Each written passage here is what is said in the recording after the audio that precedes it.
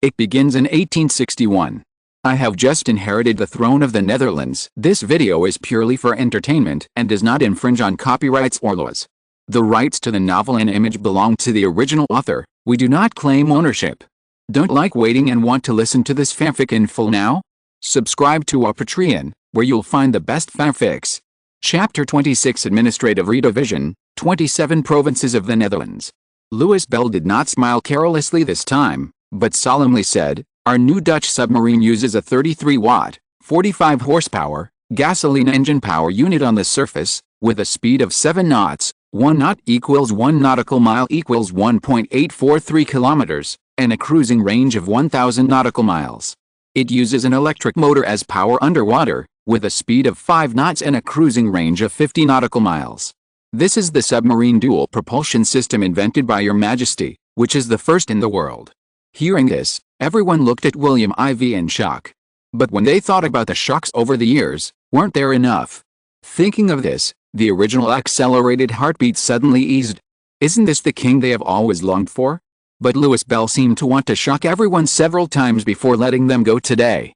In the past, the main weapon of other submarines was to hang time-detonated explosives or mines on the submarine hull, but our new Dutch submarine has a corresponding weapon, a weapon called a torpedo. At the same time, torpedo tubes are installed on the submarine, both on the water and underwater. What? This time it was not Jan Peter, but the Navy Chief of Staff, Army Chief of Staff and other people from the Navy and Army who couldn't help but take a breath of cold air. At the same time, other civilian officials also joined in the surprise after being told by the military officials. "Your Majesty, is this true?" Chief of the General Staff Mark Rudd, who was born in 1813, is nearly 50 years old. He has experienced many European battles and served in the East Indies. It was there that he won military merits and became the highest-level naval leader in the East Indies step by step. At the same time, he was conquered by Crown Prince William in 1858 and became the Chief of the Navy and Army General Staff of the Netherlands in 1860. His status in the military is second only to the king. This is impossible for someone who is not the king's confidant to take on. Even so, he did not know what Theo von Linden, who was directly under William IV, was doing in the Far East. He did not know what mysterious armaments he had made. Especially in recent years, the Dutch East Indies has been brought under direct management. Just like what Thorbecke told him, King William IV revealed that the East Indies is too big, plus the island of New Guinea, etc., which is larger than the land area of any country in Europe except Tsarist Russia. We need to develop, so we must carry out all aspects, so the East Indies needs administrative regions to divide the administrative heads. To put it simply, Your Majesty means that the East Indies will be divided into many counties and provinces for easy management, and to prevent the emergence of autocracy in the future, threatening the ruling status of the royal family and the management ability of the Dutch cabinet. A ship with a cruising range of 1,000 nautical miles and an underwater cruising range of 50 nautical miles has created a miracle, because its cruising range has greatly increased the threat to surface ships, and its cruising speed is not low, 7 knots on the surface and 5 knots underwater, which are the highest level among peers. The most important thing is that with a veteran like Mark Rudd, this endurance has gone beyond the scope of direct confrontation with surface warships, but has reached the point where it can. He secretly glanced at William IV with deep meaning, and felt that his choices over the years were extremely correct. The Netherlands has hope for revival. "Okay, don't be so happy so quickly," William IV said with a wry smile when he saw everyone looking at him, because, so far, the total number of finished submarines we have assembled is only 5. Louis Bell's face suddenly became hot. Just now he was complacently exaggerating the once high atmosphere, but now that William IV said this, he now realized that he had just pulled the atmosphere too much. He secretly glanced at the Chief of Naval Staff Peter de Jong and the Minister of the Navy Jan Peter. Fortunately, the other party did not look over, and his heart was immediately relieved. He didn't know that someone had already blacklisted him just now. But everyone doesn't need to be more afraid. Change your mind. Why do we have to fight with fewer people? William IV said playfully. If we don't attack head-on, will we attack from the side? But submarines are too slow. In a head-on situation, unless there are important people on board, we have to take the risk of sending out submarines to attack. Otherwise, we will be in danger of being annihilated. The one who spoke was the Chief of Naval Staff, Peter de Jong. he suddenly exclaimed with a look of surprise on his face without waiting for William IV to answer, "No, Your Majesty, you want to." "Yes," William IV nodded and confirmed his guess. "Ambush the military port where the enemy's navy gathers, and destroy the enemy's base camp in one fell swoop. This is the goal of our current submarine development. However, if there are enough naval bases to replenish supplies at the route ports, submarines can be used to attack ships passing through the route, whether it is the British Empire's naval battleships or their merchant ships and cargo ships." When William IV said the word cargo ship, everyone present felt that the temperature dropped several degrees in an instant. This is the ruthlessness of the emperor. For the sake of hegemony, no matter how many sacrifices are made, what's more, they are foreign people. What does it have to do with them, the Netherlands? Who'll pity the Dutch who died tragically when the British Empire pressed them step by step on the sea and robbed the Dutch hegemony? Okay, the submarine matter has been handed over after the meeting of the Privy Council of the Minister of Arms, and it will be completed quickly. Your Majesty, will there be a war between us and the British Empire in the near future? It was Jan Peter who spoke, and he was the only one who said it directly. However, his question attracted everyone's attention, because William IV's answer was directly related to the factors that everyone present would face when they were about to perform administrative duties. William IV paused for a moment before saying, "Not in the near future, at least not within half a year, because on the 20th of this month, I will hold a meeting for the marriage of European royal families. At that time, the two princesses of the British Empire, Alice and Helena, will attend. At the same time, according to the reply I received from Her Majesty Queen Victoria, she will send." For the first time, William IV's face showed a solemn expression in front of everyone, and he said, "The Prime Minister of the British Empire, Viscount Palmerston, will visit the Netherlands and prepare to hold talks with us, and at the same time promote the development of friendly relations between the two countries. I have agreed to the Queen's request. This marriage meeting will give priority to meeting with Alice and others and provide priority opportunities. Your Majesty, will this attract the infiltration of the British Empire? After all, if the marriage is successful, the centripetal force that we in the Netherlands have finally gathered will become because of the possible factor that Your Majesty will become one of the heirs of the British Empire. The people will not be hostile to Britain enough, and this action will be in vain." Foreign Minister Hayes Betvon said worriedly. "In fact, there have been many such marriages in Europe. They were originally strong marriages, but in the end they were devoured or dismembered by the other party. One party absorbed nutrients and became stronger, while the other party was sucked dry and became weaker and smaller.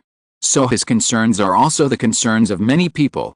In the Netherlands, many people are opposed to marriage with the British Empire, especially because of the terrifying occurrence of hemophilia, which is the killer of European royal families." William IV waved his hand and said, "I know my limits.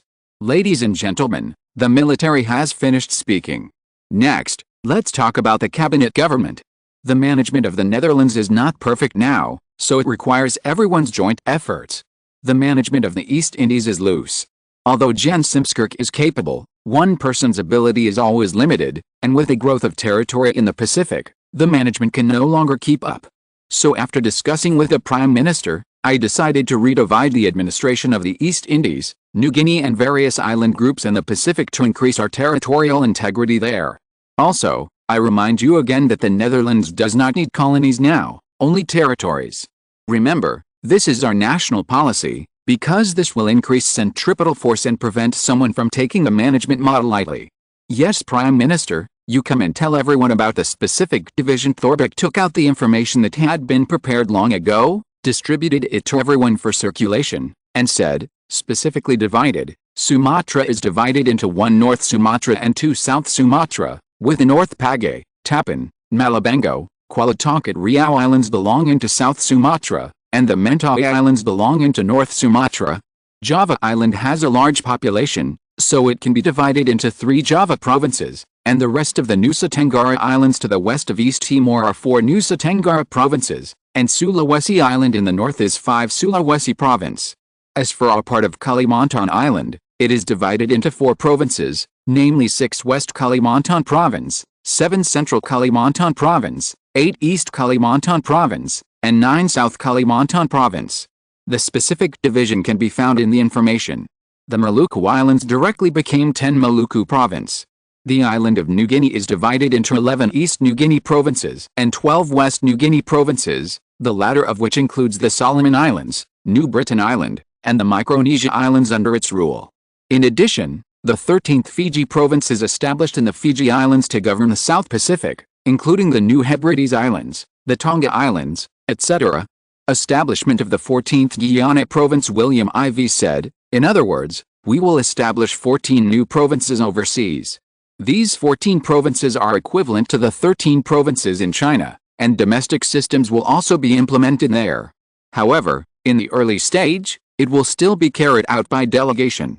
When the education of a certain place reaches a certain level, we will implement elections linked to the local area. In this regard, the Ministry of the Interior and the Ministry of Education must keep up to prevent unfinished projects, chaos, and other abnormalities. Yes, Education Minister Ruud Bels and Interior Minister John Roll responded quickly. The second chapter is here, please continue to support it. Chapter 27 Temporary Replacement. The Ministry of Finance needs to keep up with the Ministry of Finance, especially in construction, and needs to keep up with the Ministry of the Interior.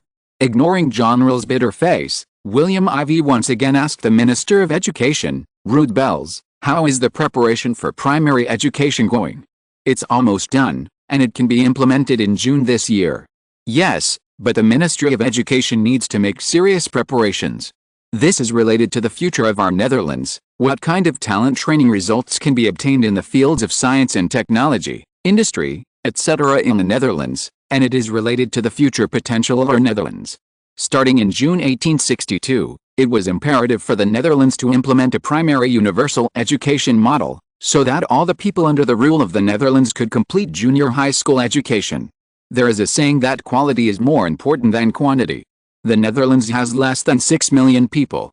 Compared with other major countries such as Italy with 10 million, Spain, Austria, and the Ottoman Empire with 20 million, Prussia, France, and the British Empire with 30 million, the United States with 40 million, and the Russian Empire with 60 million, our population disadvantage is prominent. Therefore, the 14 overseas provinces are an extension of our overseas expansion territory. Our native land is too slow to reproduce, and we need a wider Far East to develop our population and increase more favorable conditions. Therefore, the Ministry of Finance continues to follow up on the population transfer we have previously planned to East India and New Guinea Island, etc. The population will start from this year. Anyway, Willie, etc. The Ministry of the Interior and various departments will be integrated, and other departments will cooperate.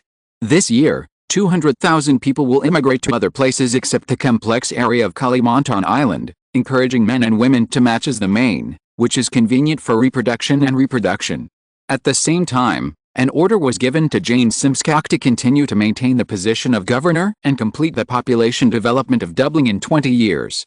To this end, it is appropriate to increase intermarriage between people who are not connected by blood, of course, mainly with local indigenous people. At the same time, 200,000 people will be determined to immigrate to the Netherlands each year, and the bottom line is 100,000. In addition, as previously determined, those who are difficult to manage can learn from the British Empire and agree to be arrested and sent to a small island in the South Pacific to open up wasteland to reduce the punishment. The newspapers of the Ministry of the Interior need to increase their publicity efforts at this time, especially in order to appease the people. Spiritual comfort is needed, which is very important. Buckingham Palace, the United Kingdom. It has been more than half a month since the Belgian incident began. Now the whole city of London, the British Empire, is discussing this issue. As the first heir to the throne of the British Empire in the future, the Prince of Wales and the Crown Prince Edward are still troubled by this recent incident. Especially when they saw Queen Victoria's rage these days, they were even more dissatisfied with the two countries on the East Coast. At the same time, they were also dissatisfied with John Russell, the Secretary of State for Foreign Affairs, and their opinions on Prime Minister Palmerston were also deepened. Recently, he has been close to Benjamin Disraeli, the new generation leader of the Tory party, and supported Edward Smith Stanley in the election for the next Prime Minister in 1865. Therefore, he was somewhat dissatisfied with these two figures of the Whig Party, and he also became hostile to the policies they are currently implementing. Especially recently, the Netherlands and France have been so happy, which has brought him a handy tool. Mr. Russell, tell me, If France is really behind this, what do you think we should do? Prince Edward, who was born in 1841, is only 21 years old this year. He is strong and rebellious. In the British Empire, everyone knows that this prince has always revealed his machismo. He doesn't like Queen Victoria's ruling position, but this is his mother, so there's nothing he can do. Therefore, he has been drinking and hanging over for several years. Before that, his father Prince Albert died unexpectedly while looking for him during training, which caused great dissatisfaction between him and the Queen. Especially under the advice of Benjamin Disraeli, he compromised. So now, he has left his previous life of elegance and participated in the governance of national affairs that the prince should have. As expected of the first heir to the royal family, his tone was very slow, so slow that it made people feel that the heir had solidified. John Russell felt that the current prince was staring at his sharp eyes with a leopard-like gaze, as if he was choosing food to eat. Edward said sarcastically with dissatisfaction, "The current situation is more open. On the surface, it seems that no country has benefited. However, the Netherlands and France have gained reputation and the goodwill of the French-speaking and Dutch-speaking people in Belgium. Even now, according to our investigation, Napoleon III and William IV have longer credibility and supporters there than Leopold I. However, the British Empire has become a place that the Belgians hate and other countries are hostile to after it was exposed to the construction of a military port." Speaking of this, Crown Prince Edward looked at Queen Victoria sitting at the top and Viscount Palmerston opposite. Seeing that they both had expressionless faces, he didn't see any good ideas, so he said, "So, I think that no matter what, the suspicion we are carrying now should not be maintained. Then what means do you think the British Empire should use to deal with the Netherlands and France?" Queen Victoria said coldly with a slightly faster tone. Questioning Russell became Queen Victoria's mother questioning him, feeling a little sad, and even more dissatisfied with her strong mother. So subconsciously, he said, "Your Majesty, I think gunboat diplomacy is the most suitable, don't you think?" "Your suggestion is not very good." Prince Edward was ruthlessly rejected. Although Russell and Viscount Palmerston did not show any smile, he was already full of dissatisfaction at this moment. He suddenly felt that the expressionless faces of these two people were a kind of mockery. So at this moment he broke out, no longer forbearing, but directly stood up and walked away. "Your Majesty, I feel uncomfortable, go back and rest first." Only leaving this sentence, the remaining three people did not speak. The scene was once very cold and quiet, but the occasional panting sound proved that someone's mood was ups and downs. Period. Palmerston heard the panting and his heartbeat gradually stabilized, so he said with a blank expression, "Your Majesty, I think the Crown Prince is still young. It's time for him to participate in politics to accumulate more professional knowledge." "I think so too, but, Viscount, what do you think about letting him learn from you?" Queen Victoria asked for help with respect. No, I can't. He is too old, and the Crown Prince still needs to be taught by your Majesty himself." "This is fair and just." Queen Victoria knew that he was referring to the Tories, who would have objections. After all, Queen Victoria and her husband had always hated the powerful Tories since the 1930s, so they were close to Palmerston and Russell, the rising stars of the Whig Party. It was also because of this that the Whig Party has been in power for decades, and the Tories have had a short term. Viscount Palmerston said softly, "Your Majesty, don't you think that the current situation of Prince Edward is not bad? After all, the country needs balance. The Tories and Whigs have been fighting for hundreds of years, but it is normal to have wins and losses. For so many years, outsiders have said that your Majesty is close to the Whig Party. Then, if the future heir to the throne of the British Empire, Prince Edward, is close to the Tories, it will be a great benefit to the support of the royal family, isn't it?" Russell was shocked, and at the same time secretly glanced at the two of them and lowered his head. Queen Victoria smiled generously, then looked at him meaningfully and praised, "The Viscount is right. So, let him go." But the Viscount said that he would have the opportunity to exercise. "So, I wonder what the opportunity is." Russell's heart moved slightly, and he thought of the idea of his old partner. Under the eyes of Queen Victoria, who seemed to be full of curiosity, Viscount Palmerston said, "Your Majesty, how about letting Crown Prince Edward handle the provocative actions of the Netherlands and France this time?" With a graceful smile, Queen Victoria said, "Yes, just one word. It was decided that the opponents that the Netherlands and France would face next would change. And the information that happened here was quickly passed to the two countries. If you're listening to this novel on a channel other than Fanfic World, it means they downloaded and uploaded it without effort. We cordially invite you to visit our channel, Mundo Fanfic Novelis. There you'll find the original version of this story, and you can explore many other novels of various genres. We're waiting for you to immerse yourself in a world of incredible novels. Chapter 28. How about giving him a warning? When the British Empire changed its generals and became an enemy, which might cause him trouble, William IV was giving a speech at a graduation ceremony for the first time in his past and present lives. Yes, he was invited by Chancellor Van Hall, the president and foreign minister of the Dutch Academy of Diplomacy established in 1860, to give a speech to encourage the first graduates at the graduation ceremony. He was not going to come at first, but as Chancellor Van said, this academy was originally established by William IV in the name of the Crown Prince of the Netherlands. Most of the students here signed up for his name and were his worshippers. Moreover, they went through a lot of hardships and went through layers of screening before finally entering the 51st term quotas. According to the previous life, they were all the future disciples of the emperor. Since they said so, William IV had no choice but to attend. Since the 16th century, the economic center of Europe has begun to shift from the Mediterranean to the Atlantic. Countries along the Atlantic coast, such as the Netherlands, France, and Great Britain, have gradually risen. In 1566, the Netherlands broke out in a war against Spanish rule, and as you can see now, the Netherlands won in 1609. After the victory, the Netherlands began to develop its internal economy and pursued an expansionist policy to compete with the British Empire, Spain, France and other countries for overseas colonies. At the beginning, it once dominated Western Europe. At the same time, the Netherlands had a developed shipping industry, and industry and commerce went hand in hand. Even the tonnage of commercial ships accounted for 75% of Europe in the early 17th century, so there was the title of the Dutch sea coachman that we are familiar with now. William IV looked at so many young faces like him in the audience, and a sense of pride suddenly rose in his heart. These would be the elites of the Dutch diplomatic community under his rule in the future, and would also be talent serving the Kingdom of the Netherlands and him. Thinking of this, he worked hard and said, but then France rose. In the late 17th century, the Netherlands could not compete with France on land.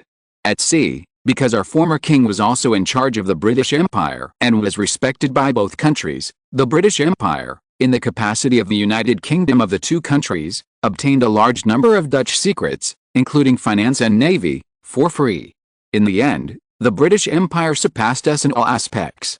France did not want to see such a powerful enemy, so it provoked the relationship between the British Empire and the Netherlands. Therefore, it was under such circumstances that the Netherlands declined and eventually became the second-rate country in Europe that everyone sees now, although it is still one of the top second-rate powers. Looking at the angry faces, William IV seemed to see the history of his motherland being invaded by other countries when he was a netizen in his previous life. He was also very tragic and angry. He even posted a lot of posts to vent his dissatisfaction and comfort himself. Humans are the animals that are most adaptable to changes in their living environment. So I only regard everyone's anger at the Dutch experience and history as a weak patriotic sentiment, but I don't think it is a perfect patriotic act, William IV said with a sudden rise in his voice. A student raised his hand, and after getting William IV's consent, he stood up and asked, "Your Majesty, regarding history, I think we need such a glorious history to cultivate our patriotic feelings, so that we can stand up and fight for the country when the country is in trouble. Therefore, I think the atmosphere itself should be a kind of love that supports them to do so." William IV looked at the young handsome man in front of him, nodded with a smile, but said bluntly, "You said patriotism, maybe it's good, but what I want to say is that today you are a graduate of this college, standing at the graduation ceremony of the Diplomatic Academy, and the theme is that you are now a diplomat. How should you control your emotions to deal with the foreign counterparts you need to face now, and seize the energy that the Netherlands needs most? If you enter the negotiation area with your opponent with patriotism, you may be controlled by the other party and fall into a passive state. Therefore, when you are a diplomat, patriotism must be stored in the deepest part of your heart, locked up, and stand in front of people from all walks of life, think about things from their standpoint, and strive for the interests of the country. This is the first lesson I want to teach you before graduation." Without waiting for him to take the lead, dozens of students, including the students who stood up to ask questions, applauded, their faces full of passion. This made Haysbet feel helpless, You are so bad, and you don't let me perform well in front of His Majesty. The philosophical basis of diplomatic thinking lies in nature and human nature. In my opinion, the difference between humans and animals is that humans are rational and social animals. The characteristics of human beings are that they need social interaction and a peaceful and rational life. Therefore, the saying that all animals are born to seek their own interests also applies to us humans. As long as you understand the human characteristics of your peers, you will know yourself and the enemy in disguise, and you will never be defeated in 100 battles. But these are too high level. Let's talk about something simple. Let's talk about what work and positioning you need to do in the future diplomatic character setting. Everyone here is going to the diplomat industry in the future, so let me first talk about my views on this position. Regarding the functions of envoys, many people have seen how envoys in newspapers plead for the country and dedicate themselves to the country, and see their bright side. However, many of you have not seen that before they become ambassadors, they need to do many things for the sake of the country, even at the cost of their lives. The duties of an envoy mainly include maintaining effective communication between the two countries, delivering letters from the leaders of their own countries and pleading for replies, as well as achieving the goals of their leaders and safeguarding their interests. However, this is in writing. The most important thing is loyalty, which is the most basic requirement for an envoy. Once a king recalled his two envoys and put them in prison because the two accepted the medals of the king of their country without permission. In this regard, their king said after arresting the two, a holy woman should only look up to her husband, and a minister should not have private relations with other sovereigns except for being loyal to the monarch appointed by God. What do you think of this king's views and handling methods? The classroom was silent. These were all highly educated. Before coming to this foreign affairs college, they were all graduates from other universities. It can be said that they all had high academic qualifications. This was also the strict requirement of William IV at the time. If you want to enter this door, you must get a diploma from other universities first. If you don't raise any opinions, I will assume that you agree with this point of view. Well, in fact, I also think that this should be done. I even think that as a monarch, the mere fact of having doubts is enough to at least recall the two envoys and end their current positions, as well as the subsequent legal responsibilities. Well, back to the topic just now. In addition to being ambassadors, envoys can actually be privately called glorious spies, because the actual function of an envoy is, on the one hand, to be a peace envoy, but at the same time, to strive for the interests of his own country, to serve the person who commissioned him to go on a business trip, and to report to his boss, because he not only needs a reliable source of intelligence, but also needs to act according to the instructions of his boss. Envoys bribe means to find out the truth of other countries and obtain their secrets, which is also very important for this function.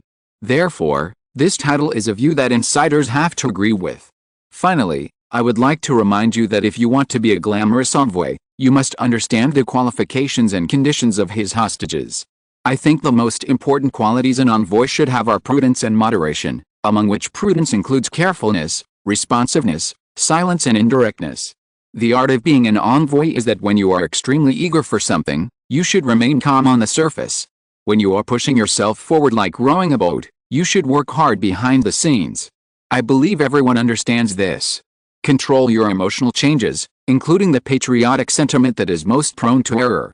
Finally, I want to talk about the issue of negotiation. God has given people different strengths, so people should carefully examine their temperament before choosing their careers and designing themselves. William IV felt a little tired. He looked at the wall clock and saw that the speech had lasted for more than 2 hours. He was standing, while the students below were sitting. Especially the guy Haysbeth Vaughan, who was holding up the teacup and drinking tea leisurely, secretly remembered this scene. So, he felt that it was almost time to summarize the last part, and said, "An excellent negotiator should have a sharp mind, be focused, not be materialistic, have the ability to see through people's thoughts, have rich ideas that can easily eliminate obstacles, be able to respond quickly and confidently, always maintain a sense of humor and patience like a virgin, and always maintain an open, gentle, polite and appropriate conversation, and a get along with and likable attitude. In addition, he must be prudent, calm, and not easy to argue. He should not answer casually without careful consideration, but he should not be too mysterious and cautious, and keep everything secret. It is difficult to gain the trust of others. A good negotiator should know what should be kept secret and what can be revealed to gain the trust of others. This graduation ceremony was tiring, but very fulfilling, because it was not only his first time to give lectures to others to inspire them, but also a self-interpretation of his diplomatic philosophy and a clear self-understanding process. As he spoke, he seemed to be looking down on everything, and he seemed to have more control than before. At the same time, I believe that after the speech, his cooperation with Haisbetfing and others will be more pleasant. But this is all for the future. At present, he has been surprised by the personnel changes in London's handling of the Belgian incident. However, when he thought about the fact that in his previous life, this Crown Prince Edward was dissatisfied with the British Empire under Queen Victoria and the pro-Prussian policy during the Palmerston period and the future German Empire, his figure circled around the German Empire in Europe for dozens of times in more than 10 years. He was the most annoying person to the Germans. This was also the reason why the fuse for the war between the two countries was buried. Your Majesty, how should we face this Crown Prince Edward? It is said that this person is very confident and dissatisfied with the current pro-Prussian policy. Will this cause France to push back? After all, the Tories have always had close relations with France, unlike the Whigs who are pro-Russian and pro-Prussian. Retreat? William IV sat in the Dean's chair of Haisbet Vaughan at the School of Foreign Affairs. His expression turned a little cold in front of Haisbet Vaughan, and said, "It's not that easy for him to retire if he wants to. Why don't we bring Napoleon III of France along to show us the upstarts in London politics? How about that?" Haisbet Vaughan's heart tightened, and he asked hurriedly, "I don't know, what does your Majesty mean?" William IV's expression was majestic and elegant with the noble temperament of a superior, but what came out of his mouth were cruel words. "Since London is playing tricks, then I will make the water even more turbid, and everyone can come and try to see who can catch the bigger and fatter fish. Here is the second chapter. Please support me if you have votes. Thank you." 2 chapters are fixed every day, but starting from tomorrow, within a week, if the number of recommended votes on that day exceeds 200, or the number of monthly votes exceeds 50, or the reward exceeds 5,000 Kidian coins, 1 chapter will be updated respectively, but the latter is not recommended. By the way, I have only 2 chapters on hand. I didn't have any manuscripts on hand for this book from the beginning. Many people know that the previous book was banned just because it was about to be signed, and this one was uploaded the next day. Therefore, the updates to the present are basically written and uploaded on the same day. The 2 chapters together are about 6,000 words, which also proves that we are indeed the Daily Update tribe with bare hands, a new term I just thought of. So I sincerely hope that everyone will support it and send it, this book, to the sky. Once again, special thanks to friends such as Basie Yai and Williams Honger, who have been following it from 10 years ago to now, especially the first chapter of this book, and have been supporting it. Thank you very much. Chapter 29 Unexpected Player. We in the Netherlands will not make any comments on the British Empire's Crown Prince Edward, because that is the business of the British Empire. However, this does not prevent the Netherlands from making all independent decisions. We have invited the governors of Antwerp and Limburg to visit Amsterdam. This visit will strengthen the comprehensive cooperation between the 2 provinces of the Netherlands and the 2 places, including economy, finance, security, and cultural exchanges. After all, we are Dutch people of the same clan, race, and ancestors. When John Carl, the Dutch ambassador to Belgium, was interviewed at the embassy, the news was announced. Immediately, it attracted many viewers. On February 10, 1862, according to the New Rotterdam newspaper, Antwerp Governor Gall said that Antwerp and the Netherlands are very similar in many ways. The 2 places have the same language and race. At the same time, in the more than 20 years of separation, the 2 places have never forgotten that we belong to the same nation and help each other in times of hardship. This is very important. Galles pointed out that it was an honor for Limburg to become the most important investment location of the Kingdom of the Netherlands in the past period of time. He was also very happy about the cooperation between the 2 places. He hoped that the cooperation could be strengthened in the future and more integration between the 2 places would be welcomed in the future. Finally, he still expressed that in the case of Belgium's worrying prospects, he hoped that creative cooperation could be carried out in the future. A delegation of 20 people from Antwerp province, led by Galles, a senior official of Antwerp province, and Mads, a senior official of Limburg province, arrived in Amsterdam on the 11th. During this sensitive period, They received the attention of international journalists and embassy staff of various countries in the Netherlands throughout the whole process, and ended the visit on February 13, 1862. However, during the visit to the Netherlands, the two governors held a joint meeting on economic and financial cooperation with Dutch Finance Minister Jan van Capel and Industry Minister Wim Kuyt. After the meeting, when Galles and the two were asked whether they faced pressure from the Belgian royal family and Prime Minister Aben during this trip, Mats, a senior official of Limburg province, said that the purpose of the visit was to deepen economic and trade cooperation. As for political cooperation, the Netherlands and the two provinces are closely connected, and they are the original territory of the Netherlands. How can there be any saying of pan-country? Moreover, you can ask any Dutch-speaking person in these two provinces, who would oppose to getting closer to the Netherlands, who would doubt the relationship between the Netherlands and me? Therefore, no one can stop our cooperation with the Netherlands, including our current Belgian King Leopold I, who cannot cut off our connection. No one can stop our economic cooperation and ethnic bloodline. The Netherlands is the largest investment partner and the largest trading partner of the 7 northern Dutch-speaking provinces. This is even more true for my cooperation with partners who share the same interests. Mats seemed to hint in his words, and this person hopes that our relationship with the Netherlands will be further sublimated to a higher level in the future. Any option can be taken. In response, the Dutch Ministry of Foreign Affairs welcomed it and used it to build momentum and launch a large-scale publicity campaign in the 7 northern provinces of Belgium.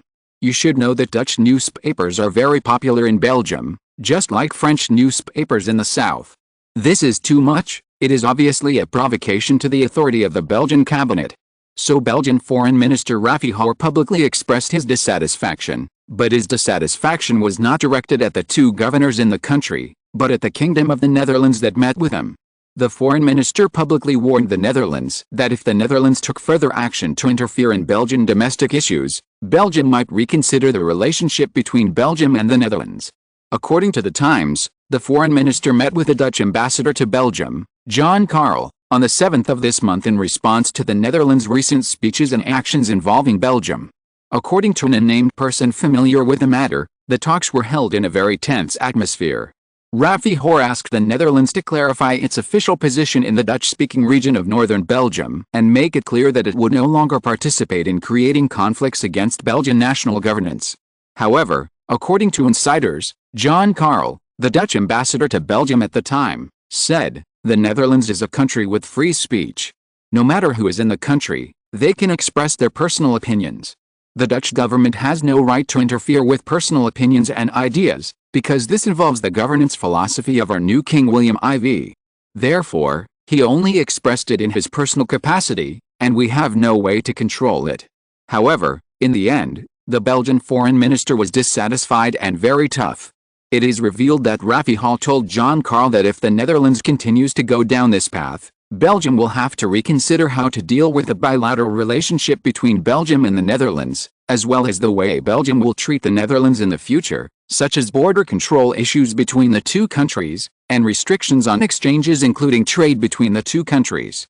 According to the Times, after the two met, Dutch Foreign Minister Spet van said at a press conference on February 9, 1862 that the Netherlands could not explain the illegality of personal speech in Dutch law, because this represented that the Netherlands' position as a society ruled by law was shaken. Therefore, Belgium's request was rude and illegal, and the Netherlands could not do it. As the answer of Dutch Foreign Minister Spet van was announced, the Belgian cabinet was shocked and dissatisfied. Even Belgian Prime Minister Abondel mentioned at a press conference, regarding the unfriendly situation of the Netherlands in Belgium, "It is necessary to let the Netherlands understand that there is an idea in Belgium, that is, Belgium does not accept the Netherlands' ambitions to interfere in Belgium." In response to the Prime Minister's remarks, the Dutch Foreign Minister responded to the inquiry of the Times in a telegram that day. He only said that it was inconvenient to comment. But he emphasized that "I look forward to the Belgian problem. It should be solved peacefully through dialogue. Belgium, France and Britain should also sit down and negotiate calmly, and not use violence. This has always been the consistent position of the Netherlands." However, according to the Times, according to insiders, Belgium originally asked the Netherlands not to announce the talks between the two countries, but the Netherlands made it public, which frustrated the Belgian Ministry of Foreign Affairs. The Belgian Ministry of Foreign Affairs then conveyed to the Netherlands that Belgium was considering cancelling some working dialogues between Belgium and the Netherlands. At the same time, Belgium decided to suspend the customs union negotiations with the Netherlands. Therefore, it was under such circumstances that the provinces of Antwerp and Limburg chose to disobey the cabinet's order not to visit the Netherlands, regardless of the reminder of the Belgian Ministry of Foreign Affairs. This caused a sensation in the Belgian cabinet, Belgium, and even other countries. Has the situation in Belgium reached this point? If the cabinet cannot control the local government, where is the authority of Belgium? Almost all countries looked at Belgium with sarcasm. Imagine how the cabinet of this country, and even Leopold, I would save face and make a move against the Netherlands. However, just when everyone was looking forward to it, someone stood up to disrupt the situation. His appearance made the situation in Europe caused by Belgium suddenly become confusing. Chapter 33 Parties bully each other. After half a month of building momentum in the Netherlands and France, Prussian Prime Minister Bismarck officially announced his dissatisfaction with Belgium on 14th, 1862. We don't understand why Belgium is becoming more and more self-righteous and making many wrong political decisions. Belgium was not a country before 1839, but after that, with the consent of the Netherlands, it became the Belgium we know now. This is an extremely young country, but even if it is young, it should learn the governance capabilities of harmonious peripheral and domestic relations that ancient countries should have, rather than the strategy of making friends with distant countries and attacking nearby countries. By the way, does Belgium have this ability? No, right? As a close neighbor of Belgium, Prussia does not want to see such development errors in their country. Therefore, especially in the three cities of Verviers, Malmedy and Saint-Vith in the eastern province of Belgium, because most of them are of Prussian descent. Still speaking Prussian, for them, due to the recent unrest in Belgium, we will send more than 5,000 Great Prussian soldiers to the border between the two countries to maintain a certain degree of power, to intimidate those who intend to deal with the normal lives of the Prussians in these three places. In just one day, the eyes of the world turned to Belgium, with pity and ridicule. It was so pitiful. One wave has not yet subsided when another wave rises. France attacked in the south, the Netherlands took the opportunity to win over the Belgian local government in the north, and now the emerging power Prussia intervened in the east. The three countries all used the same excuse, that is, Belgium managed their people and former territories, but had no ability to protect them and make their economy prosperous and their lives better, so they could only do it themselves, leaving the Belgian government aside. On the same day, France also announced that in order to prevent riots in Belgium, it would also send 5,000 troops to the city of Valenciennes on the border with the Belgian province of Hainaut in the north, and deploy 5,000 troops in the city of Caravelle-Mézières on the border with the Belgian province of Namur. A total of 10,000 soldiers were stationed at the east and west ends, ready to protect the French at any time. On the same day, the Netherlands also deployed 20,000 troops, 10,000 each in Eindhoven in the southwestern part of the northern province of Brabant and Breda in the southeast, also in the name of protecting Dutch people abroad. Once there is any unrest in Belgium, especially in an unfavorable situation for the Dutch people, be ready to attack at any time to protect our fellow brothers. This sentence came from the tough statement of the Dutch Chief of Staff Mark Rutte.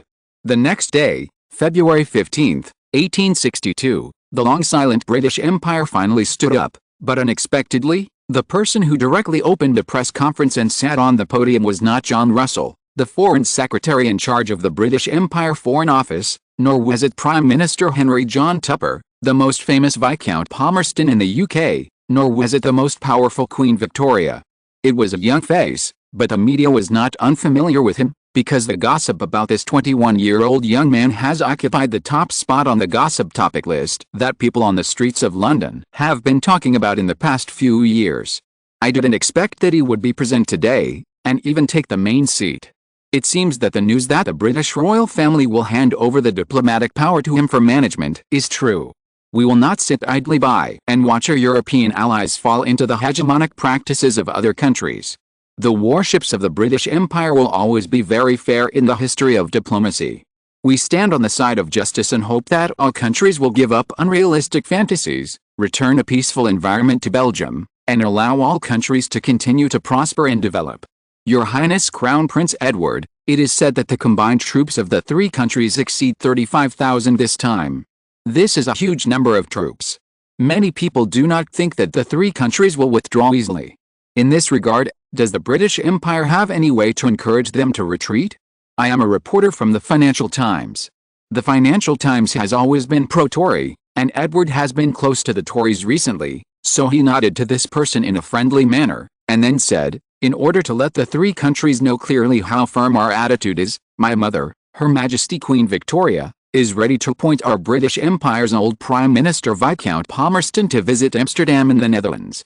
The reporter seemed to know the prince's affection for his newspaper, so he asked, but the Netherlands is said to be the joint partner of the three countries to put pressure on Belgium. Can the British Empire convince them? Prince Edward smiled, then glanced at John Russell, who was waiting for the opportunity. The latter was still taking notes without looking away, as if he didn't notice his gaze. He was a little bored, so he said, "Don't you believe in the ability of Viscount Palmerston, who has been in charge of our British Empire's diplomatic community for 30 years? John Russell thought to himself, "This is digging a hole for Tapper. Prince, why are you doing this? Don't you know that the most taboo in diplomacy is to set public goals before they are carried out?" Before he made a move, he had already fallen into disadvantage in the negotiations. This is to reduce the pressure on the Netherlands. However, thinking of his old friend who was both his teacher and friend, Russell was also curious. In the end, at the European Royal Marriage Matchmaking Conference held in Amsterdam on February 20, 1862, could Palmerston handle the Netherlands and make the three countries' joint seat lack a corner? This is a good expectation. I believe that even other Tsars should have a lot of expectations. With the British Empire standing up, Crown Prince Edward strongly stated the British Empire's first maintenance of Belgium and a firm warning to other countries. A tug-of-war game between several major Western European countries around a small country began. On the Isle of Wight, far away from Buckingham Palace, in a large castle standing between the sea and the mountain, three beautiful women with blonde hair and blue eyes like Snow White now live in a magnificent room. Although it is February here, it is surrounded by green mountains, with towering ancient trees, swaying green bamboos, gurgling streams, and canyons. Strange stories. The strange caves, deep valleys, strange stories, ancient lakes, and ancient monuments here are inherently mysterious. The green mountains and green waters are elegant and charming, or waterfalls soar into the sky, with mountains upon mountains and colorful. The forests are lush and full of vitality. The pine forests around this castle are lush and green. When the wind blows, it whistles, as light as the gurgling water and as fierce as the roaring waves, with endless charm. Climbing up the mountain and looking around, the mountains are green, the forests are rippling, and the snow dances like a fairyland. The scenery is natural and fascinating. The coastline here is rich in changes, and the beach is also beautiful and charming. This castle is actually the Osborne Palace used by Queen Victoria of the British Empire on vacation in Cowes on the Isle of Wight. In Osborne House, except for Queen Victoria and Prince Edward who are in Buckingham Palace, the rest of the royal family are here to mourn the deceased Prince Albert. He is the father of the princes and princesses here. A beautiful woman with a mature behavior is in Queen Victoria's office. She is wearing a long dress with red flowers and white leaves, which makes her look more like a smooth and graceful figure with a noble and graceful temperament. She is already a beautiful woman with a beautiful appearance. With the embellishment of this light makeup, she is even more charming and beautiful. She is so beautiful that people dare not look at her closely. She is Princess Alice. Her full name is Alice Maud Mary. She was born in 1842.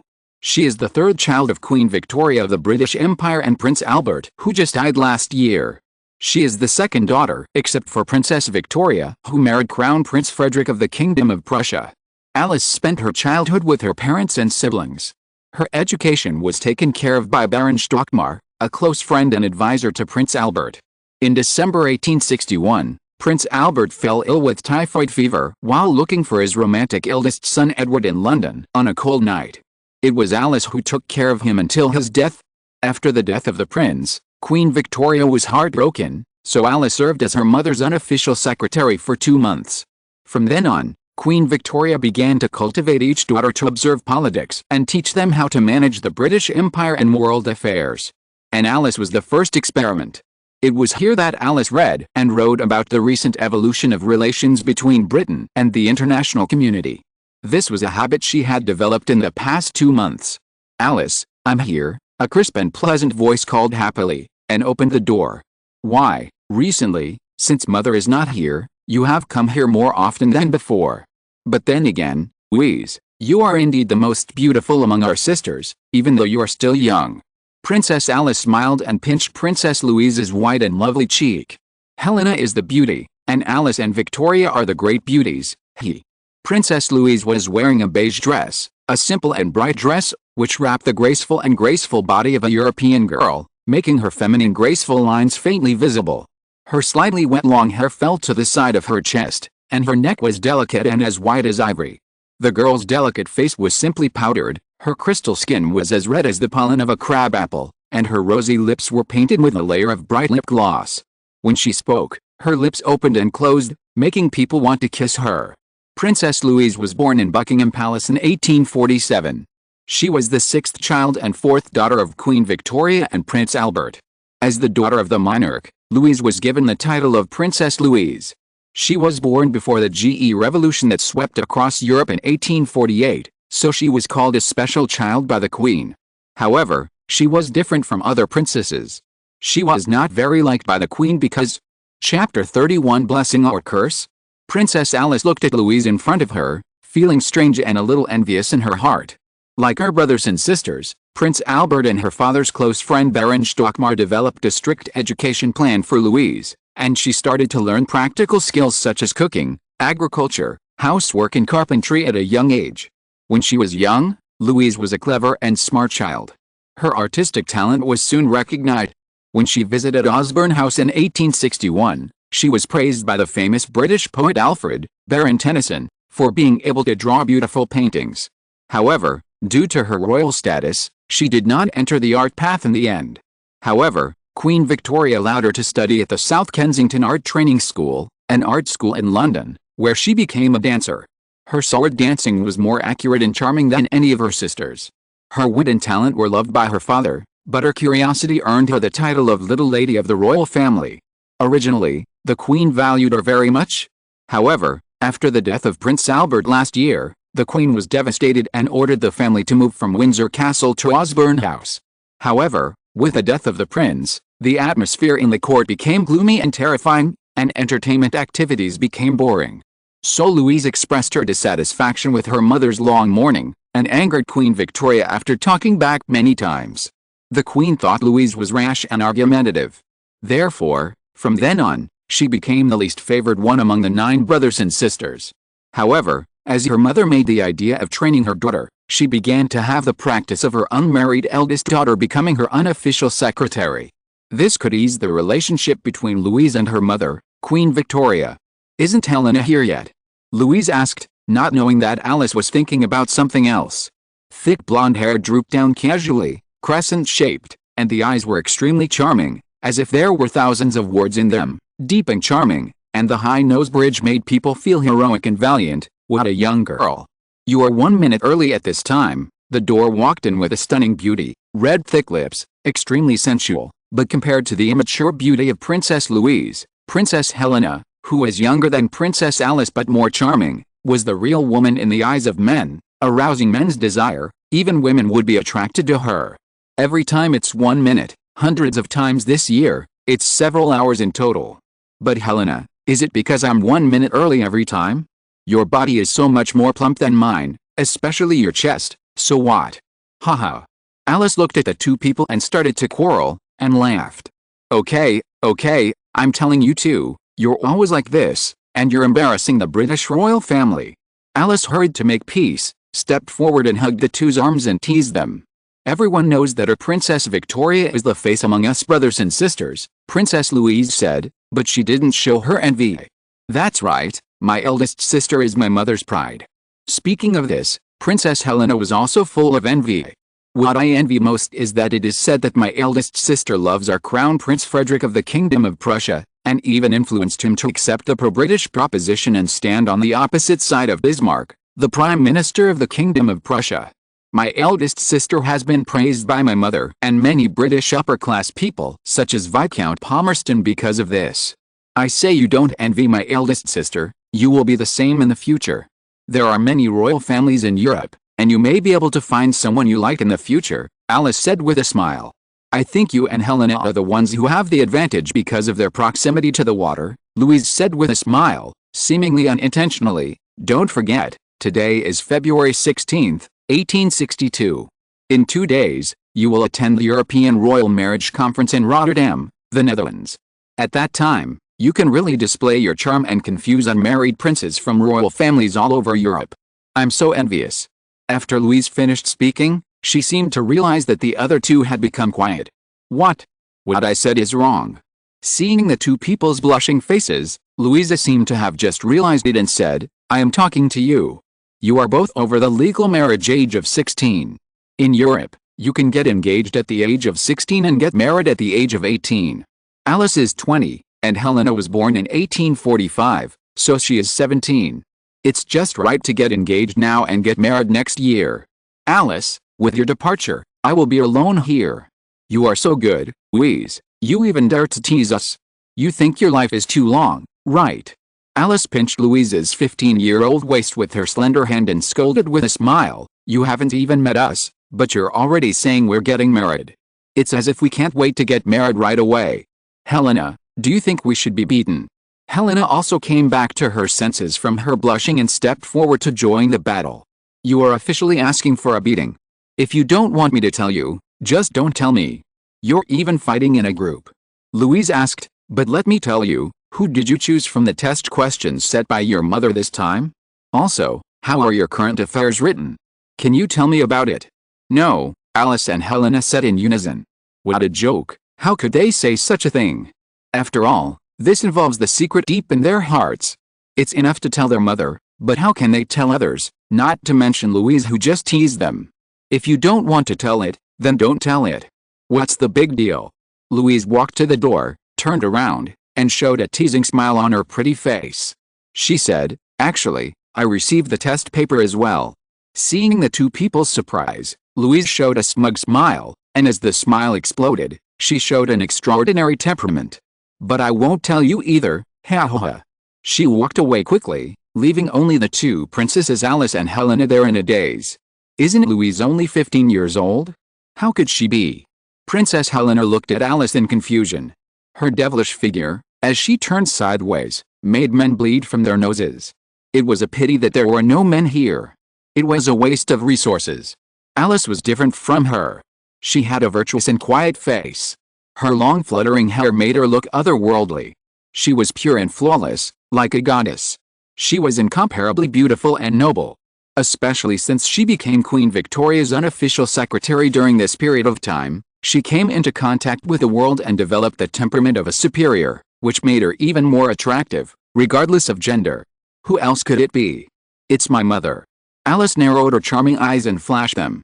She said, it seems that the chaos in the European continent has disrupted many of my mother and Viscount Palmerston's arrangements. Now even Louise has become a marriage partner. Alice, she sighed, I don't know whether it is a blessing or a curse for the British Empire and for us sisters. Today there are 3 chapters, here is the first one, please help me if you have recommendation votes and monthly tickets.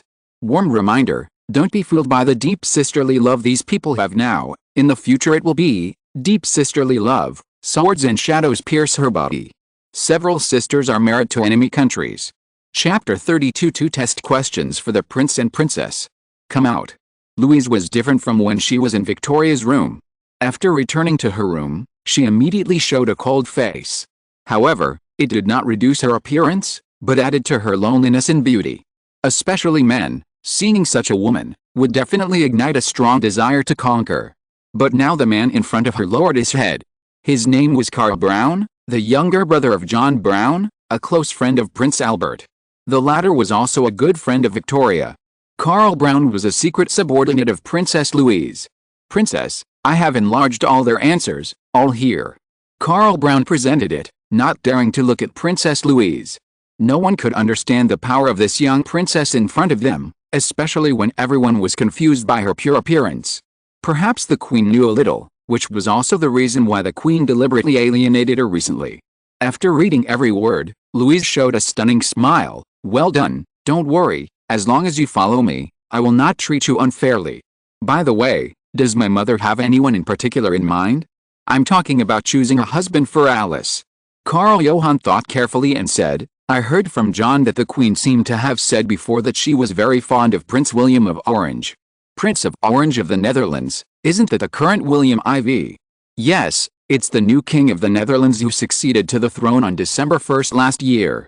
Well, Princess Louise nodded and waved her hand, who understood and left, closing the door carefully. The situation in Europe has developed suddenly now. The only unmarried princes of marriageable age, except Prince William, our Nicholas Alexandrovich, the Crown Prince of Alexander II of the Russian Empire, her brother Crown Prince Edward, Alexander II's second son Alexander Alexandrovich, Prince Nicholas August, Duke of Dalarna and the fourth son of former King Oscar I of Sweden, Prince Philip of Flanders, the second son of Leopold I of Belgium, and so on. And from the news revealed by her mother Karl Johann from Brown John, Queen Victoria did not want to marry her daughter to a big country again.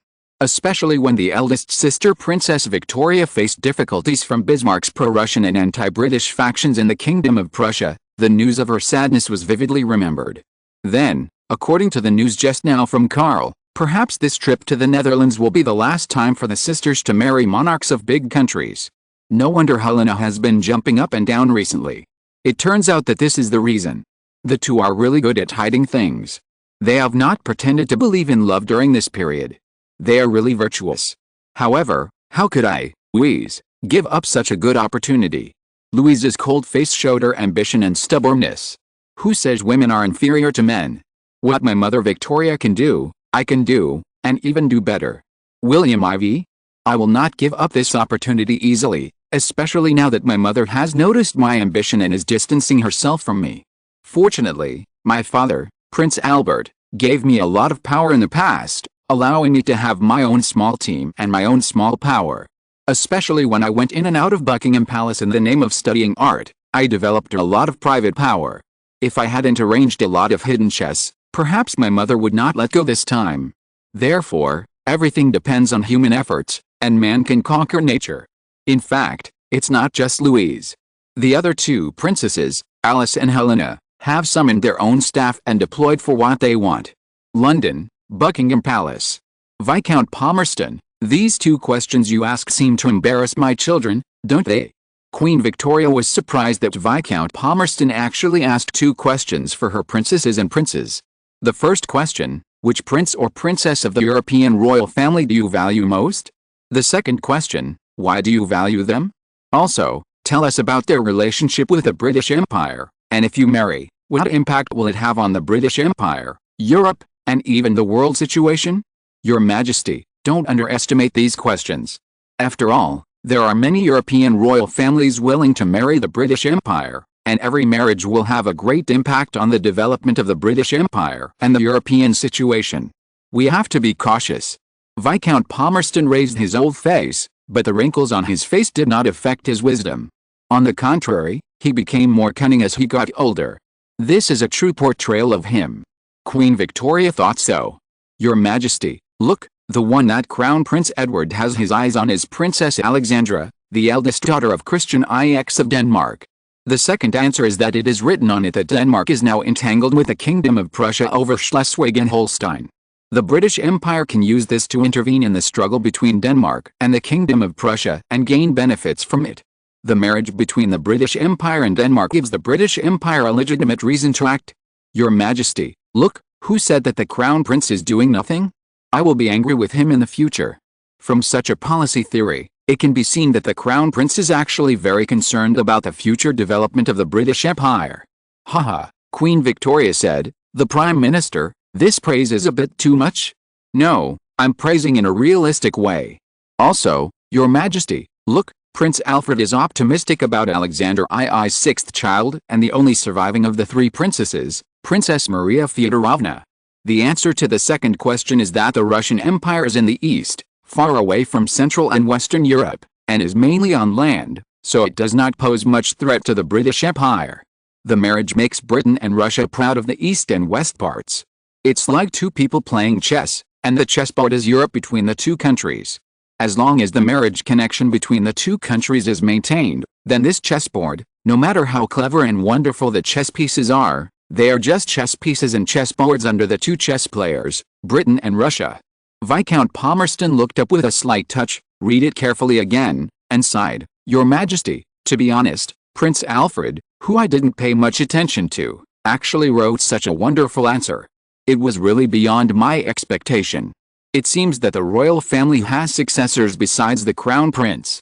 Queen Victoria had seen these test papers a long time ago, but until now, she was still extremely surprised. Her fourth child really surprised her. When he saw the article about the fifth child, Princess Alice, Viscount Palmerston frowned. Why?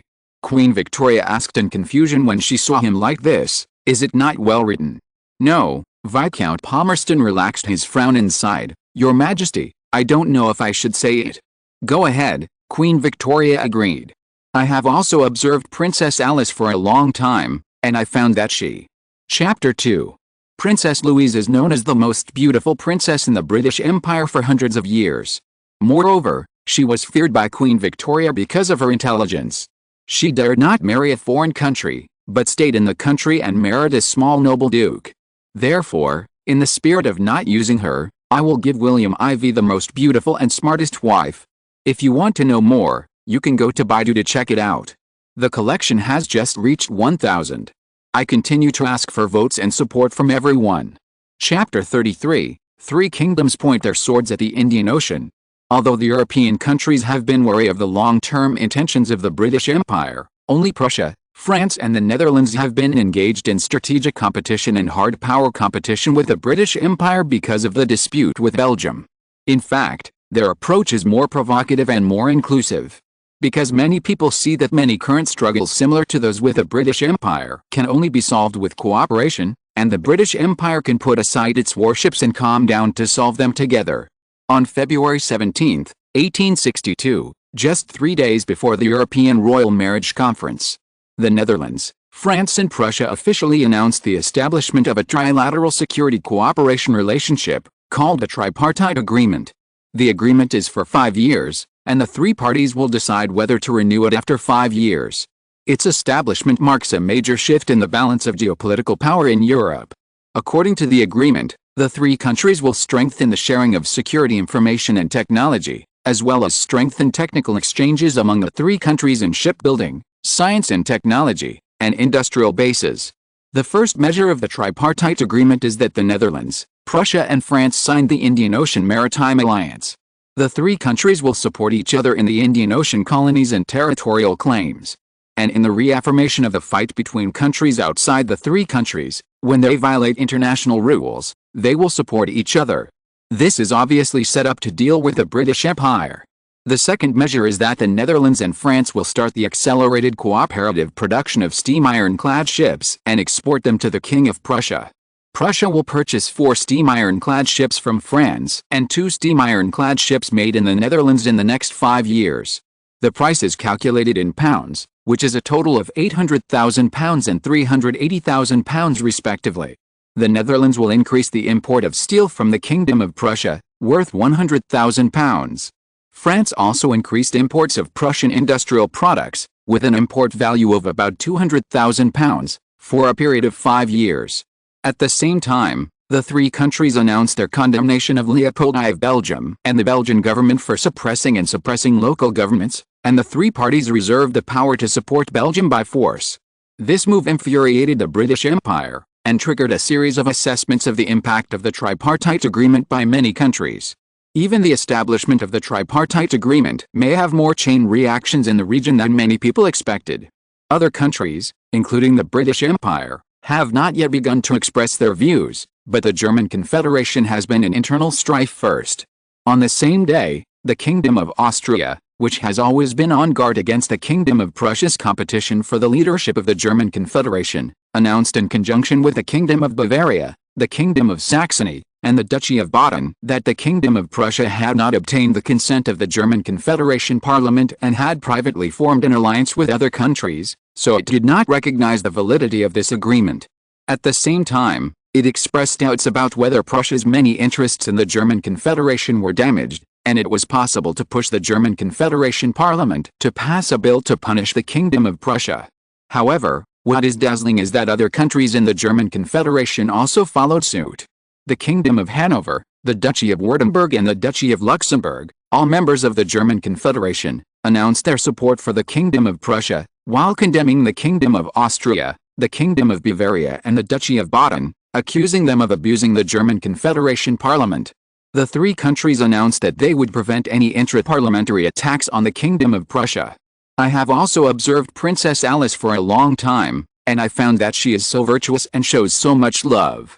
Viscount Palmerston paused and said sharply, "If she is under the care or concern of your Majesty or another relative, such a daughter-in-law will definitely be a good daughter-in-law. But if she joins other European royal families, especially if she is prepared to participate in political national struggles, I think she will not be able to stand it." Look at her answer. The person she likes is William IV, and she hopes that Britain and the Netherlands will put aside their prejudices and share a peaceful Bahia and the English Channel. Viscount Palmerston nitpicked, "This has revealed information about his equals her character. That is, she has the idea of sitting and watching the situation develop, and this is unacceptable to your Majesty and us. If Princess Victoria were like this, the Kingdom of Prussia would have been united long ago, and there would be no such thing as pro-British." You mean? Queen Victoria felt the same way when she thought of the current situation of her eldest daughter, Princess Victoria, and immediately wanted to converge with Viscount Palmerston.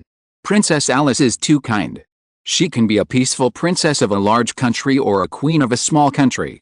However, if she marries into a country that is vying for power, especially one that doesn't care much about the influence of the British Empire, then I doubt her ability. Queen Victoria took a deep breath for a long time. What about Helena? Not saying anything, although it does not mean approval, it means that the scales are leaning towards him. Viscount Palmerston knew that the Queen was persuaded by him. Princess Helena is smart enough, but forgive me for being blunt, she scores very high shrewdness. Look, she also has her eyes on William IV. The answer says that she thinks that the Anglo-Dutch marriage will cause France to be cautious in the east and north, so it will ensure that the British Empire is worry-free. Viscount Palmerston touched his long beard and said lightly and stubbornly, "The British Empire has never relied on, nor would it think of relying on princess marriages to develop relations with other countries. Indeed, Britain is so powerful, why does it need to do that? What's more, who can afford to offend her? Louise." She thought of her answer. "Your Majesty." Viscount Palmerston's hands trembled as he held the answer in his hand, and a burning light flashed in his eyes. He was always calm, but he showed a scene that Queen Victoria had not seen for many years. He said, "Princess Louise's answer is the most eye-catching of all the answers. She actually thought of, it's because it's so amazing that I don't want her to marry abroad." Queen Victoria paused, and seeing Palmerston stunned, Queen Victoria explained, "This child has been born smart since she was a child. Among her father's 9 children, she is his favorite. He often takes her around to teach her personally. She can learn everything at once and can be called a child prodigy." Palmerston had heard some rumors. "I can control other people anyway, but for her," Queen Victoria smiled bitterly, "this child's thinking is too jumpy. To be honest, it's hard for me to control her." Viscount Palmerston showed surprise. His heart moved, and he couldn't help but say, "Your Majesty, in that case, how about letting her deal with William IV? Deal with it." Queen Victoria paused for a moment, then came to her senses. Louise was a very strong girl. If she became the Queen of the Netherlands, then the Netherlands might become pro-British. In particular, if her descendants had the royal blood of the British Empire, then it would be a good idea for the British Empire. So, the two of them were silent. However, the silence was soon broken, because a piece of news that shocked Europe and even the world spread wildly. Its arrival completely broke the perfect conception of the Queen of England and Viscount Palmerston. The two were completely stunned when they received the telegrams sent to them by Crown Prince Edward and Foreign Secretary Russell. Another person who was stunned was Crown Prince Edward. Just now, Crown Prince Edward accepted British diplomacy and had not even fully entered the state. He was about to show his power to the Netherlands, France and Prussia after entering the state, but he never thought that others would do it to him first. Indian Ocean. The three countries are actually pointing their swords at the Indian Ocean. The four of them could not help but look at each other, their faces changed drastically. Chapter 3.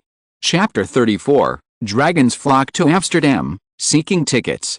When I didn't understand how Parliament Hill in the British Empire worked, I couldn't understand for a while why a man like George Canning could climb to such a high position as the Prime Minister of the British Empire from 1812 to 1827.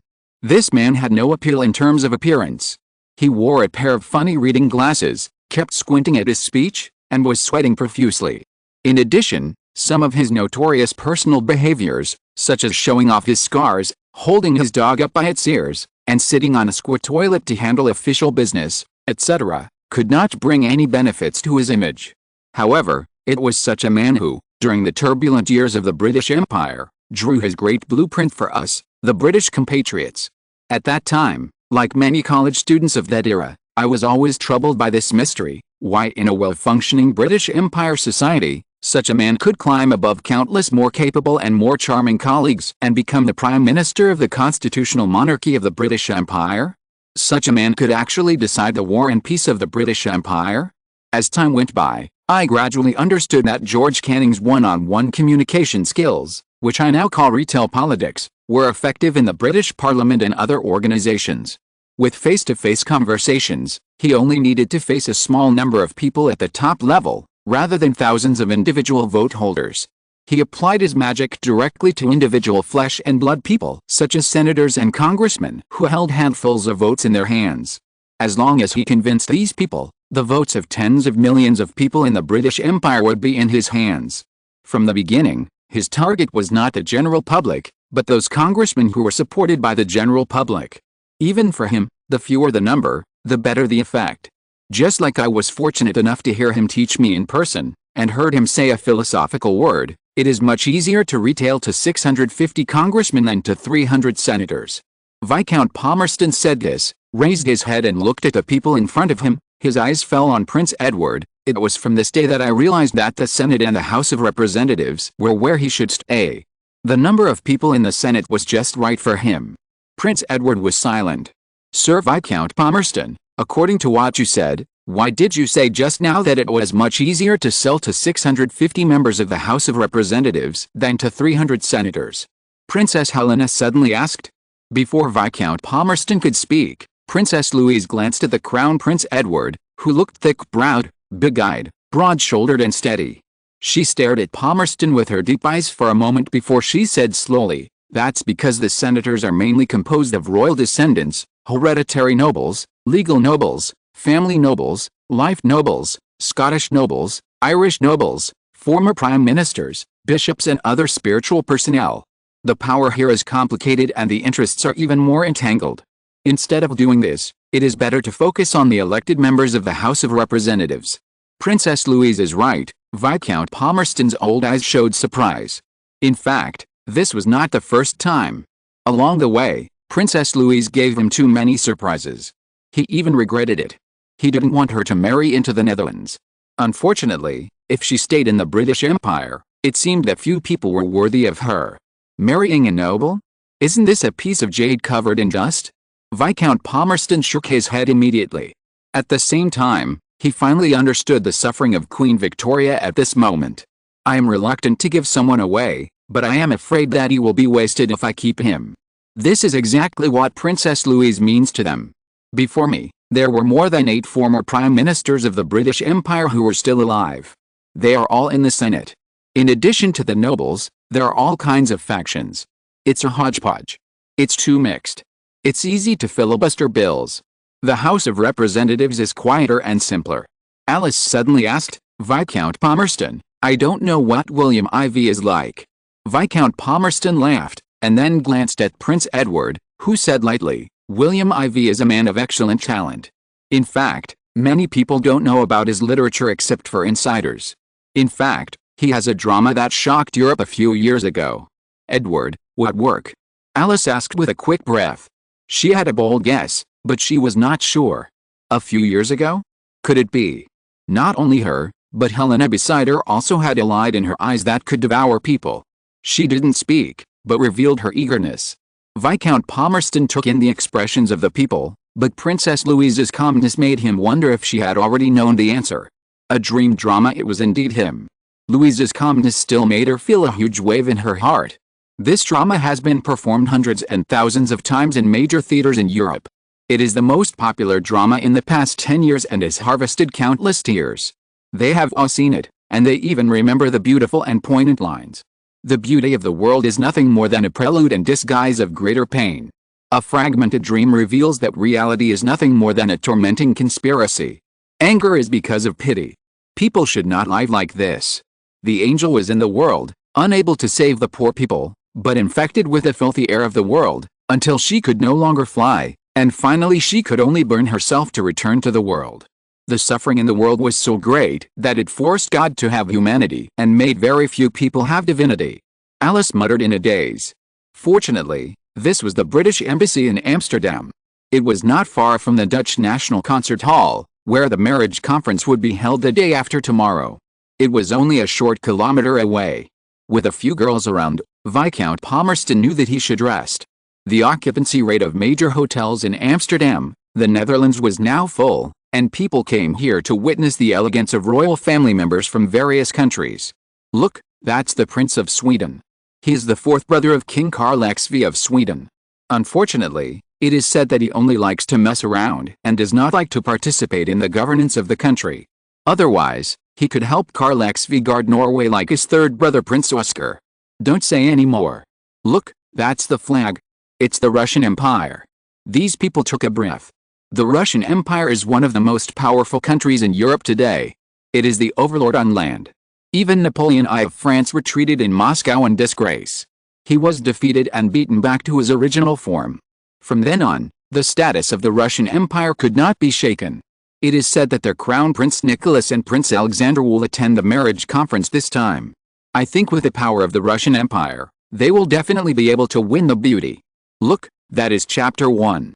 I just checked that it ranks 15th on the Kittian History New Book list, no more than 300,000 words. In the current foreign history list, it is now ranked 35th, and less than 300,000 words are ranked 6th. I hope everyone will continue to support it. Thank you. There will be another chapter later, so stay tuned. If you're listening to this novel on a channel other than Fanfic World, it means they downloaded and uploaded it without effort. We cordially invite you to visit our channel, Mundo Fanfic Novelis. There you'll find the original version of this story, and you can explore many other novels of various genres. We're waiting for you to immerse yourself in a world of incredible novels. Chapter 35, Gifts from Sweden. Finally, I've arrived in Amsterdam. This royal marriage conference is filled with gunpowder. This trip to Amsterdam is a tough job no matter how you look at it. With a wry smile, Alexander Alexandrovich, the second son of Emperor Alexander II of the Russian Empire, sighed and looked at the Dutch newspaper in his hand. He had studied at Leiden University for 1 year as an exchange student at St. Petersburg University in his early years, so he naturally knew Dutch. After reading it, he threw the newspaper on the table and sneered at his elder brother, the Crown Prince of the Russian Empire, Nikolai Alexandrovich. The Dutch are too self-righteous. They really think they are onions. Nikolai Alexandrovich picked it up in confusion. He had also studied at the University of Amsterdam before. He also knew Dutch and Chinese. What caught my eye was the big headline on the newspaper. The Netherlands, France and Prussia are basically an alliance. This is the latest headline of the European Times. It invited 2 experts from 2 top universities in the Netherlands. They are Herman van Rompuy and Peter Zeeman. Herman van Rompuy is the Dean of the School of Diplomacy at Leiden University, the oldest university in the Netherlands, and is also a special commentator for the most influential European Times. Peter Zeeman is the Dean of the School of Diplomacy at the University of Amsterdam, the third oldest university in the Netherlands. Peter Zeeman has also become a special commentator for the latest issue of the European Times. Just like the newspaper, everyone who saw this couldn't help but think of the 4 oldest universities in the Netherlands, and so did Viscount Palmerston. According to the time of establishment, they are Leiden University, founded in 1575, and Leiden, University of Groningen, founded in 1614, University of Amsterdam, located in the capital Amsterdam, founded in 1632, and Utrecht University, built in Utrecht in 1636. Other famous ones include Delft University of Technology, which was built in 1842 and supported by the Royal Netherlands Academy. Herman van Rompuy, Dean of the School of Diplomacy at Leiden University, followed up with the title and said, "This move has angered the British Empire. This agreement has triggered a series of impacts on other countries that need to be evaluated. The Triple Agreement may have more chain reactions in the European region than initially expected. Peter Zeeman of the School of Diplomacy at the University of Amsterdam added, "This also shows the firm strategic position of the three countries in Europe." Before this, the British Empire regarded France as the biggest strategic and military threat and needed to deal with it with the greatest urgency. This view was recognized by the Whig and Tory parties in the British Empire, as well as the British public and most media reports. Viscount Palmerston half-heartedly announced many events over the years, such as the Crimean War in 1853 between Tsarist Russia and Ottoman Turkey in Europe, and Belgium's independence as a kingdom in the mid-1830s, which are all ironclad evidence of the British Empire's intervention in the European continent. Seeing this, Nikolai Alexandrovich frowned, and after a long time, he had to praise, "These two guys are quick thinking, but I don't believe that they can get so much information to make such a judgment just by relying on the identity of a dean of a small university." The Dutch government must be deeply involved in this. Crown Prince Nikolai was secretly worried. Prince Alexander also changed his sarcasm at this time and said, "In recent years, other European countries have been very wary of the British Empire." The new partnership of the Triple Agreement shows that France has united with its two powerful traditional partners in the East and North to firmly establish its strategic position in the Western European region. The Triple Agreement complements the cooperation mechanism of the three countries' joint attack tactics when dealing with Belgium. They are all using Belgium as the best place for them to practice. The three countries have become more outspoken in Belgium in the past 2 months, and the strong statements issued against Belgium have become more and more explicit and unconcealed. It can be predicted that the three governments will strive to rebuild and build a long-term alliance relationship with each other. In this way, a new relationship will be established with the British Empire, so as to conduct more equal negotiations with the British Empire. In this way, the British Empire's voice will be reduced, especially in the pursuit of interests, which has been compressed. In the negotiations, it will never be able to return to the previous strong position, which is why the Russian Empire sent our brothers to the Netherlands this time. Nicholas, according to my father's wishes, we will try our best to obstruct the easing of relations between the British Empire and the Netherlands. As long as the British Empire is entangled in the Behay and the English Channel and has no time to take care of other things, then for Crimea. Shut up, Crown Prince Nicholas glared at Prince Alexander. Be careful that there are ears on the other side of the wall. If you leak the secrets, your father's anger is no joke. In addition to preventing the British Empire from easing relations with the three countries, we came to the Netherlands this time, Nicholas Alexandrovich said solemnly. We also need to find someone we like. My father also said that this time he will not stop you and me from finding true love, to prevent him and Queen Victoria from being forcibly separated like their first love. Brother, do you think my father slept with Queen Victoria? It is said that my father, who was only 19 years old at the time, entered the boudoir of Queen Victoria, who was only 18 years old and still single, when he visited Buckingham Palace in the United Kingdom, and stayed there for more than an hour. In the end, they were forcibly separated due to the opposition of the two countries. It is said that my father had a long fight with my grandfather Nicholas I for this reason before they eased the relationship. How should I know?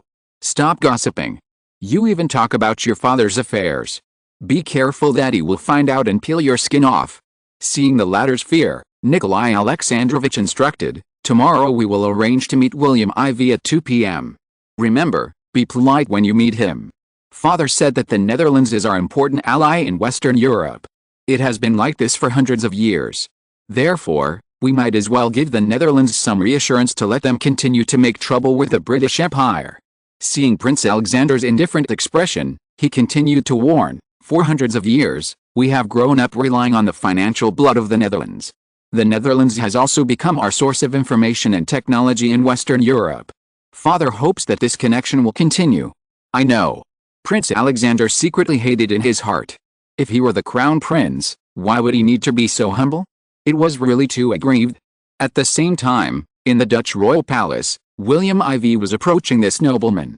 Duke of Dalarna, I've heard people say that you are mediocre in intelligence, don't like literature, but love motorcycles very much, and are the most mediocre of the 5 children of His Majesty Oscar I. It seems that the rumors are false.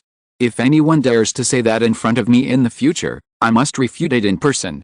In front of him was a tall and thin Nordic man, About the same height, with blue eyes and blonde hair, which was basically the same except that he had red hair, which was unique to Dutch.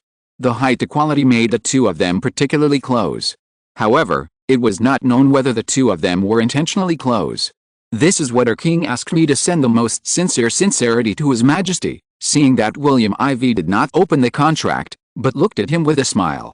Julius August was thinking a lot and knew that this was not a preparation to give up control, so he could only say, "I heard that the Netherlands is short of steel. This is a gift from our King Karl IV to the Netherlands." The contract states that Sweden hopes to cooperate with the Netherlands on overseas projects such as the Indian Ocean. Sweden will export steel and iron to the Netherlands at 80% of the market price in the future.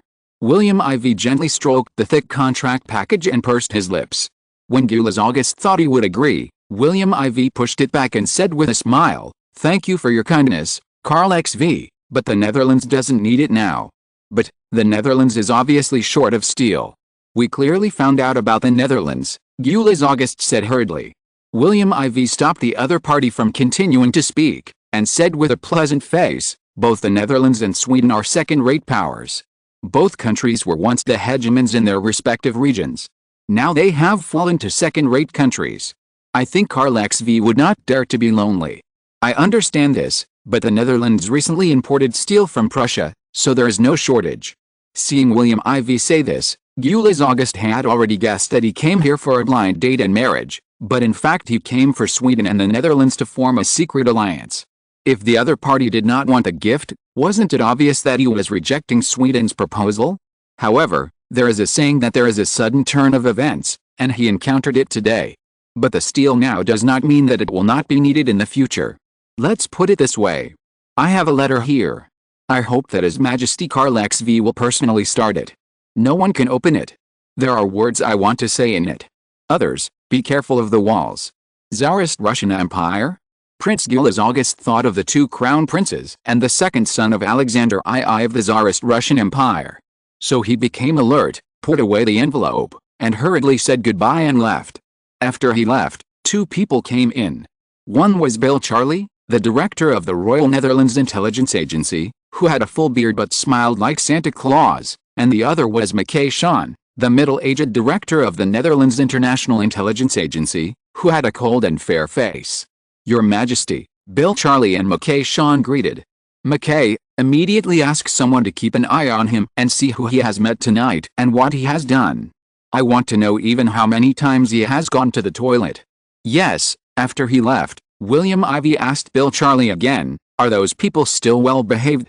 Bill Charlie talked about everything, and finally said, "Except for Alexander Alexandrovich, the Deputy Minister of the Russian Empire Alexander II, who went to the brothel for pleasure, there is nothing unusual about the others.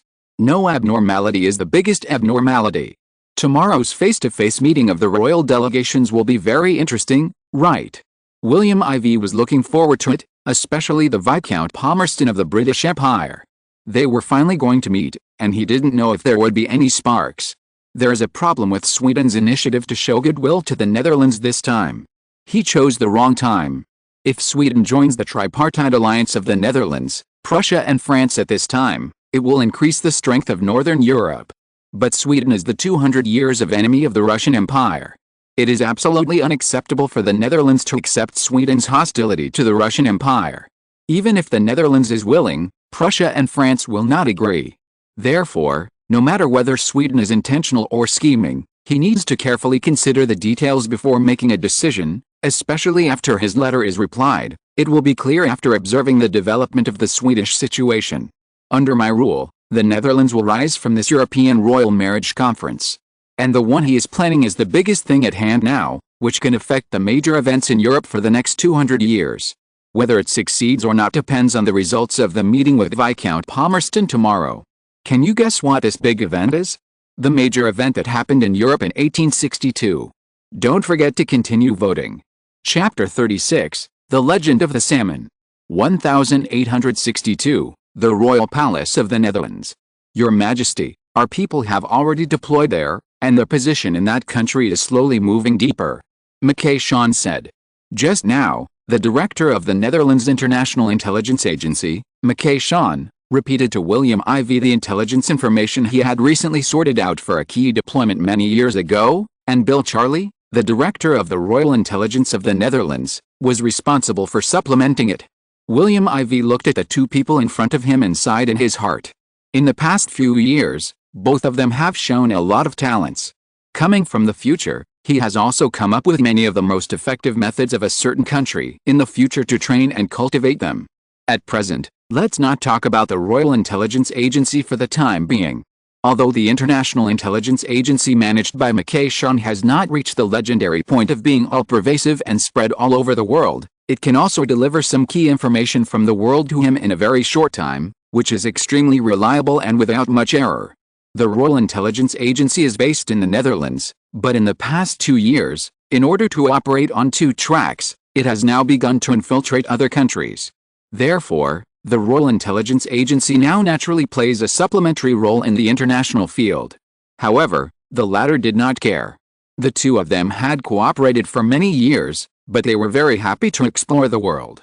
After Mackay-Shawn finished speaking, he saw William IV in deep thought and continued, although there has been unrest there, due to the constraints of the London Treaty, the 3 signatories of Britain, France and Russia have not made any statement. Therefore, although many people in that country are dissatisfied with their king, no one dares to move. As for the information they provide, our people there have not provided much substantive information, but we can also extract some valuable clues from it. William IV nodded, took the freshly brewed tea that Bill Charlie gave to the two of them, and watched Charlie pick up the snacks to enjoy, but his expression was serious as he listened to Mackay-Shawn's report. Your Majesty, the countries will hold a meeting at the National Concert Hall tomorrow. Your Majesty will definitely be too busy tomorrow. In addition to Viscount Palmerston of the British Empire, 2 princes of the Russian Empire and Alexander II's right-hand man are also here. With so many people coming, Your Majesty, whether the Netherlands can gain the best benefits this time is really uncertain. So, I think we need to make more adequate preparations, otherwise, haven't we been busy in vain these days? Otherwise, just as the Prime Minister talked about before, the Netherlands will add a few more fronts? Norway in Sweden? Or Denmark in our north? Let me think about it. William IV sipped the tea leaves on his lips, his left hand was on the table, his right hand was on the table, his wrist was spread out, and his index and middle fingers kept tapping the table. The two of them were already accustomed to this. Every time William IV was thinking deeply, he would make this move. The two knew that he was thinking, especially the frequency of his hands was accelerating. They knew that William IV's thoughts were also speeding up. William IV kept sorting out and analyzing the project he had arranged in his mind. It started in 1860. The several fronts Shawn just mentioned were actually several projects he arranged. In fact, combined with the current situation and the domestic status of various countries, it is very simple and easy to verify, at least for William IV, a political figure in his previous life, it is very easy. I don't agree with opening several lines at the same time. After all, the Netherlands has laid out a large enough stall now, and its strength is there. If it is bigger, it will make the Netherlands lose its strength and backfire on itself, and it will eventually lose more than it gains. Moreover, several projects also have a difference in value. Now the most urgent for the Netherlands is the project just now and Belgium. When Indonesia is truly developed successfully, there is no need to be as taboo as it is now. Therefore, William IV sorted out the order of priority before raising his head. Seeing that both of them were looking at him, William IV immediately smiled confidently. Belgium has trapped a lot of manpower and resources in the Netherlands, so this is the focus of my conversation tomorrow, and it's time to end it. How will Your Majesty choose between the two? Bill Charlie looked at Mackay-Shawn nervously, and then asked directly. It is said that we should not interfere, but I say Charlie, are you stupid? Haven't I already chosen it? William IV ignored the two people's ignorance and continued, whose foundation is Limburg Province and Antwerp Province. But even with the calmness of the two people, they couldn't help but exclaimed, and then looked at William IV in disbelief. They couldn't believe that William IV had such a deep layout that they felt cold all over. Even Joseph Bite, who was being nominated by many people in Belgium to run for the Belgian Prime Minister, was attending a banquet held for him. There were many people in it, and they were basically Belgian nobles. He suddenly sneezed. Who is thinking about me? Joseph, what's wrong? Hester asked with concern. It's okay, maybe I just caught a cold, Joseph Bite waved his hand to show that he was fine. Go on, let's go over there and have a couple of drinks. Soon, he was pulled into the grand banquet and toasted. And the other candidate for the Belgian Prime Minister. Philip, I don't understand now, what on earth is the Netherlands selling? Why do they all seem to be holding a gun, randomly firing 2 shots, then changing places and firing 2 more shots? Jules Stanadang said in confusion, but even though he was asking, he didn't show any lack of confidence on his face, but because the question came out, he actually showed an energetic desire to explore. Molly Philip once again confirmed and sighed that the other party was indeed a person who eats this bowl of rice. Jules Stanadang showed an instinct to pursue power, just like salmon swimming upstream to spawn. It is a primitive innate instinct. Of course, it is not only instinct that works, but also the brain. While the other people who were successfully elected as senators in Belgium in 1860 were confused by the many major issues they were about to face in the debate, Jules Stanadang focused on the politics of the Senate itself. After all, the senators were no different from the Provincial Council of West Flanders where he used to be. In the Belgian National Senate, there will also be salmon, the boss, who is in charge of its territory. Other small fish and shrimp will be swept away by the huge waves and go with the flow. In the Netherlands, William IV wants to be the salmon that rushes in the opposite direction in the turbulent situation in Europe. Salmon. Yes, it's salmon, the salmon that eats small fish. Aren't you talking about the Netherlands? Jules Stanadang suddenly smiled mysteriously. I think the Netherlands has already received the gift we sent. Next, Belgium will be really lively. Mare Philip nodded, so, it's better to wait until the banquet in the Netherlands that shocked Europe is over before our show officially begins. Chapter 37 Wise Old Man, Leopold I. 1862, 8 o'clock in the morning. At the same time, Buckingham Palace. Alice, a sigh came. Albert, tell me, is it right or wrong for me to do this? Alice, Helena, and Louise, who will be 16 in 6 months, don't know how much effect this trip to Amsterdam will have. Perhaps, I need to make some preparations to prevent accidents. Then, the voice fell silent. Prussia, Berlin Palace. William I was holding a family dinner. Victoria, do you think your sisters are the best match for William IV of the Netherlands? As William I finished speaking, all the noises at the family dinner stopped. Frederick I glared at the little Prince William, dissatisfied with his indecent sitting posture. However, he was very fond of the little Princess Charlotte next to him and gently stroked her head. Alice is famous for her virtue in Buckingham Palace, and she is the one I like the most. What about you, Frederick? William I said to his only heir expectantly. Well, I am almost the same proper. The smile on William I's face disappeared at a visible speed, and he said lightly, Prime Minister Bismarck told me 2 days ago that William IV is most likely not to choose Alice. Grandfather, why is that? Prince William said dissatisfiedly, Princess Alice is my aunt. Is there something wrong with William IV's eyes? Can't he see my aunt's stunning beauty? Princess Victoria smiled and showed dissatisfaction when she heard it, because Alice and others had the closest relationship before she got married. If she could marry into the Kingdom of the Netherlands next to the Kingdom of Prussia, it would be a way for the two to meet often, which would be good. William I was concerned about the question of his only grandson and said, Prime Minister Bismarck said that Princess Alice's gentleness and tactfulness are not in line with William IV's personality, especially their different worldviews of the world, so this is destined that William IV will not choose her. Bismarck. Princess Victoria, no, she should be called Crown Princess Victoria. She had to say that the person she hated the most in the Kingdom of Prussia was the most powerful person in Prussia besides King William I. Crown Princess Victoria saw through his core, that he was preparing for the future anti-British, just like the turmoil in Belgium 2 months ago, choosing to ally with France and the Netherlands to fight against the British Empire. Therefore, she wrote many letters to remind her mother Queen Victoria to be careful of this person. However, there has been no movement so far, and it seems that it has fallen on deaf ears. Does her mother still want to make enemies with Prussia for this? Royal Palace in Brussels, Belgium. Father, why did you send Philip Flanders to King Walter to attend the banquet of William IV in Amsterdam, and Prime Minister Walter Frere Orban was accompanying him? You know, our current relationship makes people do this in a way that seems to be bowing to the Netherlands. Belgian Crown Prince Leopold Victor felt that his father Leopold I was a little different today. Today, he seemed to have something more. Yes, there seemed to be more wrinkles. From the side of his face, The frequency of his cheek movements, which used to be calm, increased. Since the Netherlands has not invaded any inch of our territory, then we are not in a state of war. What's more, don't forget, my niece is not angry, right? Speaking of this, Leopold I frowned unconsciously. To be honest, he didn't want to send his favorite second son to Amsterdam, and he also sent Prime Minister Orban to go there. This is obviously to prepare for peace. But since the British Empire has chosen to ease relations, Belgium, which is smaller in size, can only follow suit. This is the sadness of a small country.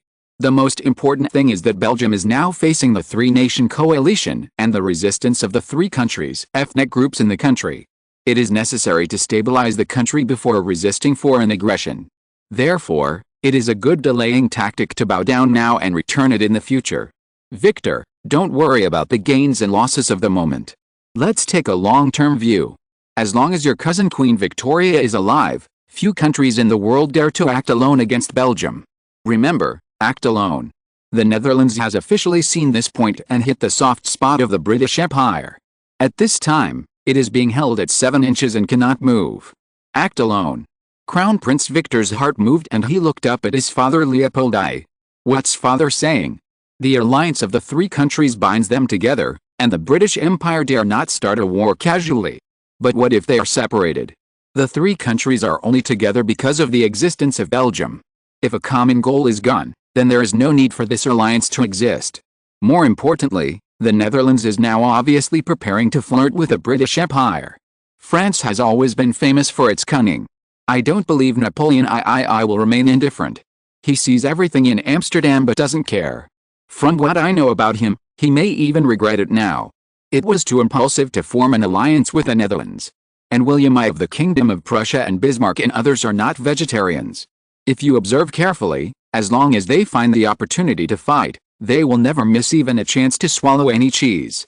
When Crown Prince Leopold Victor was listening intently, Leopold I brought him back to his senses. By the way, remember to come and wait for me before 10 o'clock. I am going to participate in the interview of the Times with you. It is said that this is the first time that this newspaper has learned the style of the European Times and is going to add the celebrity interview version. I will be the first person it interviews. Remember, don't be late.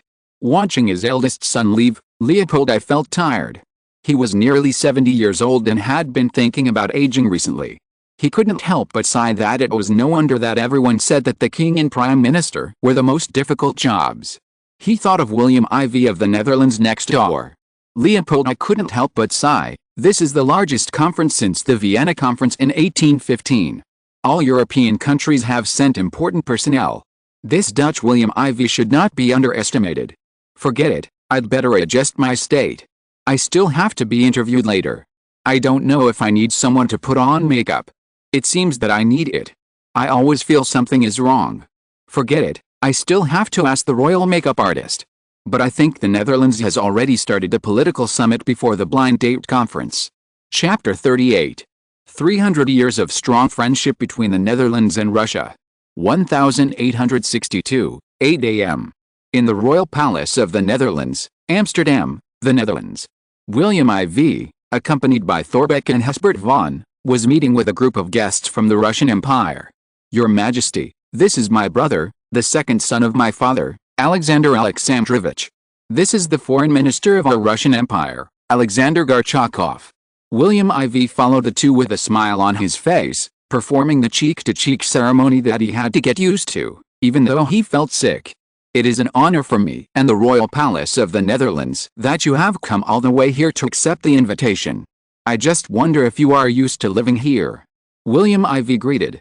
Crown Prince Nicholas narrowed his eyes and said meaningfully, it's a habit, but the wind direction in the Netherlands is too chaotic, which makes us a little confused and can't find the direction to guide the wind. Oh. William IV pretended not to understand and said, some parts of the Netherlands are indeed below sea level, so the sea breeze is more likely to follow the waves and collide with the small mountains next to it, but the wind direction is unstable. Who said that the environment in the Netherlands is like this? There is nothing we can do. Therefore, I have to trouble you to spend a few days with us when the wind direction is uncertain. Hearing this, Crown Prince Nicholas smiled slightly, as if he didn't understand. Prince Alexander was a little more impatient, but he chose to forbear.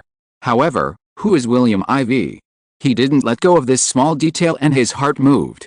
Gorchakov suddenly said, logically speaking, the European royal family held such a big event in Amsterdam, which also involves the marriage of your majesty. The former king, the current Grand Duke of Luxembourg, should come back to preside over it.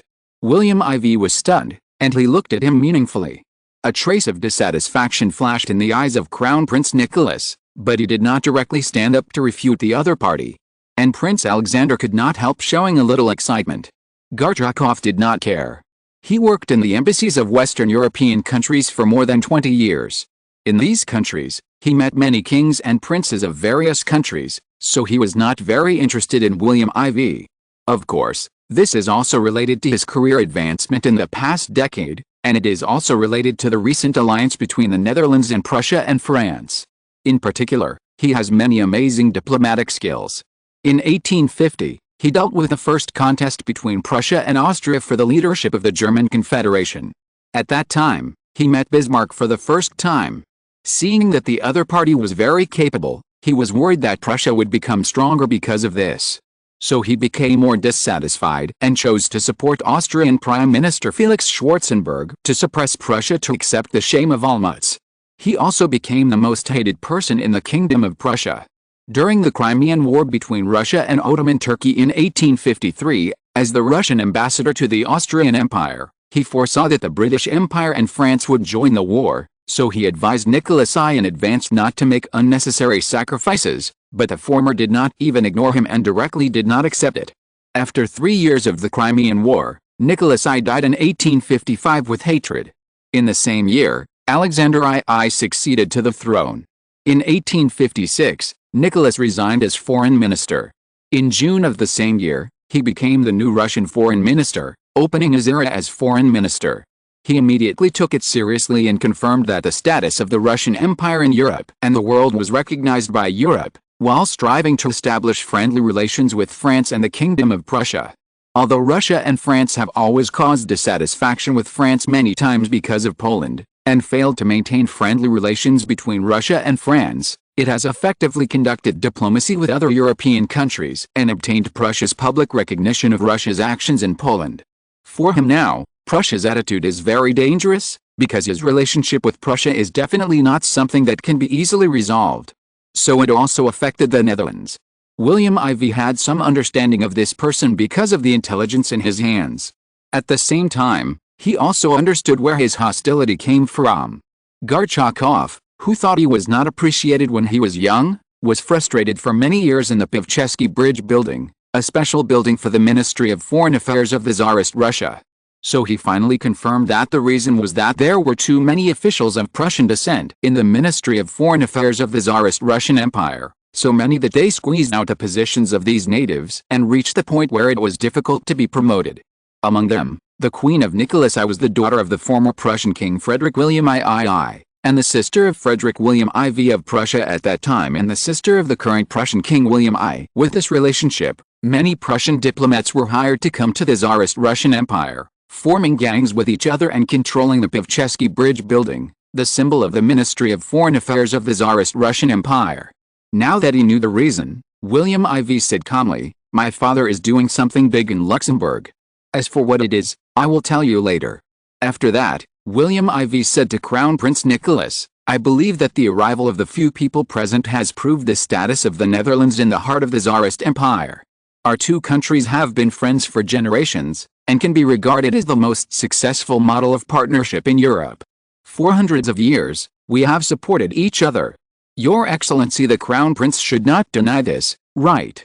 Crown Prince Nicholas nodded and said, "Yes, the Netherlands is indeed the ally of Tsarist Russia in Western Europe. This is what our Emperor Alexander II told me personally before coming here." After that, he looked directly at Gorchakov with a firm look, warning him not to be presumptuous. Speaking of which, I should call Nicholas and Alexander cousins. The three were stunned when they heard this. "Why, have you forgotten who my grandmother is?" William IV teased. Seeing the two looking at him, Gorchakov, who was shocked at first, reacted instantly. He looked at William IV and Thorbecke beside him meaningfully, and then respectfully answered the two princes' questions. "I forgot that the old Queen Mother of the Kingdom of the Netherlands is Her Royal Highness Princess Anna Pavlovna. She is the sixth child of His Majesty Paul I, and the sister of your great-uncle Alexander I and your grandfather Nicholas I." Then he thought of the many historical origins between the Netherlands and Russia. For this, even Prince Alexander and Foreign Minister Gorchakov did not dare to deny it at this moment, because this has been the national policy of the Tsarist Russian Empire for hundreds of years, and no one has changed it. "My grandmother heard that you are coming to Amsterdam and is very excited. She has been wanting to see you for a long time. Wait, please come with me to pay a visit to her old lady." Nicholas and the others did not dare to hesitate and nodded in response. "Are you kidding? This is their father's aunt. Do they dare not go?" Seeing this, William IV said with a smile on his face, "The exchanges between Tsarist Russia and the Netherlands can be traced back to more than 300 years ago, when Dutch merchants appeared in the Tsarist Russian city of Arkhangelsk and became the first outsiders to come to Tsarist Russia. Therefore, the Dutch purchased grain there, which opened up the business exchanges between Tsarist Russia and the Netherlands, improved the original development mode of Tsarist Russia, and accelerated its entry into Europe. The Netherlands became the guide during the rise of Tsarist Russia. After the 16th century, with the rise of the Ottoman Empire, the traditional trade routes between the East and the West were cut off. The Dutch began to try to find a trade route from the land where the Tsarist Russian Empire was located to the Far East. Although it was not successful in the end, it also promoted the exchanges between the two countries. The economies of the two places became closer. After the 17th century, the trade commodities between Tsarist Russia and the Netherlands were rich and colorful. Various grain and blanket products of Tsarist Russia were continuously sent to other European countries through the hands of Dutch merchants. In 1601, the Netherlands sent its first special envoy, Esma Massa, to recognize the existence of Tsarist Russia to the world for the first time. In 1613, Mikhail Fyodorovich, the founding emperor of the Romanov dynasty, submitted a letter of credence to the Prince of Orange, announcing his accession to the throne as the King of Tsarist Russia, and requested the Netherlands to ask for assistance in the conflict between Tsarist Russia and Poland. The Netherlands, which attached great importance to Tsarist Russia, made diplomatic arrangements for Tsarist Russia when Poland and Sweden attacked Tsarist Russia in 1615, and finally facilitated the reconciliation between Tsarist Russia and Sweden, so the Dutch were more respected in Tsarist Russia. In 1676, John von Keller stayed in Moscow after being grounded by Tsarist Russian King Fyodor II, becoming the first permanent representative of the Netherlands in Tsarist Russia and the third permanent diplomatic representative of the Netherlands in other countries. This heralded the arrival of a great era of development in relations between the two countries. In 1696, Tsar Peter began to visit the Netherlands and learn about the advanced economic development model of the Netherlands. The Netherlands responded. In order to win over Tsarist Russia, the Netherlands also taught the young elites of Tsarist Russia knowledge and technology such as navigation, guns and shipbuilding. In 1699, Russia established a permanent diplomatic mission in The Hague, the Netherlands. It was the headquarters of Russia's envoys in various European countries. After that, Russia wanted to integrate into Europe, so the Netherlands became the best choice, because the Netherlands was the Western European country that Russia was most familiar with, and it became the de facto guide for Russia to enter Western Europe. In the War of Succession of Austria, England and the Netherlands became allies and fought against France and Prussia, but Russia indirectly provided military support to England through the Netherlands. After that, during the reign of Catherine I, trade with the Netherlands also surged, and even formed a neutral alliance with the Netherlands, Denmark and Sweden in the end. In 1795, France invaded the Netherlands, and Russia formed an alliance with Britain and Austria to fight against France. Russia even sent Cossack soldiers to help the Netherlands, but because the Netherlands was too close to France, it was ultimately unable to save it and became a vassal state of the latter. In 1814, Alexander I finally defeated Napoleon I and visited Amsterdam, the Netherlands, where he was cheered by the locals. It was also because of his firm support for the restoration of the Netherlands in the Vienna negotiations that the Netherlands established the new Kingdom of the Netherlands. In 1815, Alexander I even proposed to marry his sister Anna Pavlovna to William, the founding crown prince of the Netherlands, my grandfather, the future King William II of the Netherlands, at the Vienna Conference. The Russian Empire and the Netherlands achieved a dynastic marriage, which also became a symbol of the alliance between the two countries. The Queen of William II gave birth to 4 sons and 1 daughter. The eldest son was William II, the father of William IV. So Paul I was the father of Anna Pavlovna, the grandmother of William IV, and Alexander I was the eldest brother of his grandmother Anna Pavlovna. And because Alexander I had no offspring, his grandmother Anna Pavlovna's brother Nicholas I took over the throne. Alexander II was the cousin of his father William II, and William IV was the descendant of the same generation as the 2 Russian princes in front of him, who were of the same great-grandfather. Several people thought so, and the whole scene was no longer as cold as before. In the Napoleonic Wars in the early 19th century, the victory over Napoleon I raised the international status of the Russian Empire to an unprecedented level, and eventually promoted it to the top powers in Europe. At the same time, the Netherlands lost its position as the hegemon of maritime trade. The status of the 2 countries reversed, and the Netherlands began to rely on the strength of Russia to endorse it in Western Europe. The Belgian Revolution occurred in 1830. Inspired by the British Empire, Belgium resisted the decision to be forcibly incorporated into the Netherlands at the Vienna Conference and strived for Belgium's independence.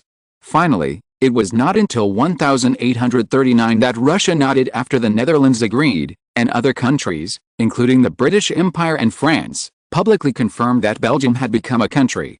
In 1851, in the boundary dispute between France and the Netherlands in Guyana, South America, Russia also came forward to help the Netherlands mediate, and France did not take excessive actions.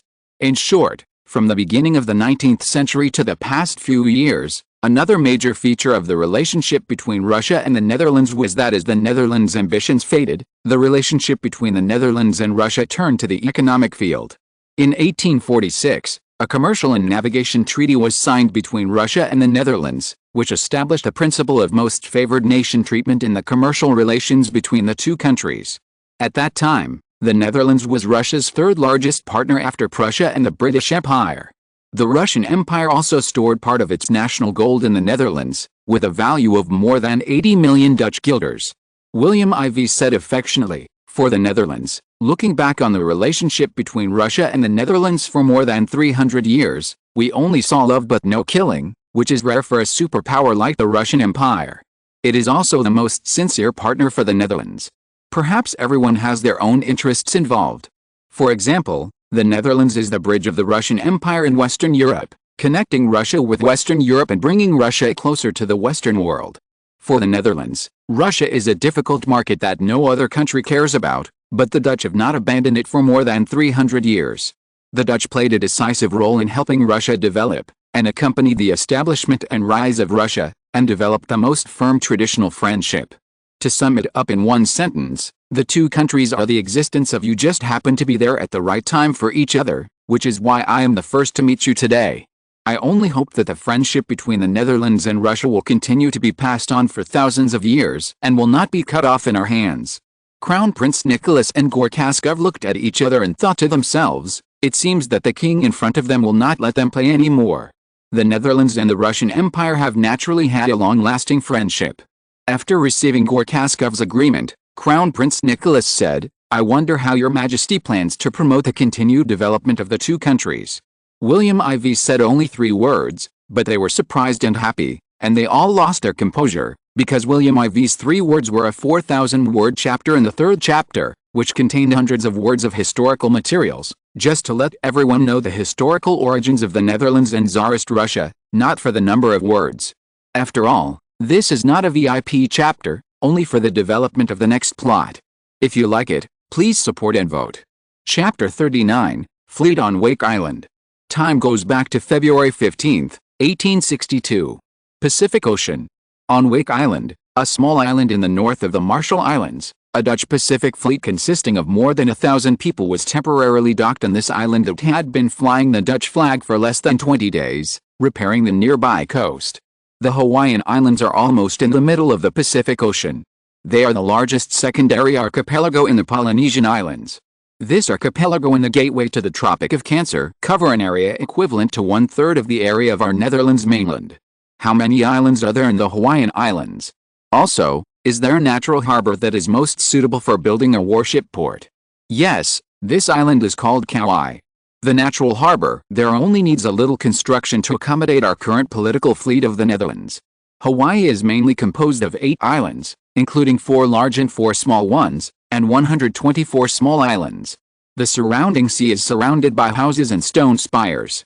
The islands are Kauai, Niihau, Oahu, Molokai, Lanai, Maui, Kahulalawi, and the Big Island. The natural harbor I just mentioned is in a small harbor on the west side of the town called Honolulu in the south of Oahu in the western part of the Hawaiian Islands. The local indigenous people rely on it to fish. Theo von Linden smelled the sea breeze of Midway Island blowing past his ears, looking at the 1313 fleet in front of him, which consisted of 1 Level 1 sailing battleship, 3 Level 3 battleships, 1 Level 4 battleship, and 3 Level 5 battleships, with a total of more than 4,100 people. Opening the introduction map of His Majesty William IV, the Central Pacific Ocean is full of islands and reefs. The main part is the Polynesian Islands, one of the 3 major archipelagos in the Pacific Ocean. The Hawaiian Islands, which has more than 130 islands of various sizes, is very eye-catching on the map, just like a string of pearls placed in a bathtub with clear water, which is very attractive to soldiers like Linden who have made the Navy their life goal. Linden looked at the rough map. In the east-west direction, Hawaii is almost equidistant from Japan and the United States. In the north-south direction, with the Hawaiian Islands as the center, it is symmetrical with the Alaska Peninsula, the North American territory of the Russian Empire in the north, the Fiji Islands just occupied by the Netherlands in the south, and the New Guinea Island in the west. The Hawaiian Islands are simply the best place for warships to rest. If the Netherlands can capture them, it will greatly increase its voice in the Pacific. Even to dominate the Pacific and South Pacific, it only needs to increase investment in warships. After Theo von Linden sighed, he turned and looked curiously at the French submarine expert Gerrit de Vries, who had been captured by his design for more than 2 months. "Aren't you a submarine expert? How come you are so familiar with this place?" Gerrit de Vries did not answer immediately, but fell into bitter memories. At the end of the 18th century, the British Empire, which rose with the First Industrial Revolution, was leading the global colonial expansion boom. In 1778, a Frenchman named Cook accidentally discovered the existence of the Hawaiian Islands while conducting colonial exploration in the Pacific Ocean. However, after landing on these islands, a conflict occurred and he died in a foreign land. The remaining crew members brought the record of this expedition back to Paris, guiding more fleets to explore and trade here. Gerrit de Vries followed and said, "Because this place is too far away from the surrounding continents, the natives on Hawaii have long maintained a primitive tribal civilization state, and believe in kapu religion, and use religious rules to restrain the islanders. There are also nobles, civilians, and slaves, but there is no writing of their own. The inheritance is passed down orally. This is the life of our ancestors thousands of years ago. Unfortunately, it was broken with the arrival of explorers. As the French expedition team returned, the British Empire's sensitive adventurers came to hear the news, and even the Americans joined in. Unfortunately, they couldn't find the coordinates here at the time, but later, as the technology of other countries became more advanced, they quickly found it. Although I don't know how you know about this and how you communicated with King Kamehameha IV of the islands, I still thank you for your sincere help on behalf of His Majesty William IV and the Kingdom of the Netherlands. Just as you said, opportunities are fleeting, so we must take the Hawaiian Islands this time, and we need to send a fleet, and this fleet will be the permanent fleet in Hawaii in the future. Just as Your Majesty requested, Pearl Harbor must become the port where the most powerful fleet of the Netherlands is stationed." Linden stretched out his hand, shook it invitingly, and after Gerrit de Vries put his hand on it and shook it tightly, Lind said, "The Dutch Navy needs your sincere joining. I hope we can work together for even 5 or 10 years. We hope to be able to cooperate happily with you, Gerrit." Gerrit de Vries observed Linden carefully. Linden greeted him sincerely. After a moment, Gerrit de Vries nodded heavily and said, "I like the Dutch fleet. Now, I like the Kingdom of the Netherlands even more. Of course, I am more curious about His Majesty William IV who is currently serving. What kind of person is he that a great naval commander like you admires him so much?" Linden laughed and said proudly, "When you meet him, I'm afraid you will be worse than me and will kneel down and surrender." Gerrit de Vries smiled and said, "I'll wait for that day to come. In fact, the Frenchman Cook who first landed on the Hawaiian Islands is actually my grandfather." Linden was silent. Everyone has a story. His grandfather should also have one. So he understood why Gerrit de Vries was reluctant to talk more about his grandfather. For countries around the world that want to develop global trade and military deployment, the Pacific Ocean is vast and transoceanic voyages often require replenishment of fresh water and food. The Hawaiian Islands has become an excellent supply and transit base with the economic development of the United States. At the same time, it can form an island chain to control the Pacific Ocean with the Aleutian Islands and Alaska in North America, Guam in the southeast of the western Pacific Ocean in the Netherlands, and the Philippines occupied by Spain. As Your Majesty said, as long as we seize this island chain, we can advance to control East Asia and Southeast Asia, and retreat to control the Netherlands' sphere of influence in the South Pacific. Therefore, we have decided to do this. Pass the order and we will set off.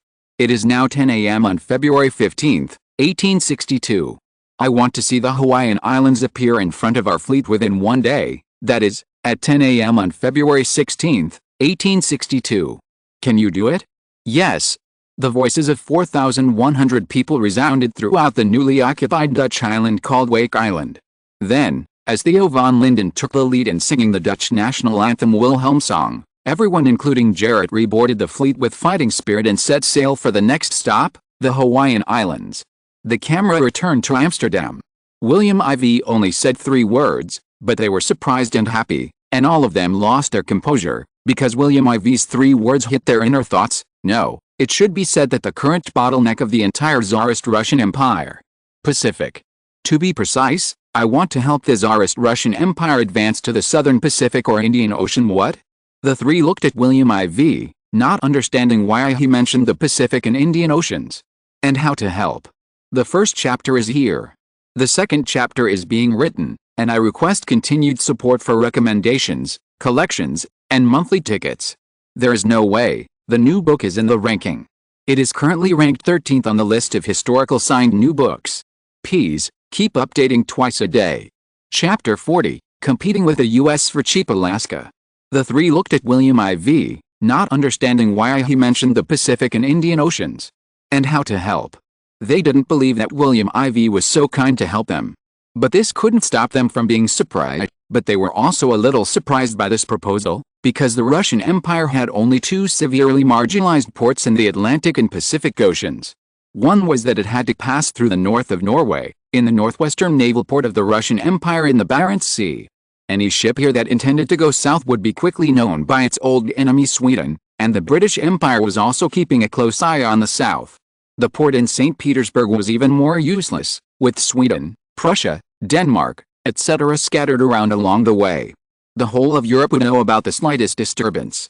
Vladivostok in the Far East was too far away, and there was a Japanese and huge Qing dynasty in front of it. Although the former was now just a backward country, it was heard that the king there was called the Emperor Meiji or something, and it seemed that he was ready to start the reform and implement the dual-chamber national management model introduced by the European government. And most importantly, the temperature in Vladivostok is too cold, making it difficult for people from the Russian Empire to immigrate there. As we all know, the Dutch colonies in the Pacific, or according to the new claim of the Kingdom of the Netherlands, the Dutch territories are basically in the Western Pacific and the South Pacific. William IV's cooperation is somewhat exciting. Wait, he just said the Indian Ocean, he couldn't be wrong, right? So, they looked at William IV eagerly. William IV did not answer directly, but looked at the foreign minister Husbert von next to him. The latter took out a somewhat rough map, then spread it out, hung it on the wall next to him, and exposed it in front of the 3 people. William IV then approached and pointed his finger at the northern part of the North American continent at the northernmost end of the Pacific Ocean, saying, "I heard that the Russian Empire's national finances were damaged in order to quell the Polish uprising some time ago, and I just happened to hear that the U.S. Secretary of State Seward is now negotiating with the Russian Empire's ambassador to the United States about the purchase of the island. I wonder if it is true. Since Your Majesty knows everything, let's be frank. Your Majesty, how are you going to trade?" "Haha, I should say I'm asking you how you're going to trade." William IV laughed and said, "I am willing to offer 2 options. The first one is that I know that the United States has offered a high price of $7.5 million, which is £1.5 million in total. They want to take over the Alaska Peninsula and the Alexander Archipelago. And I am willing to buy them at the same price of £1.5 million and sign the contract and pay the bill immediately. Of course, as I said just now, The friendship between the two countries is not comparable to that of the United States. I am willing to give another small island in the Western Pacific to the Russian Empire. Suck. There is also a small island as a gift. The three of them couldn't help but take a deep breath. The sincerity of the Netherlands cannot be considered insufficient. Although the United States offered the same $7.5 million worth £1.5 million, it chose to pay in installments. Starting from the signing of the contract, only half of it would be paid in 5 years, that is, it would take until 1872 to get the money after 1862. This made many Tsarist Russians scold the Americans for being unpleasant. It was precisely because of this that Alexander II hesitated and did not sign the contract immediately. It was still William IV of the Netherlands who was straightforward and received the money immediately. What's more, it was heartwarming and there was a small island as a gift. I just don't know which island William IV was going to give.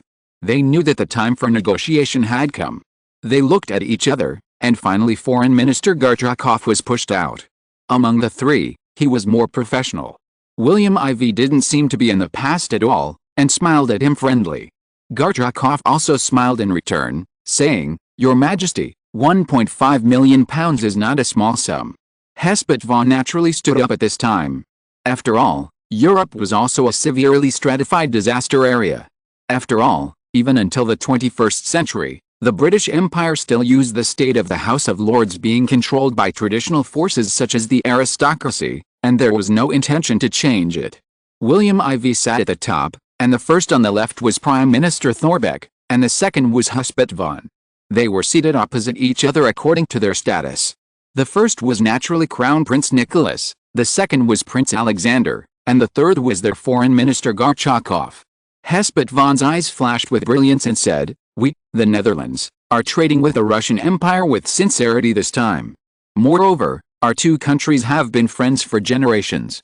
The rapid arrival of this fund will replenish the vitality of the Russian Empire every day, and it will recover faster, so that we can prepare for various unknown accidents earlier. Gentlemen, I think that the Netherlands is the natural ally of the Russian Empire and the most fair trade ally with Russia for hundreds of years." "Your Excellency is right," Gorchakov first praised, and then said, "but as His Majesty William said, friendship generally needs some extra ingredients, and when comparing friendship with other countries, we have received the sincerity of the Netherlands, but I don't know if the extra ingredients will make our guests happy. I guarantee satisfaction. How about Minami Hiroshima in southeastern Japan?" Hespet von said bluntly. But when he finished speaking, when no one was looking under the table, his hands trembled, and he thought to himself, "They won't really agree directly and then say thank you." He couldn't help but think of the bitter face of the stingy finance minister Jan von Capello, and the anger of the soldiers of the Navy Minister Jan Peter and the Army Minister Peter de Jong, who were dissatisfied with giving away their territory. In his heart, he only hoped that the Tsarist Russian foreign minister in front of him would quickly veto this plan. Although he was very worried in his heart, it was too difficult to pretend to be generous on his face. However, his directness made Gorchakov a little suspicious, especially when he saw that William IV and Thorbecke had no emotional changes, so he did not agree immediately and let the deal be done. Instead, he asked a question. "I don't know, what is the second plan?" As these words came, Hespet von breathed a sigh of relief, thinking to himself that it was a close call.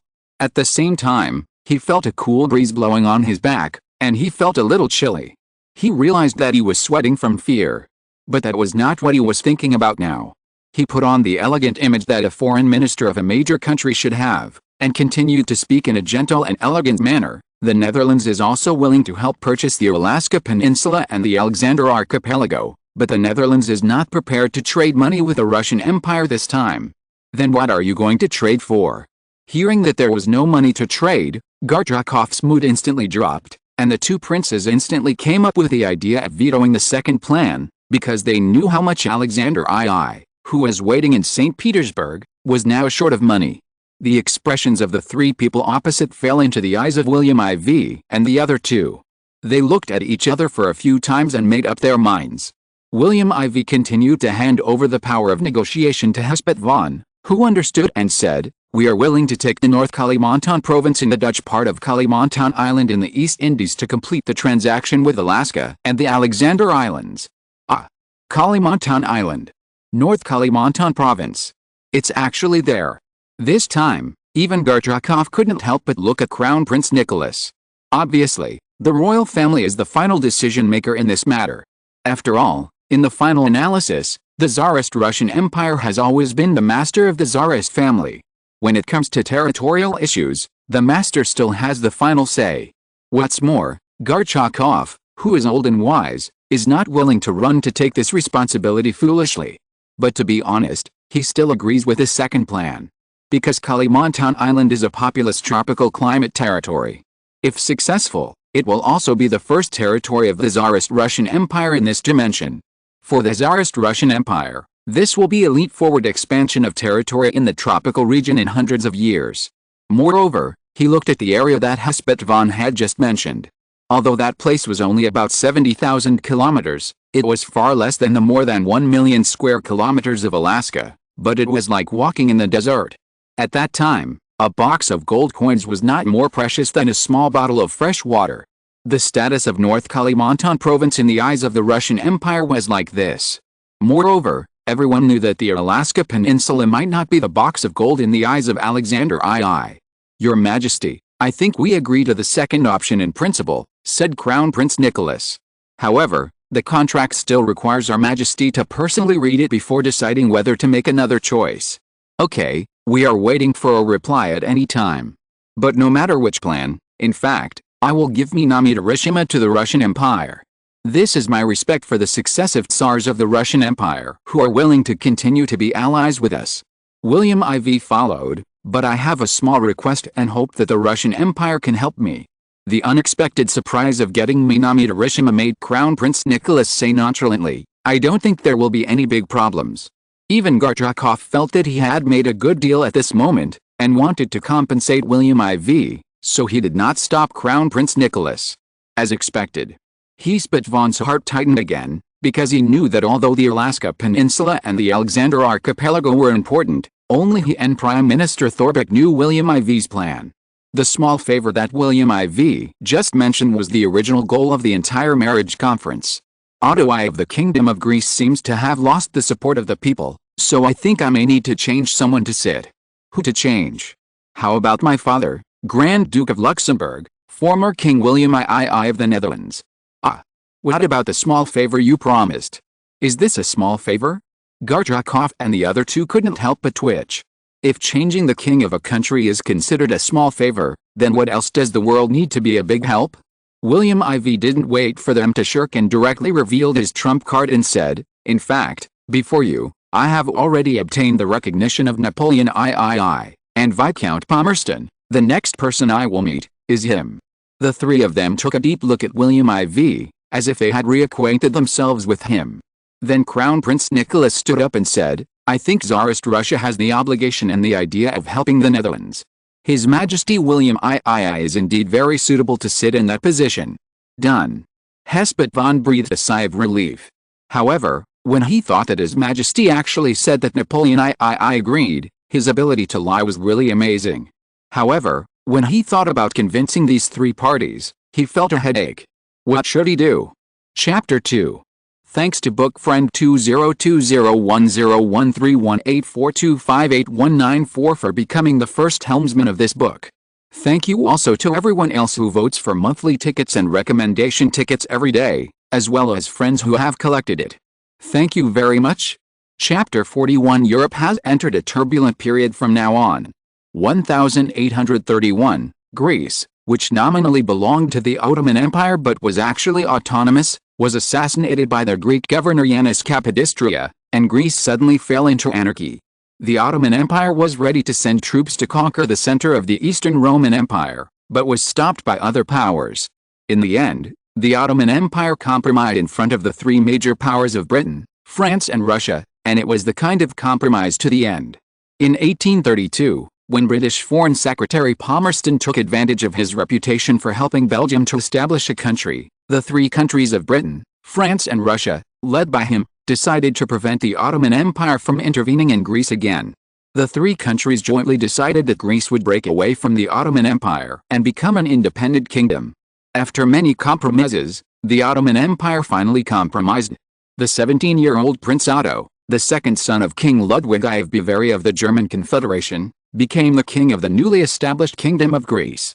But they demanded that the heir to the king be the descendant of Prince Otto. If there were no descendants, Otto's younger brother and his descendants could be the heirs to the Greek king, but they could not share the throne with the King of Bavaria. He officially succeeded to the throne in 1833, and was escorted by the army and navy of Britain, France and Russia. The purpose was naturally to prevent the Ottomans from taking risks. Because he was a minor, Greece was ruled by the Regency Committee, and the three rulers were all Bavarians. The three advocated strong rule and introduced many policies that caused public resentment. Otto's reputation fell into a downward trend before he began to govern. Moreover, the Greeks soon discovered that they were now paying more taxes than before, and even more than during the Ottoman rule. What was unsatisfactory was that Greece had to rely on loans from Britain, France and Russia to make a living, which resulted in heavy taxation and chaotic management for the Greeks. Ottoman tyranny became Bavarian bureaucratic rule, so the Greeks despised it and called it Bavarian bureaucracy. They were all sad that they still had no say, so they were even more dissatisfied with Otto, the new king arranged by the great powers. In particular, the Greeks were all Orthodox believers, but the Catholic Otto I would never change his Catholic faith, which made the Greeks think he was a heretic. Even more unpopular. The next year, Greece moved its capital to Athens. Although there were many twists and turns, the people were still willing to give Otto I a chance. People continued to tolerate it, and more than 10,000 people moved to Athens. It was originally thought that after the capital was moved, Greece would prosper under the rule of the new king Otto I, but the reality was very skinny. In the Greek government, basically more than two-thirds of the cabinet members were from Bavaria, and even the key position of the Minister of Defense was a Bavarian. It was under such circumstances that the Greek people no longer wanted to tolerate it. They took to the streets. The pro-Russian faction demanded the re-election of an Orthodox prince to replace Otto I, while the pro-British faction strongly demanded that all Bavarian officials be expelled from Greece. So the three countries asked Otto I to establish a constitutional monarchy. I thought everything was over, but on September 3, 1843, a protest broke out in Athens, demanding that Athens be replaced by Greeks to manage Greeks. It was eventually extinguished, but Otto I became an outsider to the Greeks. Otto I tried to win back public opinion and finally agreed to completely dismiss his Bavarian advisors and agreed to convene parliament to promulgate the new constitution of 1859. However, the war between the Austrian Empire and the Kingdom of Sardinia broke out in 1859. This time, Otto I had his first diplomatic disagreement with his subjects. The Greeks stood on the side of the Kingdom of Sardinia, but Otto I stood on the side of his relative, the Austrian Emperor Franz Joseph I. In the end, the Kingdom of Sardinia won with the support of Napoleon III of the French Empire. This made his prestige completely swept into the trash can by people, but Otto I did not want to be abandoned by people like this, and prepared to launch a war against the Ottoman Turks that would resound through the hearts of the Greeks, in order to stimulate their inner hatred. Unfortunately, due to the lessons of the last Aussie War, the Greeks no longer trusted this second son of the King of Bavaria, a foreigner who only served his motherland. It was under such circumstances that many Greek students took to the streets to demand Otto I to step down, and the voices demanding that Greece change the king became louder and louder. It was under such circumstances that William IV revealed to several people in the Russian Empire for the first time that he had been planning to let William II succeed Otto I to inherit the Greek throne, because he still clearly remembered in his previous life that it seemed that before the end of the year, Greece really succeeded in deposing Otto I, and the successor would come in 1863.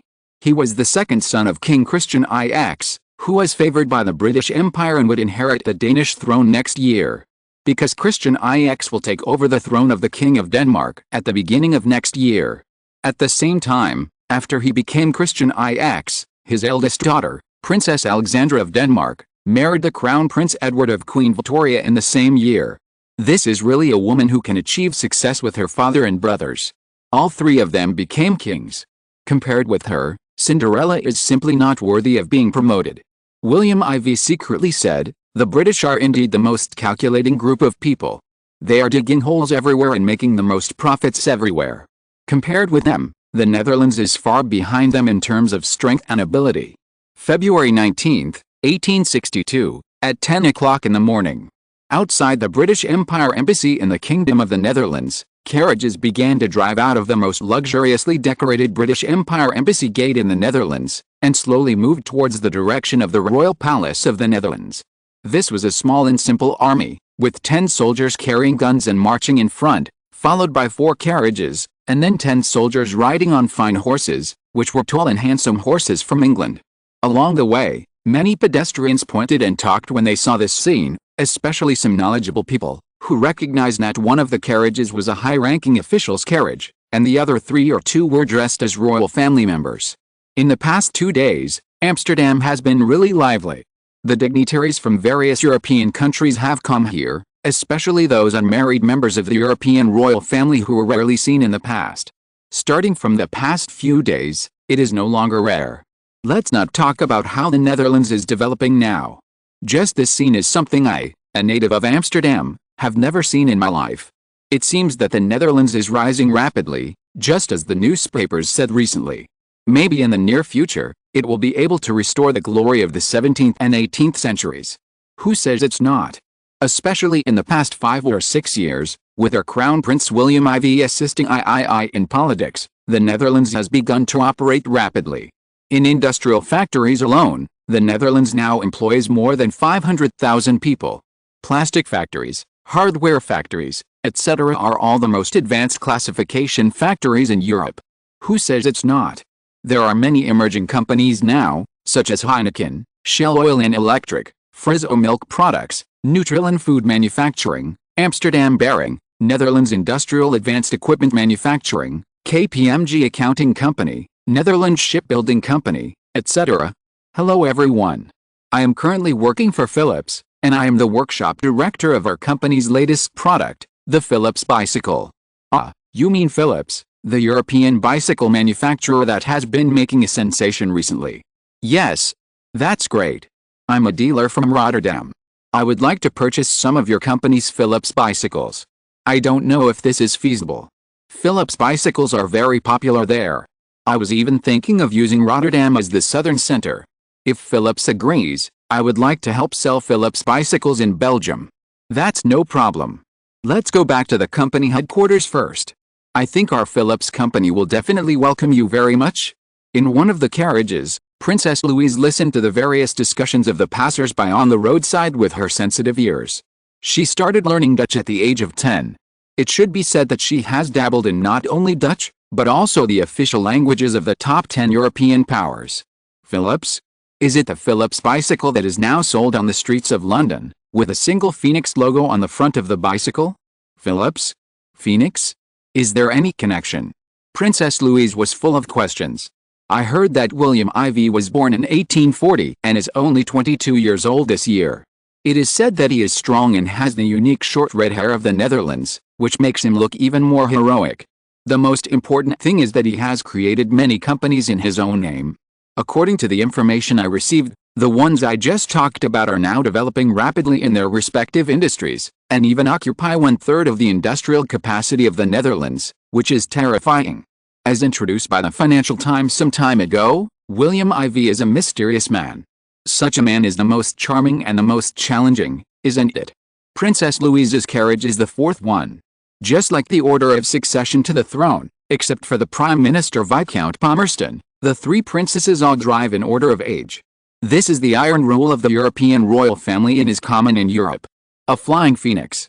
In the first carriage, Viscount Palmerston savored this sentence: does it mean that the Netherlands will be like the phoenix in the East, reborn from the ashes after a disparate situation? Anyway, this William IV, who has been making so many foreshadowings since he was crown prince, seems to be a really ambitious man. Europe has a Queen Victoria as a stabilizer, which has reduced the number of wars in Europe recently. But with the rise of Bismarck, and the ambition but lack of strength of that guy Napoleon III, in addition to Alexander II's lofty ambitions, now there is a mysterious William IV in the Netherlands. William IV, who can recognize the Netherlands' own capabilities, knows how to win over relationships and fight in groups, and knows how to hide his low profile. These 4 things alone are enough to make Europe bloody. It seems that the sky of Europe is about to be overshadowed by dark clouds. Wait a minute, if the meeting and the reputation are as good as he is, then Europe will enter a troubled time from now on. Currently, there are 2,100 collections. Yesterday's collection was very strong, reaching 350, so I hope to reach 3,000 collections before 1400 hours on the 19th. In this way, I can set a new goal for the next week. Because, I just received a message from the site that this book has been strongly recommended by the new version of the website History Channel at 2021-12-19-1400 hours. I hope you can help and support me. If you're listening to this novel on a channel other than Fanfic World, it means they downloaded and uploaded it without effort. We cordially invite you to visit our channel, Mundo Fanfic Novelis. There you'll find the original version of this story and you can explore many other novels of various genres. We're waiting for you to immerse yourself in a world of incredible novels. Chapter 42, Anger from the White House. After sending the two away, William IV looked at the anxious Hespet von and the steady Thorbecke. My foreign minister, tell me about your worries. Every time you are worried, don't you notice that you stretch your left hand as straight as possible, but the middle finger, ring finger and pinky finger of your right hand will curl back, and the nails will dig into your palm. Looking at the strange expressions deliberately revealed by the other people, Hespet von smiled bitterly. Your Majesty is still so humorous. So he told his worries in full. William IV pretended to think for a while, and then said, So, are you worried that Napoleon III or Viscount Palmerston will be difficult to persuade? Only your Majesty would say that. To me, neither of them is easy to deal with. They are both dangerous people, Hespet von replied. My Prime Minister, do you also think that they are difficult to deal with? Of course they are difficult to persuade, Thorbecke said affirmatively, looking at Hespet von's relaxed look after being recognized. And William IV looked like he was waiting to hear your explanation. He felt the helplessness of being a subordinate. Of course, he would never think of committing a crime. As a person with a glorious knightly tradition in the Netherlands, Thorbecke has always believed that this is the self-evaluation of his most proud character. Hespet von looked at the Dutch Prime Minister with sympathy. He finally knew that the most powerful mouth in the Netherlands was not Thorbecke, the Dutch Prime Minister, who won the election with his mouth, nor was it him, the Foreign Minister who fought for the interests of the country with his mouth with countries around the world, but their immediate superior, King William IV of the Netherlands. This is the person who is hidden. However, it is obvious that Prime Minister Thorbecke has long been aware of this, but until just now, no one has informed him. So he looked at him with resentment and gloating. In fact, let's not talk about other territorial consciousness. The Kingdom of Greece is located in the eastern Mediterranean. The current Ottoman Turkey is no longer the huge country that crisscrossed the Mediterranean coast. It has become a sick man among the powerful countries. They have slowly transferred orders for even the most basic battleships to Britain, France and other countries.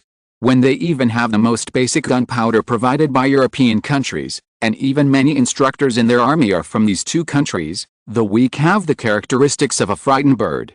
So at that time, they had no choice but to agree that the Kingdom of Greece was separated from the Ottoman Turkey, and it was signed and effective by Britain, France and Russia. The three countries naturally would not sign casually, and the reason was that they were all for the common goal of suppressing the influence and strength of the Ottoman Empire in the eastern Mediterranean, so they finally chose Prince Otto, the second son of the King of the Kingdom of Bavaria, who was supported by the Austrian Empire and the German Confederation, as the king. When William IV heard this, he suddenly sighed. That was the Ottoman Empire. This was a once powerful country, which had maintained its status as a powerful country in Europe and Eurasia for more than 500 years. However, such a powerful country has now become a grasshopper after autumn, and may be killed or fried at any time. However, what difference does it make if it is cut off piece by piece like a slow slicing? He couldn't help but think of a sentence from Churchill, the Prime Minister of the British Empire in later generations. Europe is waiting for the death of the Ottoman Empire, but year after year, this empire is unwilling to die, and its weak hands are still holding on to the huge family business if it doesn't let go. In fact, he had previously discussed in detail with Crown Prince Mohammed of Ottoman Turkey. The interests of the Netherlands in Ottoman Turkey are protected by the other party, and the Netherlands will also introduce new technologies to the country, such as gunpowder and firearms. The appearance of the latest Mauser rifle in the Netherlands has already caused hundreds of thousands of old guns in the hands of the Netherlands to enter the ranks of obsolescence, and the Ottoman Empire is a recycling station that the Netherlands is preparing to use to eliminate these weapons, and to get back a considerable amount of funds for the Netherlands, which can be used in the defense class to develop new weapons. At that time, He started to fish for big fish with a long line. Today's good relationship is for the love in the future.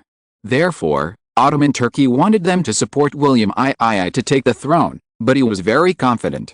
As for Napoleon III, he was an ambitious guy, but the tragedy was that in almost all his diplomatic actions, except for the war between the Kingdom of Sardinia and Austria, he lost in all other ways, including the later war between Prussia and the Kingdom of Denmark in 1863 and the war between Prussia and the Austrian Empire for the leadership of the German Confederation in 1866.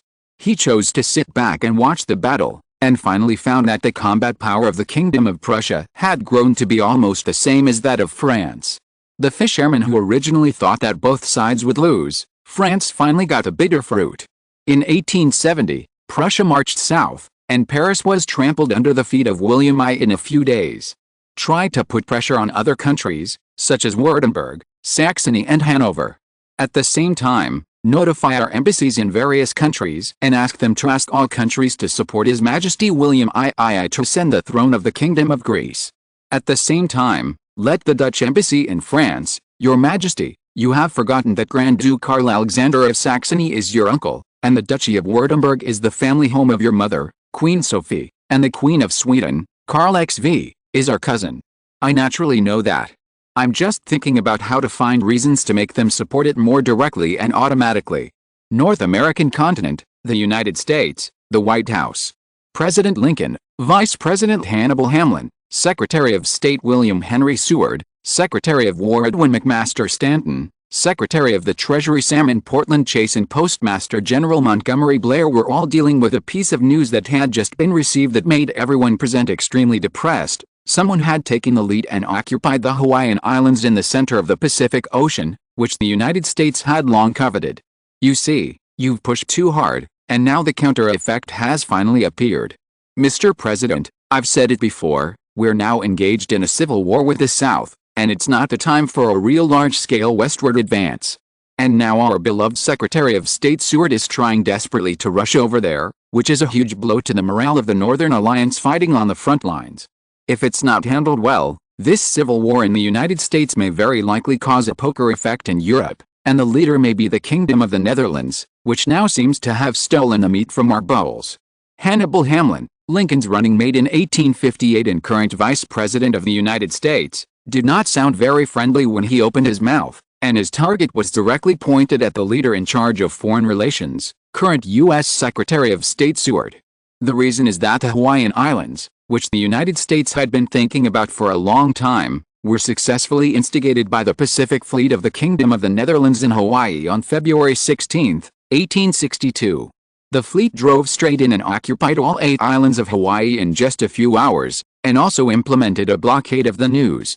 It was not until that morning that the U.S. merchant ships returned from the Great Merchants Empire on the west coast of the Pacific Ocean that they realized something was wrong and finally got Hawaii to be completely taken over by the Netherlands through means, so that the King of Hawaii agreed to the Netherlands' incorporation and became a part of the Netherlands. It was also non-stop using the fast delivery function of the 6th-level battleship to complete the delivery to the West Coast within a few days, and the news was transmitted to Lincoln in the White House this morning by telegram. William Henry Seward felt that he was really wronged. It was because President Lincoln asked the whole team to toughen their tone when facing other countries and not lose our position. As a result, the United States had a direct conflict with the British Empire and France on the issue of Hawaii, and had fundamental conflicts with the King of the Hawaiian Islands Kamehameha many times, which made the latter more cautious and caused complications, making things beyond his expectations. The second-rate European power, the Netherlands, actually reached out to Hawaii, which had to be very shocking to him. Seward has always been the central figure of expansionism in the White House of the United States. His expansionism is mainly divided into the idea of building a Pacific rice empire. The so-called empire, to put it simply, is a commercial empire centered on Asia and the Pacific. And Seward also believes that although the civil war between the North and the South in the United States is going on like tea and fire, these are just minor disasters before the United States is reborn from the ashes. As long as you survive it safely, there will be a smooth road ahead. President, we cannot lose Hawaii. This is related to our future construction of a Pacific power and a commercial empire centered on Asia and the Pacific. Once the United States completes its expansion, The next target will be the Pacific and the Far East. However, for these two places, the way of expansion is mainly commercial expansion rather than territorial expansion. The means of expansion is trade rather than force. Warships are definitely not envoys that can be sent abroad for success. Seeing this, President Lincoln did not really follow Vice President Hannibal Hamlin to criticize Seward. He was just angry. If anyone encountered this, no one would feel better. Finance Minister Salmon Portland Chase and Postmaster General Montgomery Blair looked at each other, and then the former said, "Mr. President, I think this matter is not simply that the Netherlands wants to take over Hawaii. For the United States, this matter should be considered more deeply. What does it mean?" Seward suddenly felt bad, but he couldn't find his willingness at once. So he stared at Salmon Portland closely. The latter looked at him fearlessly, then smiled at Hannibal Hamlin, showing his goodwill. After the latter nodded in agreement, he said gentlemanly, "The whole of Europe has been watching the internal friction between us and the Confederacy.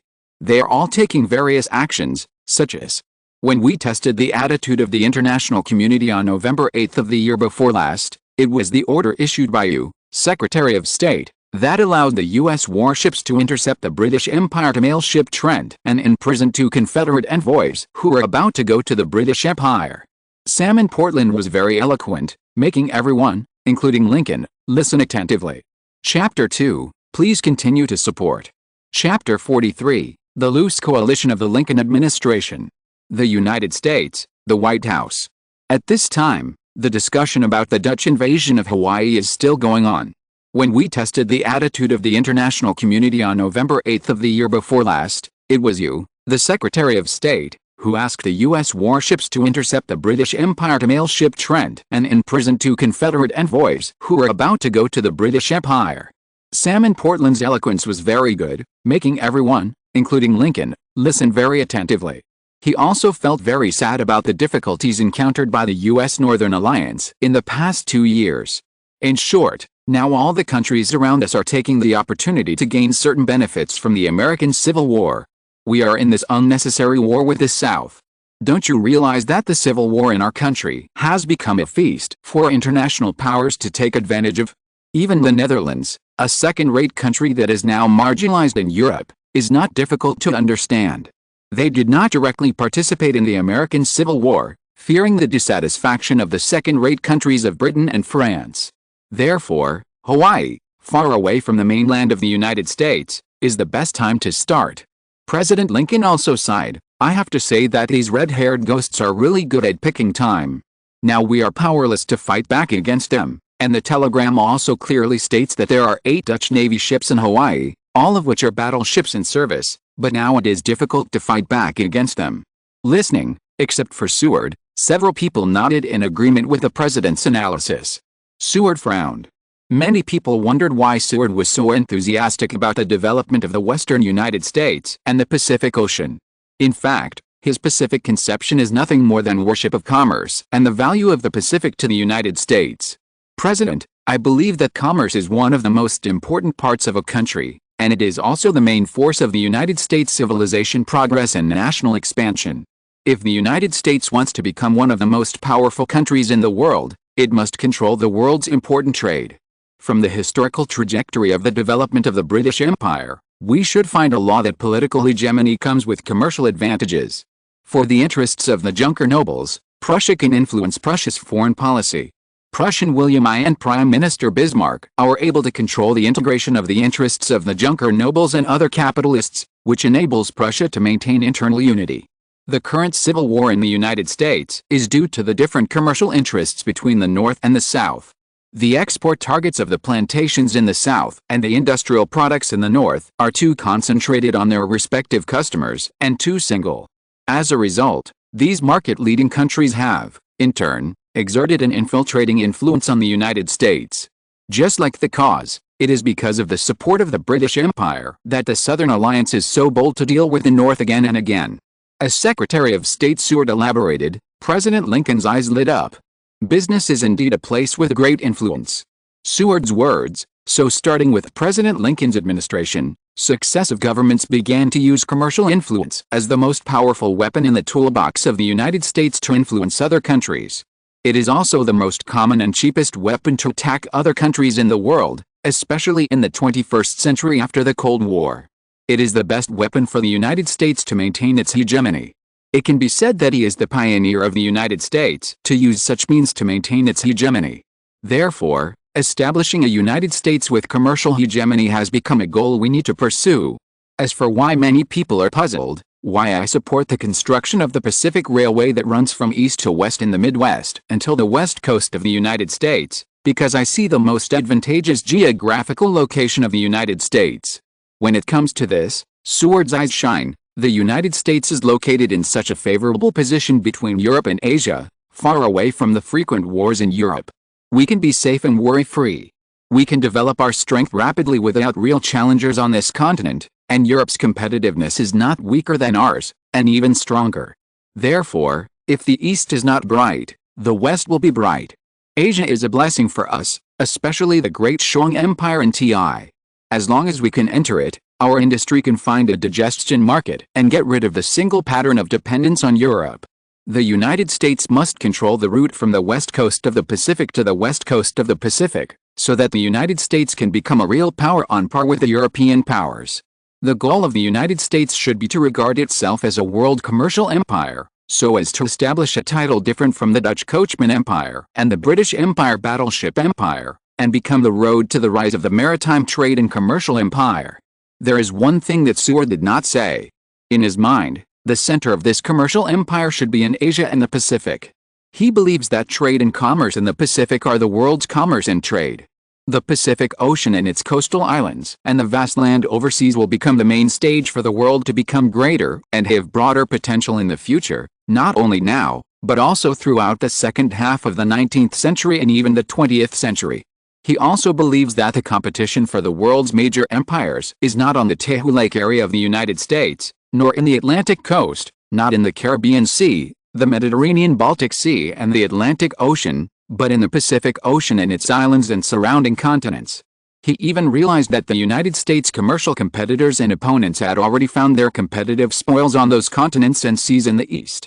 Therefore, after he successfully ran for the Senate in 1853, he stood on the Senate floor of the Capitol for the first time and made his first Senate speech, and he publicly advocated his views. Thinking of this, Seward still stubbornly said, "Just as I thought before, the United States should control the Asian market and declare that if this move is successful, the United States will become the most powerful country among all existing countries. And those existing countries will be even more powerful. Therefore, expanding the rights and interests of the United States to the Pacific and controlling the developed commerce in the East, this kind of strength can provide great political and security guarantees for the United States, so that other countries dare not have other ideas about the United States. Therefore, I believe that the United States should be completely liberated from the residual influence and prejudice of Europe, and instead, use the views and influence of the United States to transform the constitution and customs of Asia, the land where the rising sun rises the earliest on the entire planet. Just like the Japan that I'm influencing now, I heard that they are preparing to launch a major reform of the Meiji Restoration to develop their own unique national reform plan. What the United States needs to do now is to obtain enough commercial benefits from this plan to consolidate our ability to guide their development and infiltrate their policy making. If this is done properly, then we can even quietly eliminate the influence of various countries in Japan from within them, and then control the ideological direction of this country. But, Secretary of State, will they not notice it? The Speaker is Secretary of War Edwin McMaster Stanton. This time is different from the later generations. The current Secretary of War of the United States. In fact, the Chief of Staff and Secretary of Defense of the United States in the later generations are both in one person. His influence is not inferior to that of the Secretary of State in charge of diplomacy. Even now, during the Civil War, the temporary power of the Secretary of War has expanded to the extreme, which is more influential in the United States. Secretary of War Edwin McMaster Stanton naturally has his reasons for opposition. According to Seward's statement, using business to attack other countries, so many war departments that are in charge of hundreds of thousands of soldiers will really be unemployed and become unpopular. At that time, who will support those financial backers who specialize in selling weapons behind him? This means that he may fail in the election again, so he is naturally dissatisfied with the other party's statement. Lincoln naturally saw the little tricks of the two. One said that it was for the future of the United States, so he advocated the development of the western United States and the Pacific Ocean.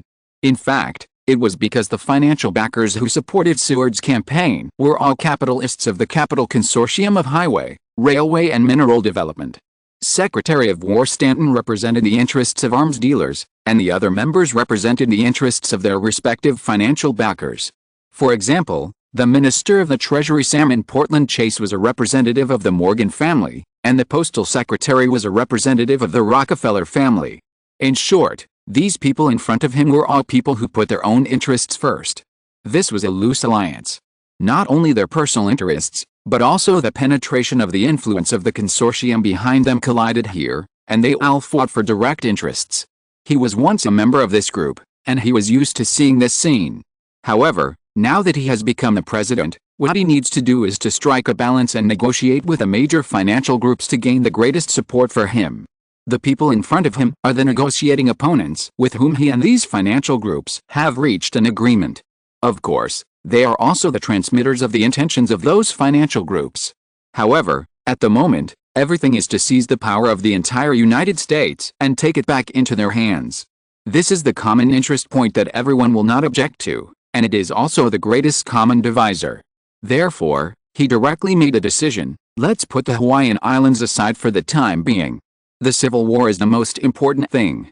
Secretary of State, although we let go, is there any way we can make the Netherlands uncomfortable? Seeing that the general situation was set, Seward no longer struggled, but said fiercely with new worries and old hatreds, "Of course there is a way then. This matter will be handed over to the Secretary of State. I really look forward to this scene coming soon. Yes, I will definitely not disappoint you. Amsterdam, the Netherlands. William Ivey is meeting with Henry John Telpel, Viscount Palmerston, the greatest diplomatic standard-bearer of the British Empire, who has risen with Queen Victoria's regime, and 3 princesses of the British Empire. This is the first morning update. I want to try it out and see how it works." Chapter 44, The British Prime Minister is not a human being? William Ivey glanced at the 3 princesses, and they were indeed all beautiful. Princess Alice was a beautiful girl from a small family, but she was also aristocratic. She was a virtuous person and could be a queen. Princess Helena was sexy and noble. If she met a strong husband, she could be a beautiful wife. But if the husband was not strong enough, the consequences would be the most surprising to William Ivey. Princess Louise, who was not yet 16 years old, was heroic, with shining eyes and smart eyes. She was a restless person at first glance, but the frost on her face was inconsistent, creating 2 personalities in one, which was extremely contradictory. William Ivey felt that it was a bit difficult to control her, but now was not the time for him to spend energy on her. He sighed that the 9 sons of the dragon were different. Queen Victoria gave birth to 9 children, each of whom had their own characteristics. William Ivey glanced at the few people and found that they were detached. They were not ordinary people. It seems that the upper class is different and has a compelling temperament. Is Viscount Palmerston not here yet? He is here. He's explaining something outside and will be here soon, Princess Alice said slowly. After the 3 of them were brought in, they all looked at the legendary new Dutch King William Ivey. The first impression they had was that he was tall and mighty, which was consistent with what they had learned from books. The Dutch were indeed the tallest race in Europe. Even the Nordic people who were famous for their height could not compare to him. At the same time, his red hair was also very eye-catching, making people want to play with it. Of course, the target could only be William Ivey. At the same time, William Ivey's handsome and resolute face, coupled with his steady and humorous conversation from just now to now, plus his unique aristocratic temperament, formed the image of the Prince Charming in their minds, which had always been very vague, and it suddenly became clear. He is William Ivey, and his strong chest and body on horseback, even his clothes, instantly overlap with William Ivey in military uniform, without even a hint of reluctance. This William Ivey is the husband that Princess Alice wants. Princess Helena next to him is also in love, staring at William Ivey with a gleam in her eyes. Although Princess Louisa is calm, it is not so obvious, but her occasional sidelong glances reveal some of her inner thoughts. Everyone present is an old and experienced person, and each of them is an expert at guessing people's hearts. Although these princesses have also been exposed to many events in various countries in the world and have learned about world affairs by following the Queen, they are far behind in treating people and things. Not long after, An old man finally appeared. He is Viscount Palmerston, the helmsman of the British Empire's foreign policy for 30 years. Seeing the harmonious scene in the Dutch royal palace, I feel a little sad about the wars in many countries. Why do so many people like war? Don't they know that war means death, and it means the destruction of families and separation of wives and children? It's too difficult to understand these people's thoughts, don't you think so, our beloved Majesty? William IV was stunned at first, then nodded, and then after he sat down opposite Thorbecke, he said with a sad face, "Yes, the Netherlands has also been dragged down by these criminals who started the war over the years. Thousands of people died each time, which can be called a human tragedy." Just as the princesses were listening to the two people's nonsense and lamenting the world, they suppressed their inner embarrassment and wanted to laugh but didn't dare to laugh. A female attendant dressed in royal palace came in and broke the atmosphere that had just been gathered. William IV recognized her. She was the personal attendant of his grandmother Anna Pavlovna, who loved him the most. After nodding to the guard outside and letting him in, the female attendant quickly walked to William IV and whispered a few words. William IV looked strange for a while, his face changed slightly, then waved his hand and asked him to stand aside. Facing the doubtful eyes of several people, William IV said to them, "My grandmother heard that several princesses came all the way from England to the Netherlands. It happened that she was free today, so she sent someone to pass on the message, specifying that she would personally receive several princesses from England, so, princesses, please go and see her later." Viscount Palmerston was also shocked. Queen Mother Anna actually planned to summon several princesses? This seemed to be different from the many plans he had made before, and he couldn't help but look at the princesses. With the identity of Queen Mother Anna as the daughter of Paul I of the Russian Empire, she was pampered and influenced by the royal family for decades, and she was very picky. Viscount Palmerston originally wanted to marry the scheming Princess Louise to the Netherlands among the three princesses, but this may not happen, because she does not seem to fit the aesthetics of Queen Mother Anna. Princess Alice and Princess Helena also showed surprise.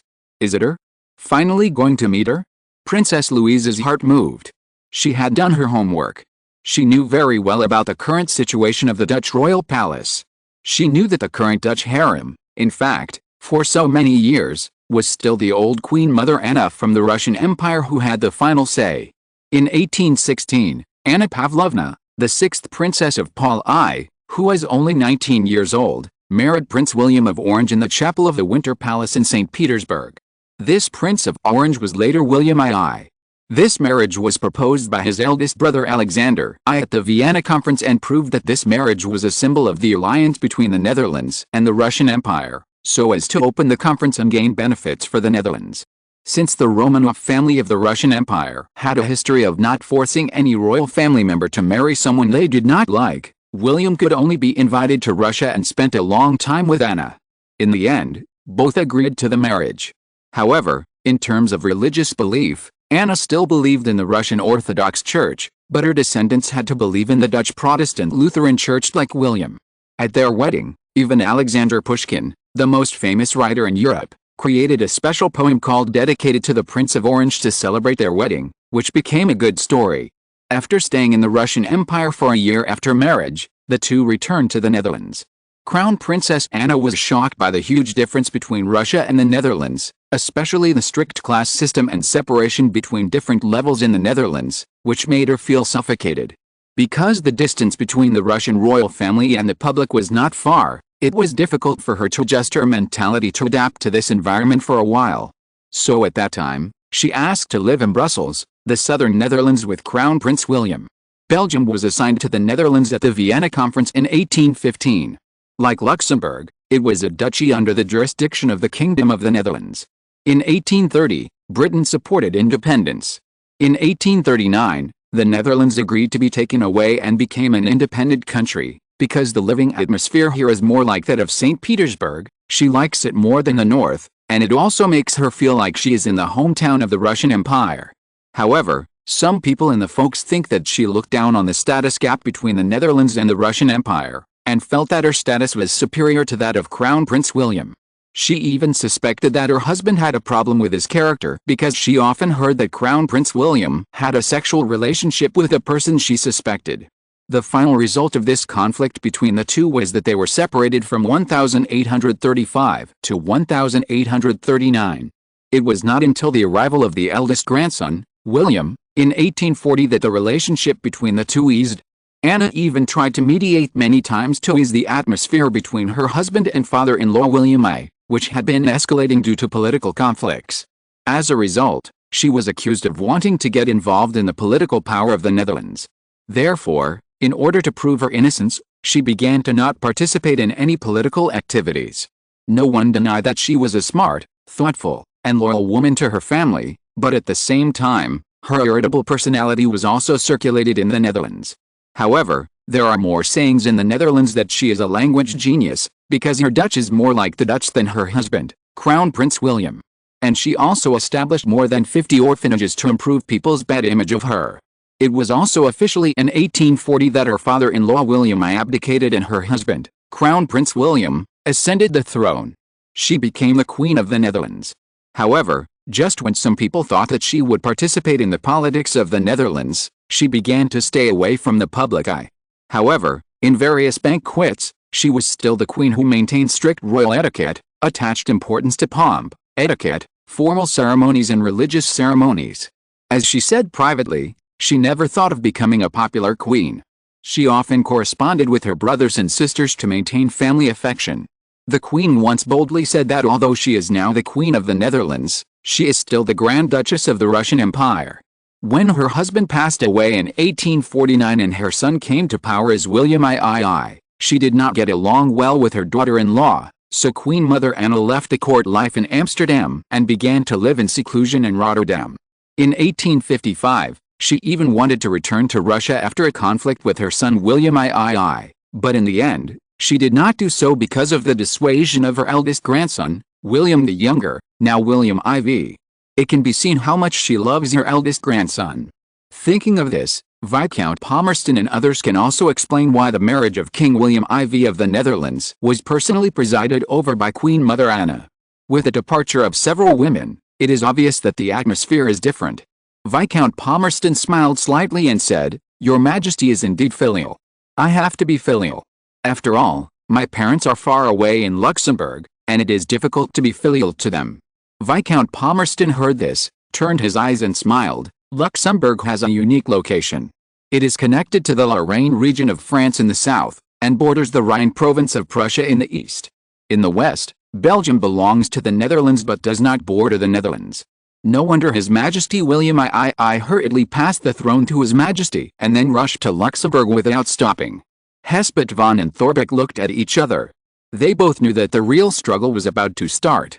"I just don't know if their young majesties can beat Viscount Palmerston, the British Prime Minister who has been active in European politics for more than 30 years? William IV's face suddenly darkened, and he said, "The British Empire is indeed the most accurate user of offshore balancing in Europe. Even my great-grandfather had to voluntarily bow down in front of the Viscount who has mastered this method to perfection." But William IV's pause did not surprise Viscount Palmerston, because young people are always unwilling to admit defeat easily, so he looked up at the young king and smiled slightly. "Your Majesty, but what?" William said seriously, "As the outside world says, you are not a human in the field of diplomacy." Seeing Palmerston's color change, he said, "It is a god-level existence." Ha ha ha. Palmerston laughed and suddenly asked, "Political interests can make strangers become close comrades in arms. Does your Majesty believe this?" Chapter 45 First Confrontation. In the Royal Palace of the Netherlands, Amsterdam, the King of the Netherlands and the Prime Minister of the British Empire continued to clash. "Believe it? Of course I don't believe it. I am now vying for the path to become friends with the Prime Minister." William I followed up, "But I also need the Prime Minister to point out how I can go on this path." The old man, with a broad forehead, sparse hair, narrow eyes, and a half-smile expression, although he was sitting, his aura was overwhelming. Palmerston was like this. He said confidently, "The British Empire has always regarded the Netherlands as a friend, but the Netherlands has always been on guard against our British Empire. This is a bit unfair, isn't it, Your Majesty? But the British Empire has always been helping our enemies grow wildly. This is undoubtedly a deep confusion for the Netherlands. Is this friend worthy of trust? Prime Minister, please help us solve the puzzle." William asked with a look of pity. British Empire treats the Netherlands just like the time when we shared the same king. We have the affection of brothers and comrades, but we were instigated by France and had internal strife.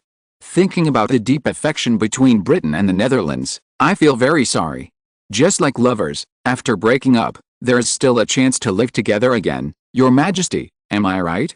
Said Palmerston, the Prime Minister of the British Empire. The two people's jokes and conversations were full of mysteries and abstract metaphors, but they made Hespet von and Thorbecke feel that the two were like an old man and a young grandson chatting about family matters. It seemed very warm, but in fact, it was full of swords and shadows.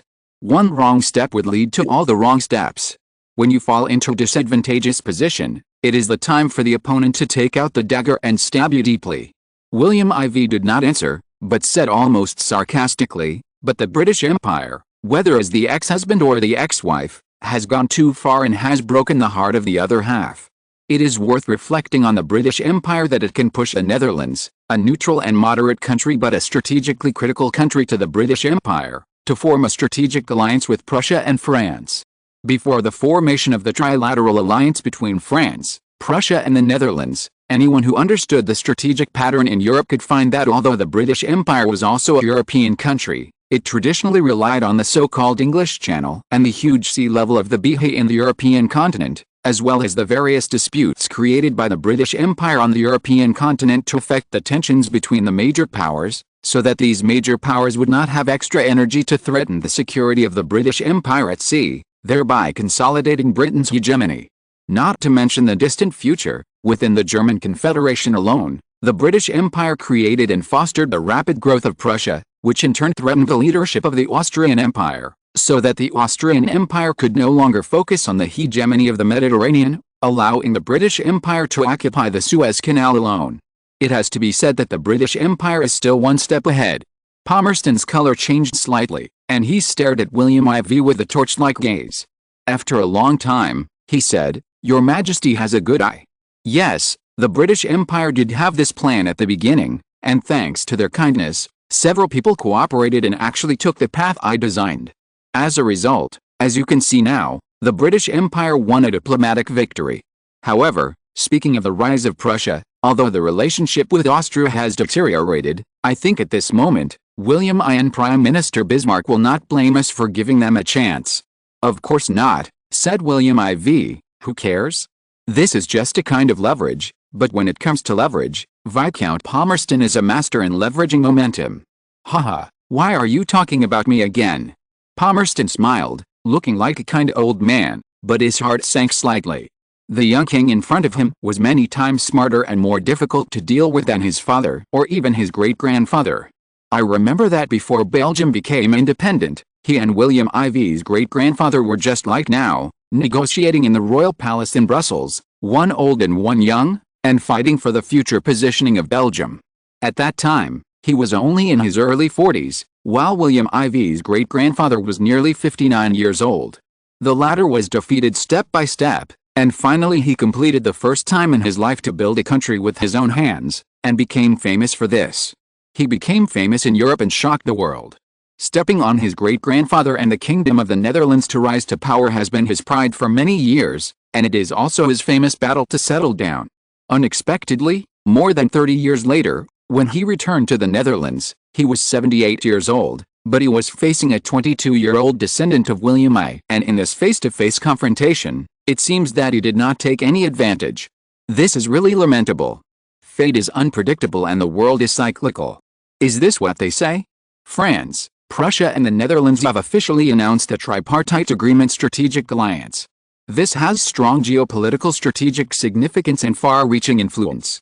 It will definitely reshape the development pattern of the European continent and even the world.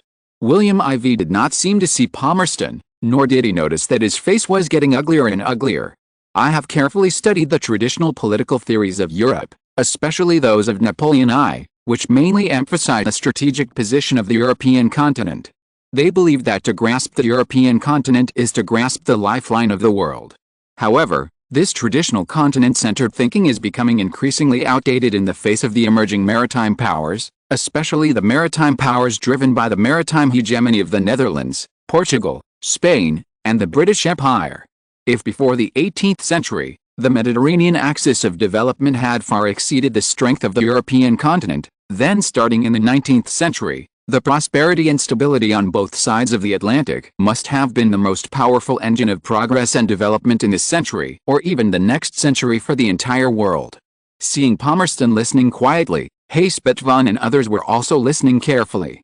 William IV pointed directly at the British Empire and said, "For this reason, the Netherlands was defeated by Britain at sea in the 17th and 18th centuries, and France was defeated by Britain in the English Channel and the Mediterranean. And Prussia will probably also learn from these and previous lessons, and clearly predict what kind of difficulties it will encounter in the future." Although the three countries occasionally have disputes and contradictions, from the perspective of overall geostrategy, the three countries have undoubtedly made the right choice, that is, to decisively shift the strategic focus and center of gravity to the Western Atlantic and Baltic Sea and other ocean directions. This does not mean that the European continent is not important, but when facing major strategic decisions, the three countries will be the first in terms of ocean development, ocean security expansion, and ocean confrontation with other countries' hegemony. As William IV's firsts came one after another, Palmerston's heart was in turmoil. This huge wave suddenly came too fast and suffocated him. Hespet and Van also heard their blood boiling. That's it. This kind of Dutch king is so similar to the king in the national anthem Wilhelm Ode. Chapter 46, using Russia to control Britain. Palmerston's mind was working rapidly at this moment. In fact, before this trilateral agreement, the British Empire had also begun to lay out, but the speed was not as fast as these three parties. In the past, in order to balance the European continent, Britain generally either allied with France and Tsarist Russia to deal with the German Confederation including Austria, or allied with the German Confederation and Tsarist Russia to deal with France and Spain. Keeping yourself in the alliance can completely suppress the other party. The balance of victory is always controlled by the British Empire. Who wins and who loses, they have the final say. Recently, due to sudden changes, the situation on the European continent is weird, so the British Empire began to arrange Belgium, Gibraltar and southern Spain in the Mediterranean, and the Malta Islands decades ago. This is already the second layer of protection network, in order to build the best protection layer for the British Empire. This is precisely because the British Empire knows the fragility of this alliance. They gradually formed the island chain and satellite country strategy to deal with other countries. The ocean strategy is a mixed use of the internal guards of the European countries, and the island chain is used to guard against the winners of the internal fighting on the European continent. In this way, the British Empire can grasp the latest developments in Europe, choose the most appropriate time, and wait for the opportunity to make a fatal blow in the last period to seize the final fruits of victory. By analogy, the European countries can continue to fight round after round under the impetus of the British Empire, wasting troops and comprehensive national strength, while the British Empire is looking for resources all over the world to strengthen itself, shrinking and expanding, complementing each other. When they finally discovered that the strategic depth of the British Empire has relied on the depth of the sea to cross all major states, especially the resource-rich Indian subcontinent, and use this to strengthen the gap with Europe in a three-dimensional way. However, despite this, with the establishment of the strategic alliance of the three countries, the British Empire seems to have discovered that these three countries are almost next to the British Empire.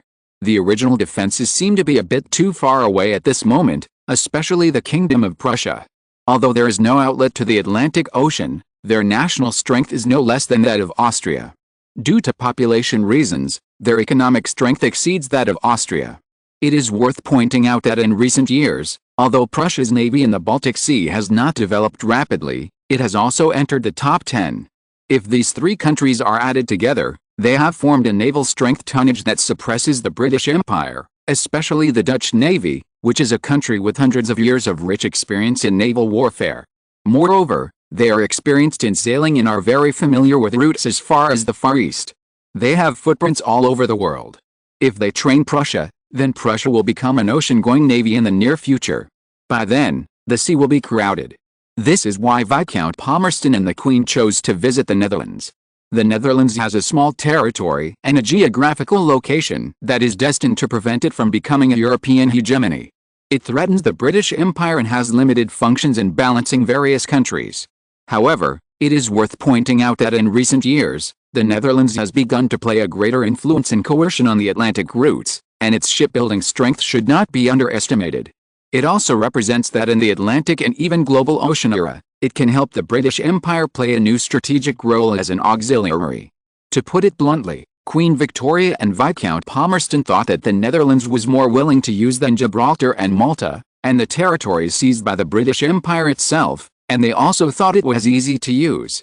Compared with Belgium, it was more powerful, so the two actual rulers of the British Empire wanted to use the Netherlands again. Your Majesty, I actually think that the Netherlands can take a step back on the Belgian issue, Palmerston said slowly after hesitating. But the people's hearts cannot retreat. You know, the treatment of the Dutch in Belgium is very sad, and sympathy is overflowing in the country, William IV said angrily. How can the Netherlands calm down this anger? Viscount Palmerston looked at William IV and said, I mean, what price will Belgium pay? Hespert von and Torbert breathed hard and their heartbeats accelerated. Did they hear it right? The Prime Minister of the British Empire actually gave in? He was even willing to let His Majesty make conditions? This is too incredible. William IV said calmly, I have no idea of destroying the country of Belgium. I just want to make them feel some pain. What do you mean by pain? To what extent? Viscount Palmerston asked.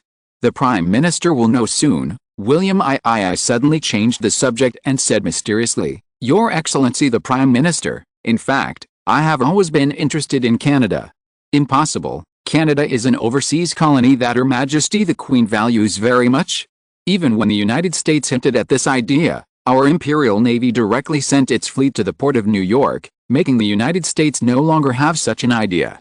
Palmerston looked at William IV with a little dissatisfaction. Does Your Majesty think that the Netherlands is already very powerful? So powerful that it can be daunting to the point that the Imperial Navy can't even approach it? To the extent that it can make the four British empires retreat? Of course it's impossible, but...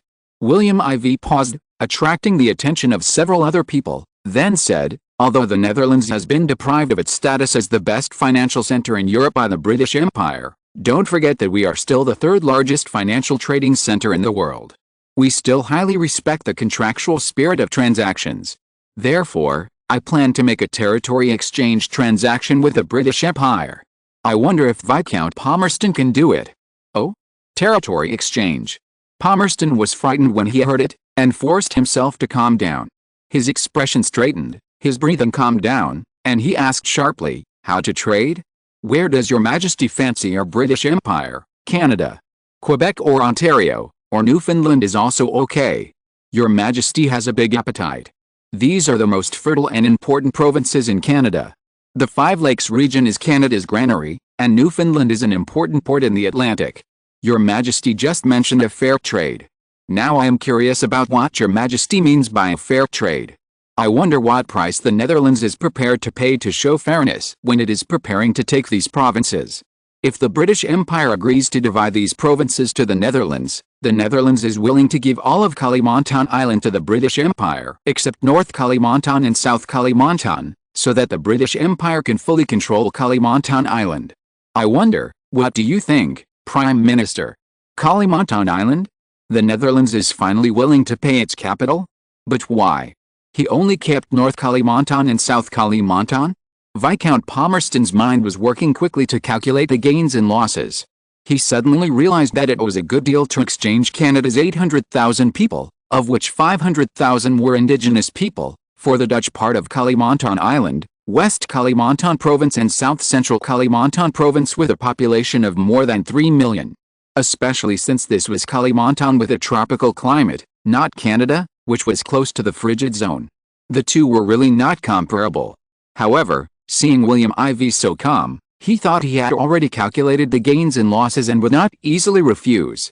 So when he was about to make a rebuttal against his will and refute the value of Kalimantan Island to seize the initiative, William IV said first, the geographical location of Kalimantan Island is very critical. It controls the South China Sea and the Kal Sea of the main Shang Empire. Most importantly, it controls the Strait of Malacca, which is very important to the British Empire. To be honest, Lord Viscount Palmerston, just now, before you, I have received a trade invitation from the Russian Empire. The object is to prepare for a trade invitation for all Dutch territories on Kalimantan Island, including the West Kalimantan province. However, I am still hesitating. What? Viscount Palmerston stood up immediately. Then he realized his gaffe and sat back awkwardly.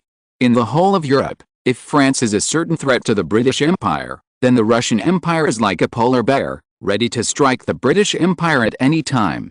The vast hinterland made the British Empire think that they could only be viewed from a distance, especially the failure of Napoleon I was a lesson for them. He saw with his own eyes how Napoleon was defeated outside Moscow, and it had only been less than 50 years. This is why the British Empire completely blocked the Tsarist Russian Empire's seaports to prevent this behemoth from getting involved in the major oceans.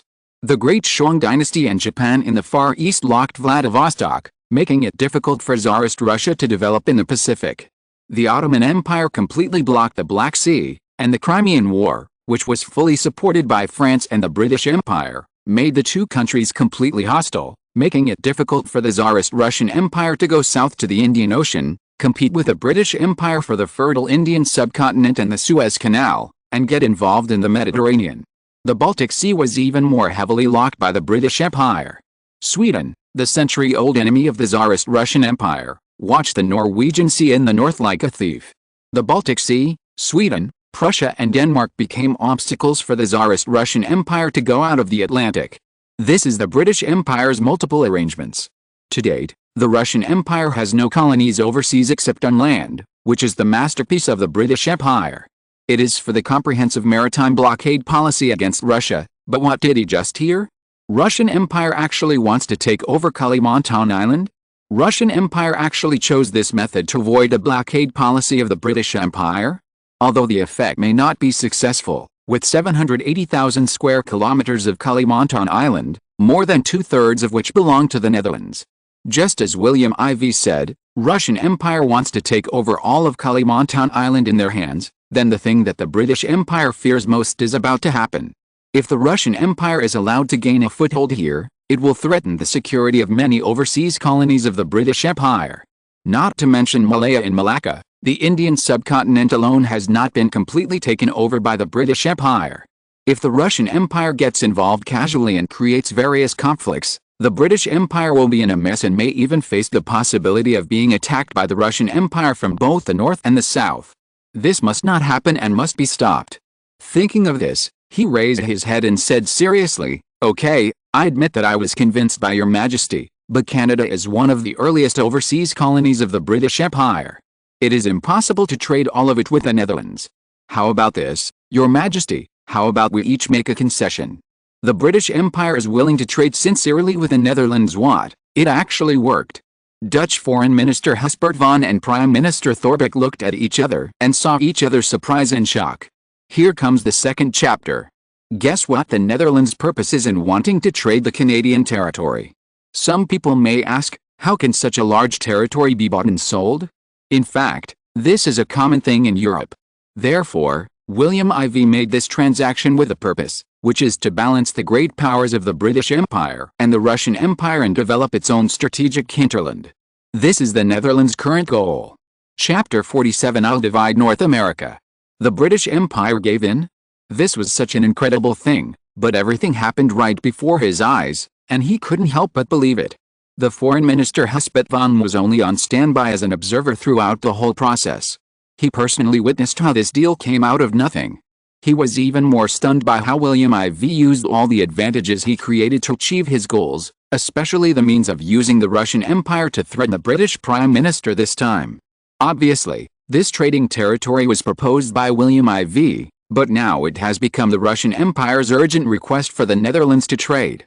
The active and passive identities here have changed, making the Netherlands the last lucky chip to crush Viscount Palmerston in the British Empire.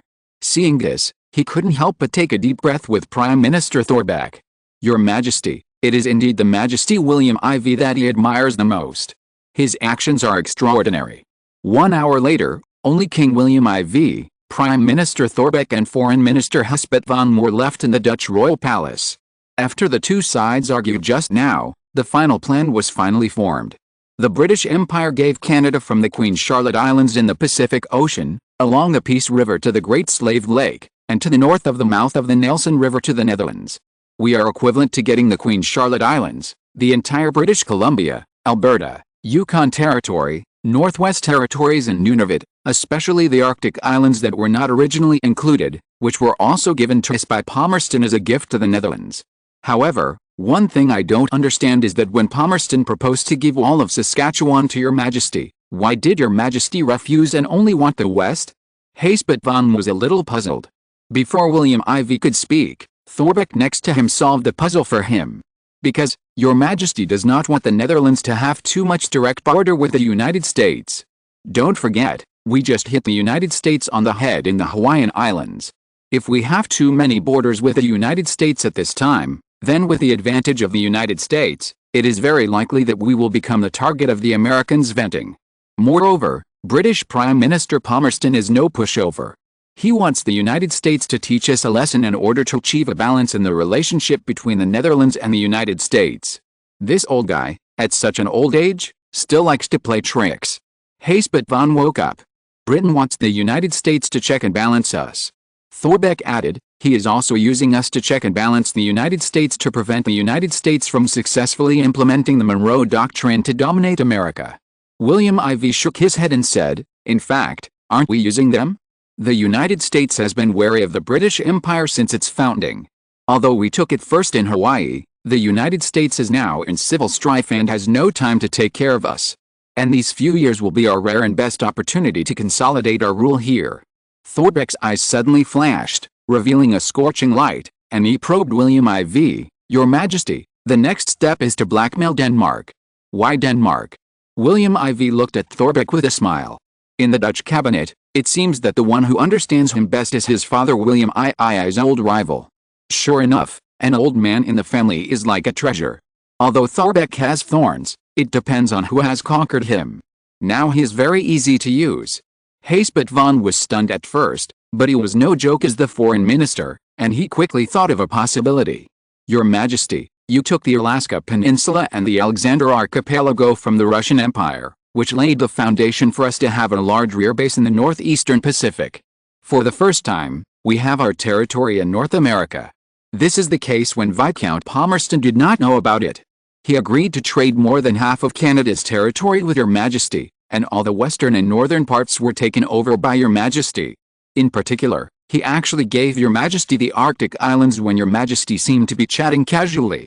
He definitely thought that even if the Netherlands took this place, it would be sandwiched between the United States, the British Empire and the Russian Empire, unable to move. But he didn't know that Your Majesty had already taken Alaska and was facing the Russian Empire across the Bering Strait. If he knew this, he would never let us do it so easily, or let us build a territory we want to be in a dilemma. With these seemingly desolate and cold places falling into the hands of the Netherlands, as long as the Netherlands manages it properly in the future, within 10 years, the integrated Netherlands will show what kind of posture at that time. It is exciting to imagine. From Baffin Bay to Davis Strait and then to Hudson Bay, the Netherlands suddenly open up the outlet to the Northwest Atlantic Ocean. If they find a waterway, they can sail all the way northwest from Davis Strait or Baffin Bay on Baffin Island, eventually reaching the Arctic Ocean and entering the Pacific Ocean from the Bering Strait. It will be a strategic route, an important lifeline that can change the situation of the war, especially for the fleet. It is very important for the Netherlands. After all, under the current circumstances, the Netherlands has a dispute with the United States over the Hawaiian Islands, and is at odds with the British Empire over Belgium. If these two countries block the Dutch waterway, then it will be difficult for the Netherlands to maintain smooth contact with the East Indies. The Netherlands mainland, western and northern Canada, the Hawaiian Islands, New Guinea Island, the South Pacific Islands, the East Indies Islands, and Suriname and Guyana in the north and south are the current territories of the Netherlands. The Dutch population is limited, and this much territory has become the limit of the Dutch population. Your Majesty, why did you propose to the British Empire to buy Queensland, Australia, and even offered a price twice as high as the Alaska Peninsula? You naturally think that Queensland, which is still uninhabited, is worse than Alaska. William IV knew that many people now hold the same view. The temperature in Queensland is very suitable for growing crops, and although the local harvest is good, the East Indies and New Guinea Island are not as fertile as that. Queensland will be the largest granary for our future population growth, and the coal mines in Queensland are not currently noticed by the British Empire. In fact, there are rich coal resources there. There is also the Northern Territory, which seems to be barren, but the information I received shows that there are a lot of iron and aluminum ore stored there, which will be the source of rapid industrialization for East Indies and New Guinea Island for us. These are all undeveloped resources. The most important thing is that all this is under the condition that the British Empire does not pay attention to Australia. Even if they pay attention, they only focus on Victoria and Sydney Melbourne in the south. Back to the topic just now, according to the secret report I received, the combination of Bismarck and William I has not been very peaceful recently, especially when they see us gaining more and more territory in the Pacific. It would be strange if they were not moved. As a powerful country, the weakness of the Navy is the pain of the Kingdom of Prussia. Therefore, the secret report shows that the Kingdom of Prussia is preparing to take action against Denmark in the near future. The two looked at William IV in disbelief. Action? When His Majesty said this, it meant that it was not just a simple fight, but that Prussia was going to take real action against Denmark. But think about it, Denmark blocked Prussia's way to the west. Although Hanover was pro-Prussian, before 1837, it was under the jurisdiction of the same king as the British Empire. It was just that the Kingdom of Hanover was passed down from father to son, not from mother to daughter. The accession of Queen Victoria made the Kingdom of Hanover independent. William IV thought to himself, I think Frederick VI is also having a headache now, because his lack of descendants has created a brewing storm that will eventually bring war to Denmark. The Prussian-Danish War of 1863. This day is the first battle that started the rise of the Kingdom of Prussia towards the Empire. The Netherlands must think carefully about how to get the most benefits from this, otherwise, it will be a waste of his prophetic resources. William IV suddenly thought to himself, I don't know, Prince Christian, my old acquaintance, do you still remember the promise I made 5 years ago? William IV was right. Frederick VI, who is now seriously ill, was worried about this matter. Next to him was his collateral descendant and nephew-in-law, Prince Christian, the heir to the Danish throne he designated. Chapter 2 will be uploaded at 16:30. Continue to support if you have votes. Chapter 48 The world is shocked. Hiring the Russian Navy as thugs? He was the last monarch of the Oldenburg dynasty and the last king of Denmark to rule the Danish monarchy. During his tenure, the Danish constitution was born in 1849, and Denmark has since become a constitutional monarchy. During his reign, the two autonomous regions of southern Denmark, Schleswig and Holstein, fought the Prussian-Danish War with Denmark in 1852 because they demanded to join the German Confederation. He once tried to make Holstein join the German Confederation and Denmark merge Schleswig, but the two principalities had an agreement to advance and retreat together and an indivisible agreement. So in the 1852 war between Denmark and Prussia, under the mediation of various countries, he barely saved the two principalities. But now Prussia is more and more unscrupulously interfering in Denmark's internal affairs. It even publicly declared that it would not recognize that the two principalities belonged to Denmark. Their future direction was decided by themselves, and the Kingdom of Denmark could not make a final conclusion on their ownership. This was a public statement made by Prussian Prime Minister Bismarck himself to the German newspaper Rheinische Zeitung, and it was also the country's latest statement on Prussia's status of the two duchies. How could this be? He was already slow to react, and he fell ill in an instant. However, when he woke up and prepared to sue Prussia as soon as possible, Prussia was soft but firm, saying that Denmark wanted Prussia to continue to support Denmark in governing the two duchies, but Prussia did not agree with a candidate determined by Frederick VI from the Danish king's successor. The dispute was mainly about who would inherit the Danish throne. The German Confederation people in Schleswig and Holstein generally chose the descendants of the Augustenberg family. However, the Danes in these two places believed that they had too close a relationship with the people of the German Confederation, and they supported the opposing Glucksberg family, that is, the heir Prince Christian, who is now called to the side by Frederick VI. Opposed supporting members of the Augustenberg family to inherit the throne of the Danish king. Prussia has gone too far. It dared to interfere in our affairs. It simply ignores the rules of interaction between countries. If you have the power, you can do the same thing, but do we have it?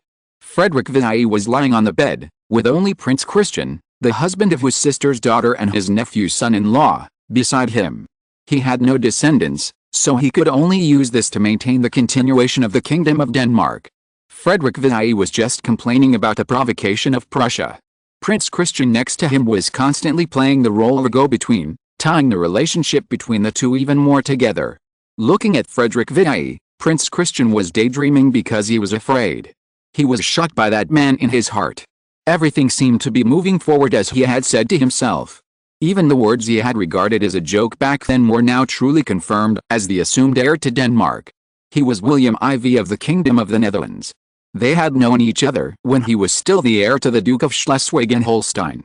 At that time, William was only the crown prince. Now, 5 years have passed, and the identities of both of them have changed dramatically. Suddenly, he was terrified, because he remembered that he had made a promise to William that if he really became the King of Denmark one day, he would be willing to give Denmark's overseas territories Iceland and Greenland to William, in order to show that Denmark under his leadership would follow the lead of the Netherlands and advance and retreat together. It's bad, he couldn't help but say it. Frederick Villiers frowned and said, "What's bad?" It's nothing, but your majesty, I think we have forgotten that we are not alone. Like last time, we can actually ask for foreign aid. It's not that simple. Foreign aid? Do you think you don't need gold coins? Let me tell you, the king seems to be glorious, but in fact he is very tired. Did you know that the British Empire and Spain intervened in the Civil War in the United States in the first half of this year? Of course, this is a current event that is being reported every day. The European Times is updating it every day. According to the report, the British Empire and Spain voluntarily withdrew from the U.S. Civil War today and no longer interfered in the U.S. Civil War. Humph, what do you mean by voluntarily? It's just flattery. I tell you, it's because the United States paid $3 million. It invited the Russian Empire Navy to Vladivostok in the Pacific Ocean and sent out the few warships to visit in the name of warning the British Empire and Spain, and to show that the relationship between Russia and the United States is close. Humph, perhaps worried that the effect would not be good, Tsarist Russia also sent warships to visit New York and the Atlantic at the same time. It was because of this that the two countries were intimidated and caused them to retreat. Humph. Frederick Villiers said disdainfully. After speaking, he handed the secret report he had just received to Christian IX. It was written on it that it was from Tsarist Russia, St. Petersburg. Prince Christian was not a new political rookie. With the encrypted text, he knew that this was the latest news intercepted by the Danish intelligence agency. He hurriedly opened it and was shocked. How dare the Tsarist Russian Empire? What's there to be afraid of? For money. What the Tsarist Russian Empire lacks now is really money. Ahem, I didn't expect that the Americans would think of hiring one of the most powerful armies in the world as thugs. It's really a big deal. Do you understand? Now, do you still believe that they withdrew voluntarily? In fact, it was just as he said. On February 19, 1862, when William IV was in Amsterdam receiving distinguished guests from various countries and was holding his Privy Council meeting, the whole world was shocked by a piece of news. No one knew where this news came from, but it instantly overshadowed the focus of the European Royal Marriage Conference because it was too shocking. When the news reached William IV, who was holding a Privy Council meeting, it was already 1800 hours in the afternoon. William IV just said in a mysterious way, "It has finally begun," and then Mark Rudd told everyone about the Dutch participation in this action to resist Britain and aid the United States. It turned out that since the American Civil War in 1861, European kings sent troops to America to split the United States, and various means were exhausted, making the northern government of the United States busy and exhausted. However, President Lincoln and Secretary of State Seward and others were not scared to the point of peeing their pants, or directly fleeing with their bags.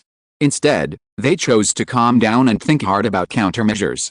Finally, President Lincoln thought that the enemy of the enemy is the friend of the United States. Lincoln asked for help at the beginning, but suffered from the fact that the United States had no allies. He could not help but lament that the restrictions of the Monroe Doctrine had caused the current situation of the United States, so he thought of the French Empire, which helped the United States to be independent. The relationship between the other party and the United States was still a traditional partner, but it was not enough to be an ally, but the relationship was not bad. So he sent an invitation. However, France is now obsessed with Mexico. Mexico is on the other side of the United States, and its geographical location is very important for the national security of the United States. What Lincoln did not expect was that France was willing to help, but it was conditional. In the reply, Napoleon III required the United States to pay a certain price. The United States must agree with France's actions in Mexico and selectively assist until Mexico completely terminated the contract after the candidate supported by France became the Emperor of Mexico. Without even looking at it, Lincoln threw the reply directly into the fire and turned it into ashes. In fact, France had no intention of helping the United States.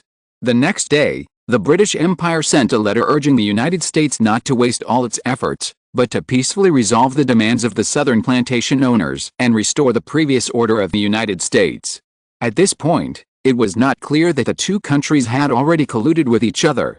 At this time, when Lincoln was at a loss and Secretary of State Seward was also at a loss, Lincoln's close political ally, Elihu B. Washburn, chairman of the Congressional Trade Committee and Appropriations Committee, stood up.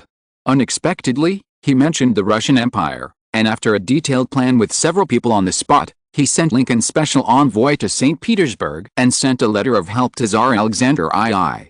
Tsar Alexander II was also an ambitious man. Based on considerations from all parties, without declaring war, the Russian Empire fleet left St. Petersburg and arrived at the port of New York on February 18, 1862. Their appearance caused hesitation in Britain, Spain and France. At the same time, Japan found that for some unknown reason, the fleet deployed by the Western powers Tsarist Russia in Vladivostok suddenly left the port and sailed eastward, which scared them. The Emperor Meiji thought that Japan was going to be attacked and almost fled in disguise. Fortunately, this huge fleet was far away from Japan. It sailed to the Pacific Ocean deep in the east. It was not until San Francisco on the west coast of the United States that they received the news from the newspaper a few days later, which caused them to be in the public for a few days, so they all cursed Tsarist Russia for making a scare move.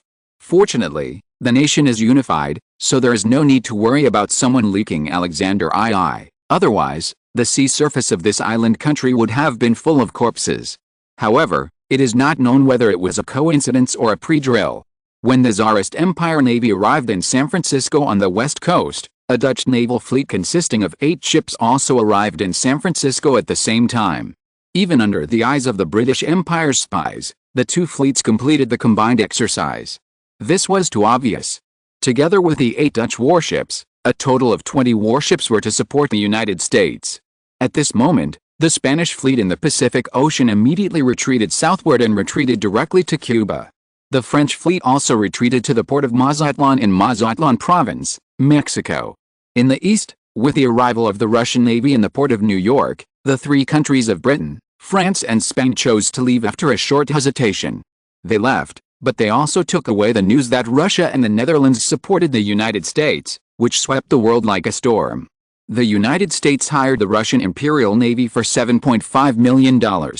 This is the front page headline of newspapers in countries around the world tomorrow, William Ivey said, looking at all the members of the Privy Council. This is a memorable day, because from now on, the Dutch Navy will resume its 17th century style, roaming the major waters of the world to protect our interests. At this point, William Ivey nodded to the Prime Minister. Everyone in the meeting room was nervous because they knew that this Privy Council meeting was held once a week except for special circumstances.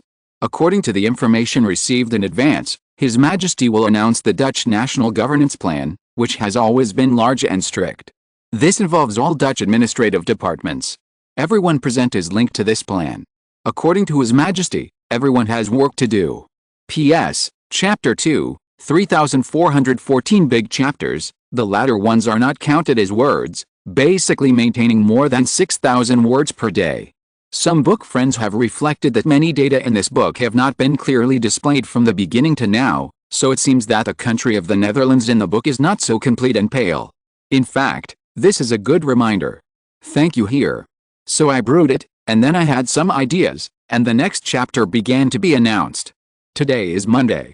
It is currently ranked 7th on the list of assigned historical new books. This book is currently the only foreign historical novel there. I looked at the top 50. Today's strong recommendation of history is also ranked 7th. The new history books on the QQ reading client are ranked 12th. It may be because the name is too long and I can only see half of it, which affects the visual effect, so the recommendation votes and collections can't keep up, so I need your support even more. It ranks 22nd in all foreign history lists. What I want to say is, our foreign historical novels really so niche?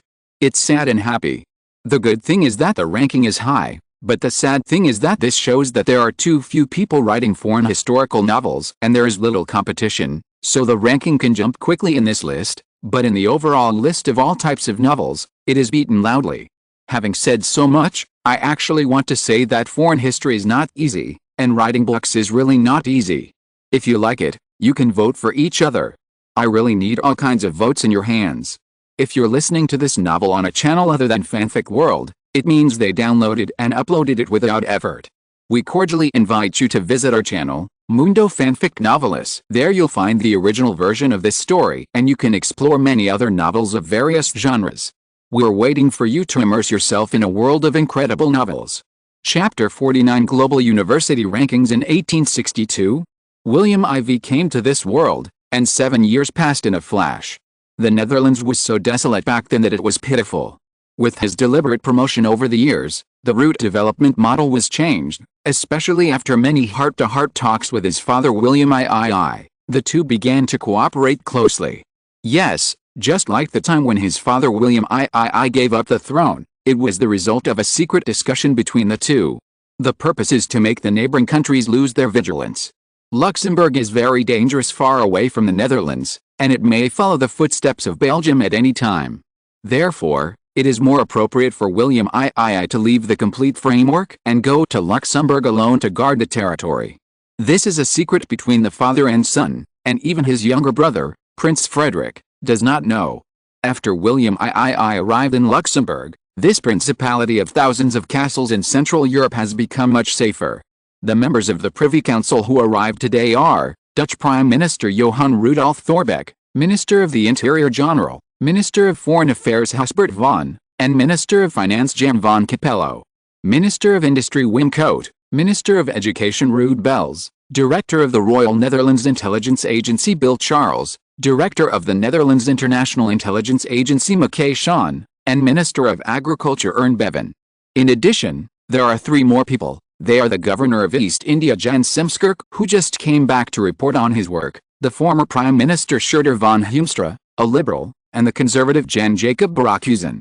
In addition to them, the Chief of Staff of the Navy and Army Mark Rude, the Minister of the Navy Jan Peter, the Minister of the Army Peter de Jong, the Chief of the Navy Staff Joseph Kars, the Chief of the Army Staff Jubil, etc. Almost the entire cabinet was called.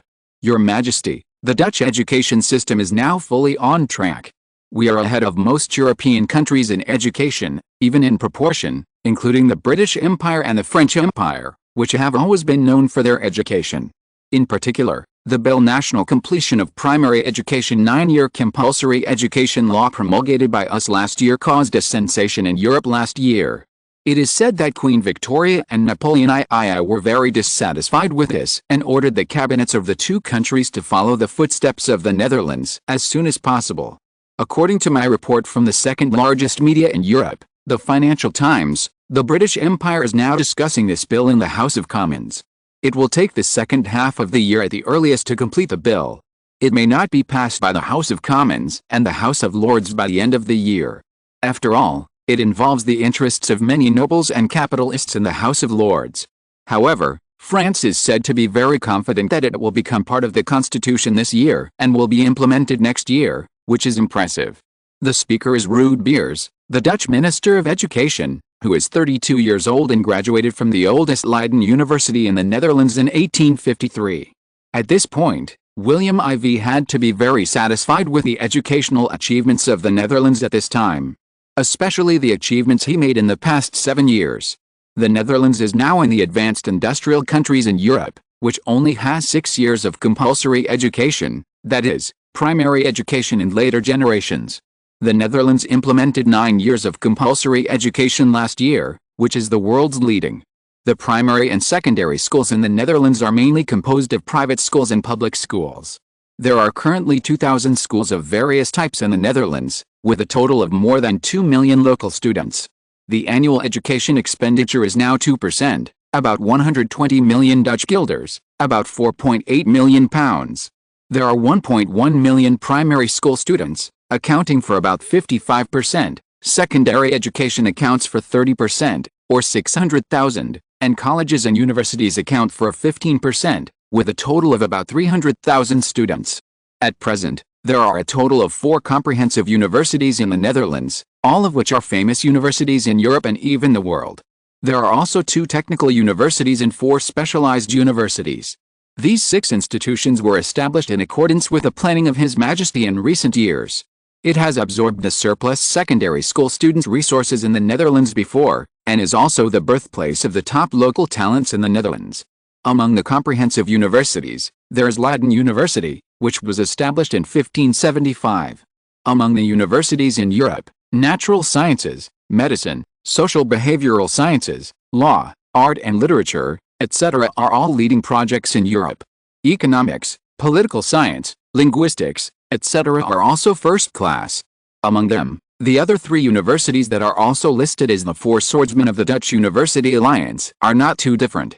They have taken on the role of the Netherlands' top talent training pool. With the recognition of various countries, the European Times, which is headquartered in Luxembourg and has been published uniformly in European countries every 6 months since it began 6 years ago, releases the global university rankings in January every year, and this year is no exception. The specific rankings are: 1. Oxford University, UK, founded in 1096, the same below. 2.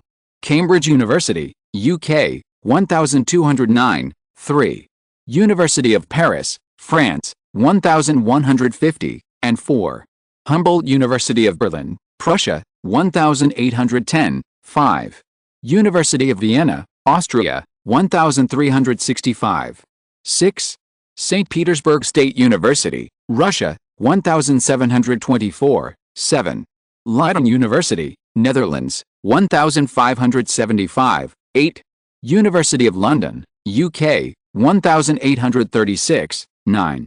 University of Amsterdam, Netherlands, 1857, 10. University of Brussels, Belgium, 1834. 11. Moscow State University, Russia, 1755, 12. University of Austria, Austria, 1220, 13. University of Munich, Bavaria, 1472, 14. University of Bonn, Prussia, 1786, 15. University of Lisbon, Portugal, 1288. 16. Uppsala University, Sweden, 1477, 17. University of Lyon, France, 1456, 18. University of Copenhagen, Denmark, 1479, 19. University of Edinburgh, England, 1583, 20. University of St. Andrews, England, 1441. 21. University of Groningen, Netherlands, 22. Harvard University, Milford, 1636, 23. University of Grenoble I, France, 1339, 24. University of Strasbourg I, France, 1538, 25. University of Utrecht, Netherlands, 1636. 26. Eötvös Loránd University, Hungary, 1635, 27. Yale University, Milford, 1636, 28. University of Szeged, Hungary, 1581, 29. University of Manchester, England, 1824, 30. University of Madrid, Spain, 1499, Ludbale side. We have calculated it specifically. According to the country, the British Empire ranks 1, 2, 8, 19, 20, and 29 among all 30 universities. In total, the British Empire has won 6 places. It is particularly noteworthy that the top 10 not only occupies the first and second places, but also the 8th place. It can be said that it is the strongest country in Europe.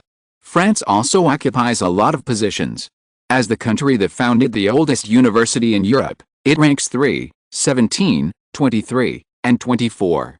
The Netherlands has been investing continuously for hundreds of years, especially the University of Amsterdam built by His Majesty in 1857, which directly won the 9th place. It was completed in just 5 years, which is terrifying. The Netherlands ranks 7, 9, 21, and 25. Tsarist Russia is also very powerful. It is indeed a country with abundant resources. 6, 11. The remaining German Prussia and Austria are not only similar in military and comprehensive strength, but also in education. Hungary is also good and won 2 seats. Prussia. 4, 14, Austria. 5, 12, Hungary. 26, 28, United States. 22, 27, Belgium. 10, Bavaria. 13, Sweden. 16, Portugal. 15, Denmark. 18, Spain. 30. Following Ruud Bell's academic analysis, it took a full 20 minutes to analyze the shortcomings and advantages of education in various countries, so as to improve the relative weaknesses of the Netherlands and enhance its own educational strength. During the whole process, William did not say a word, but listened quietly, and from time to time, he made a special secretary gesture to indicate that the key points that needed to be circled were just one gesture. After he finished speaking and everyone had digested the information he brought, William straightened his body and said affirmatively, "Yes, everyone has seen the efforts of the Ministry of Education over the years. In fact, if I were to say, among all the departments, the one that needs everyone's attention the most is not the Ministry of Finance." How everyone smiled kindly and looked at the Minister of Finance, Capello, because he liked to hold up the financial payment the most, so the person that all departments liked to find the most was him, and they all said behind his back that he was stingy. But this was just a complaint. They understood that if they were to do it, they might not be more generous than him, and they might even be more generous than him. The latter Capello shrugged his shoulders, expressing his helplessness, and his stinky face of debt made everyone laugh at him again. Of course, we need connections the most, and Carlo naturally has one, but Bell's is the source of your talent pool. This year, in addition to the comprehensive universities mentioned just now, such as Leiden University, University of Amsterdam, University of Utrecht, University of Groningen, etc., there are 4 major professional universities such as the Hague University, Han University, Free University of Amsterdam, Wageningen Agricultural University, 2 major science and engineering Delft University of Technology, Eindhoven University of Technology, etc. William IV suddenly stood up, stared at everyone present and said, "Don't underestimate them. The soldiers under our command have come to work with us after learning from them. Without them, we are definitely just a group of mud generals. Therefore, education must be worthy of attention. Bell's, whether it is a junior college or a science and engineering class, must follow up and must provide the best conditions. I have a hunch that the future world changes are most likely to find the key from them to reveal the world's progress." Everyone's face changed drastically. Thorbeck stood up, bowed and said, "Your Majesty means that scientific and technological progress will advance in the mode of school development." "No, I didn't say that," William IV rejected. Seeing that several people were puzzled, he continued, "Why must the school move forward and explore development on its own? Can we cooperate with enterprises and schools to research a project? The enterprise invests and provides materials, and the school composes the project. Students are the largest human resources and the cheapest talent resources, so they complement each other and benefit from both sides. Both parties benefit. How does the school benefit?" The speaker was the Minister of Finance Capello. It was related to the school's finances, that is, it was related to the size of his funding. He asked with great concern. This time, no one laughed at him again. Because everyone was interested, and they couldn't help but think of a horrifying question: if the school can do this with the enterprise, then the problem arises. What about the army? And other departments, can they also get a share of it? Should they also follow suit? Chapter 1, please continue to support if you have tickets, and work hard to code Chapter 2. Chapter 50, Bismarck. Seeing everyone's eagerness, William IV smiled in his heart. This was the effect he wanted. Yes, the method is actually very simple. Sign an agreement. The products developed can provide the school with corresponding commissions according to the revenue. Everyone is an elite in society, otherwise they would not be able to enter. They quickly understood the meaning. However, William IV remembered the bad operations of some unscrupulous school managers in his previous life, so he reminded them, other departments can also participate in the school's project coordination and development. Bells, remember, this is limited to senior university students, and you can't think of collecting wool at any time. Be careful not to cause dissatisfaction among students. Seeing him say it so seriously, naturally no one dared to have any opinions. These people are his real team. He has the final say in everything and can give orders directly. If his father played a role, it was also because of the Great Revolution that swept Europe in 1848. Except for a few major countries, all other countries in Europe became constitutional monarchies. Even Napoleon I couldn't stand it, and finally accepted this reality in the 1850s, promulgated a constitution, and checked himself. The Netherlands also started in 1849, so the king's power was greatly squeezed. It is said that there were mutinies and civil unrest in Sweden in the north. Fortunately, Oscar I finally chose to compromise. In the past few years, he has made great efforts, either openly or secretly, and has received huge rewards. Especially those who are hostile to his father, such as the former Prime Minister Chancellor Van Hall, Jane Jacob Rockhuizen and the current Prime Minister Thorbecke. All three of them were conquered by him. Although it was not smooth at the beginning, now he is used to it and can use it as freely as an arm. In addition to the development of the economy and social harmony, the economic development level of the Netherlands is more developed than other countries in Europe and even outside the British Empire. Therefore, there are very few incidents of resistance to the government in Dutch society. In recent years, the Netherlands' economy has developed rapidly, making the Netherlands quickly gain vitality and gain a firm foothold in Europe. I just don't know how fast the economy developed last year. The previous data were all from the year before last. Wait, maybe after reading the report, I will really face a choice. William IV secretly said, perhaps, this time the Netherlands has acquired a lot of land, and it is just the time for the Netherlands to turn from the inside out. There will always be the law of the jungle in the world that big fish eat small fish and small fish eat shrimp. Don't dream that your mercy will make people recognize your love. On the contrary, your attitude can just reflect that people need to be ruthless to survive better.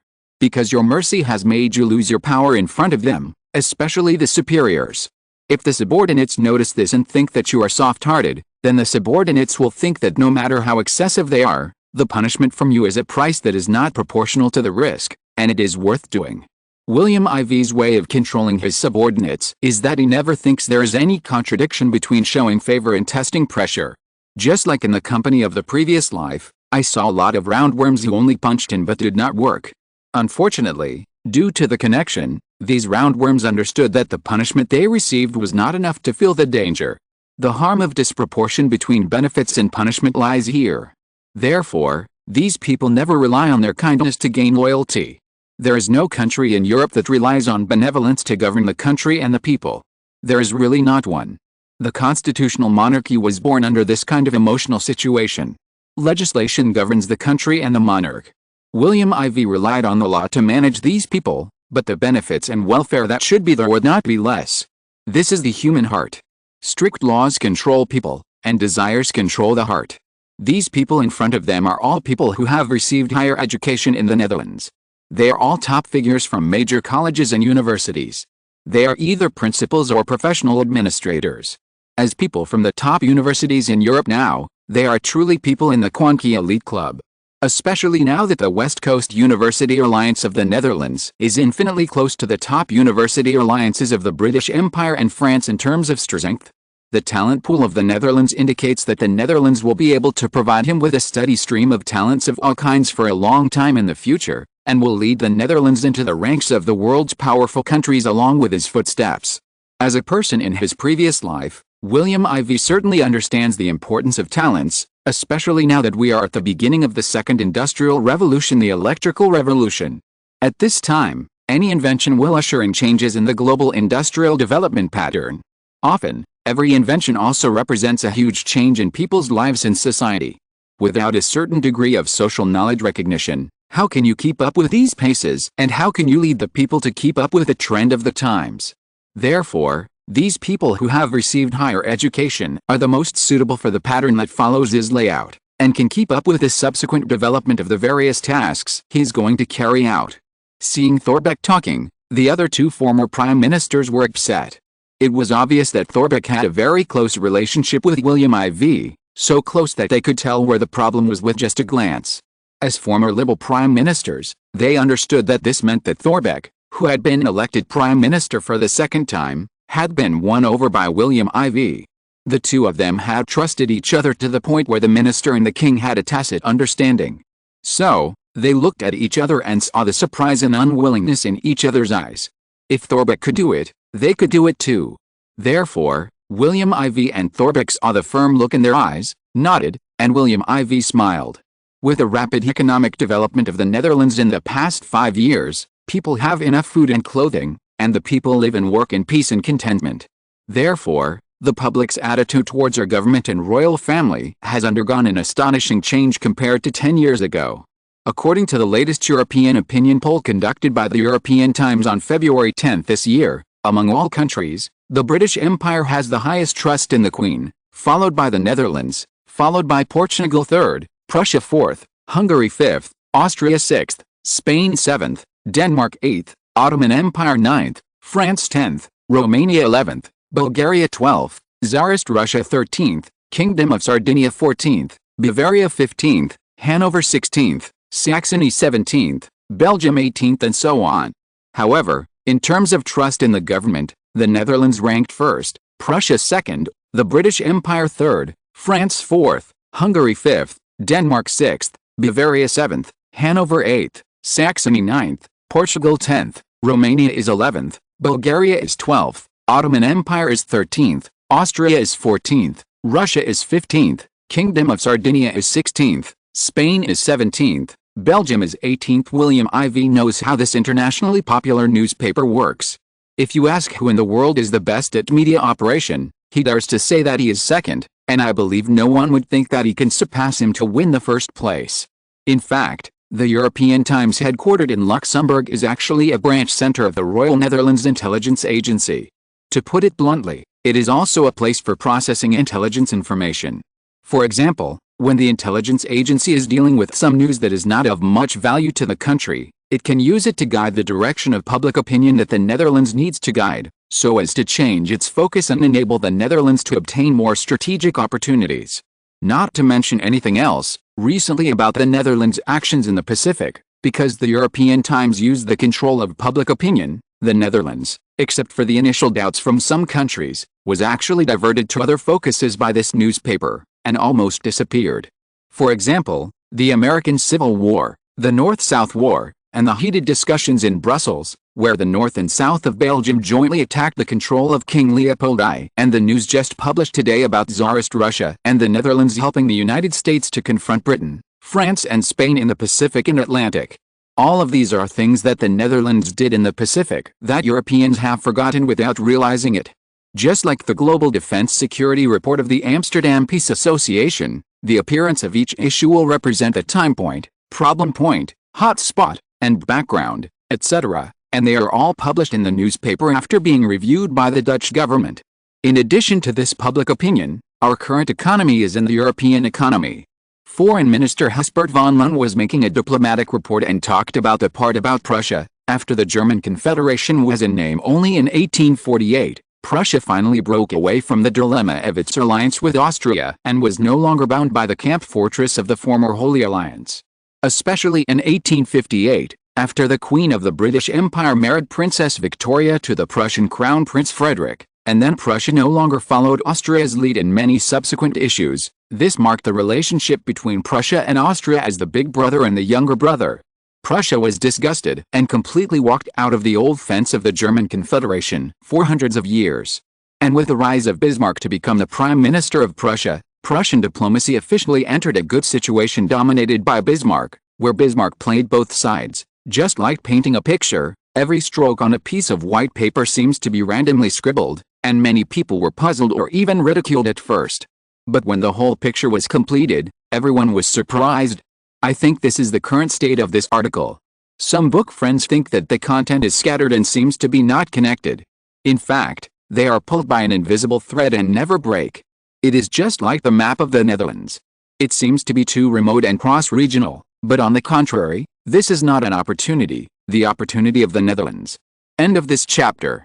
Thank you very much for reaching the end. Don't forget to like. Looking for more exclusive content and immediate access? Subscribe to our Patreon. Remember, every like, subscription, or donation encourages us to continue. Thanks to everyone. See you in the next video.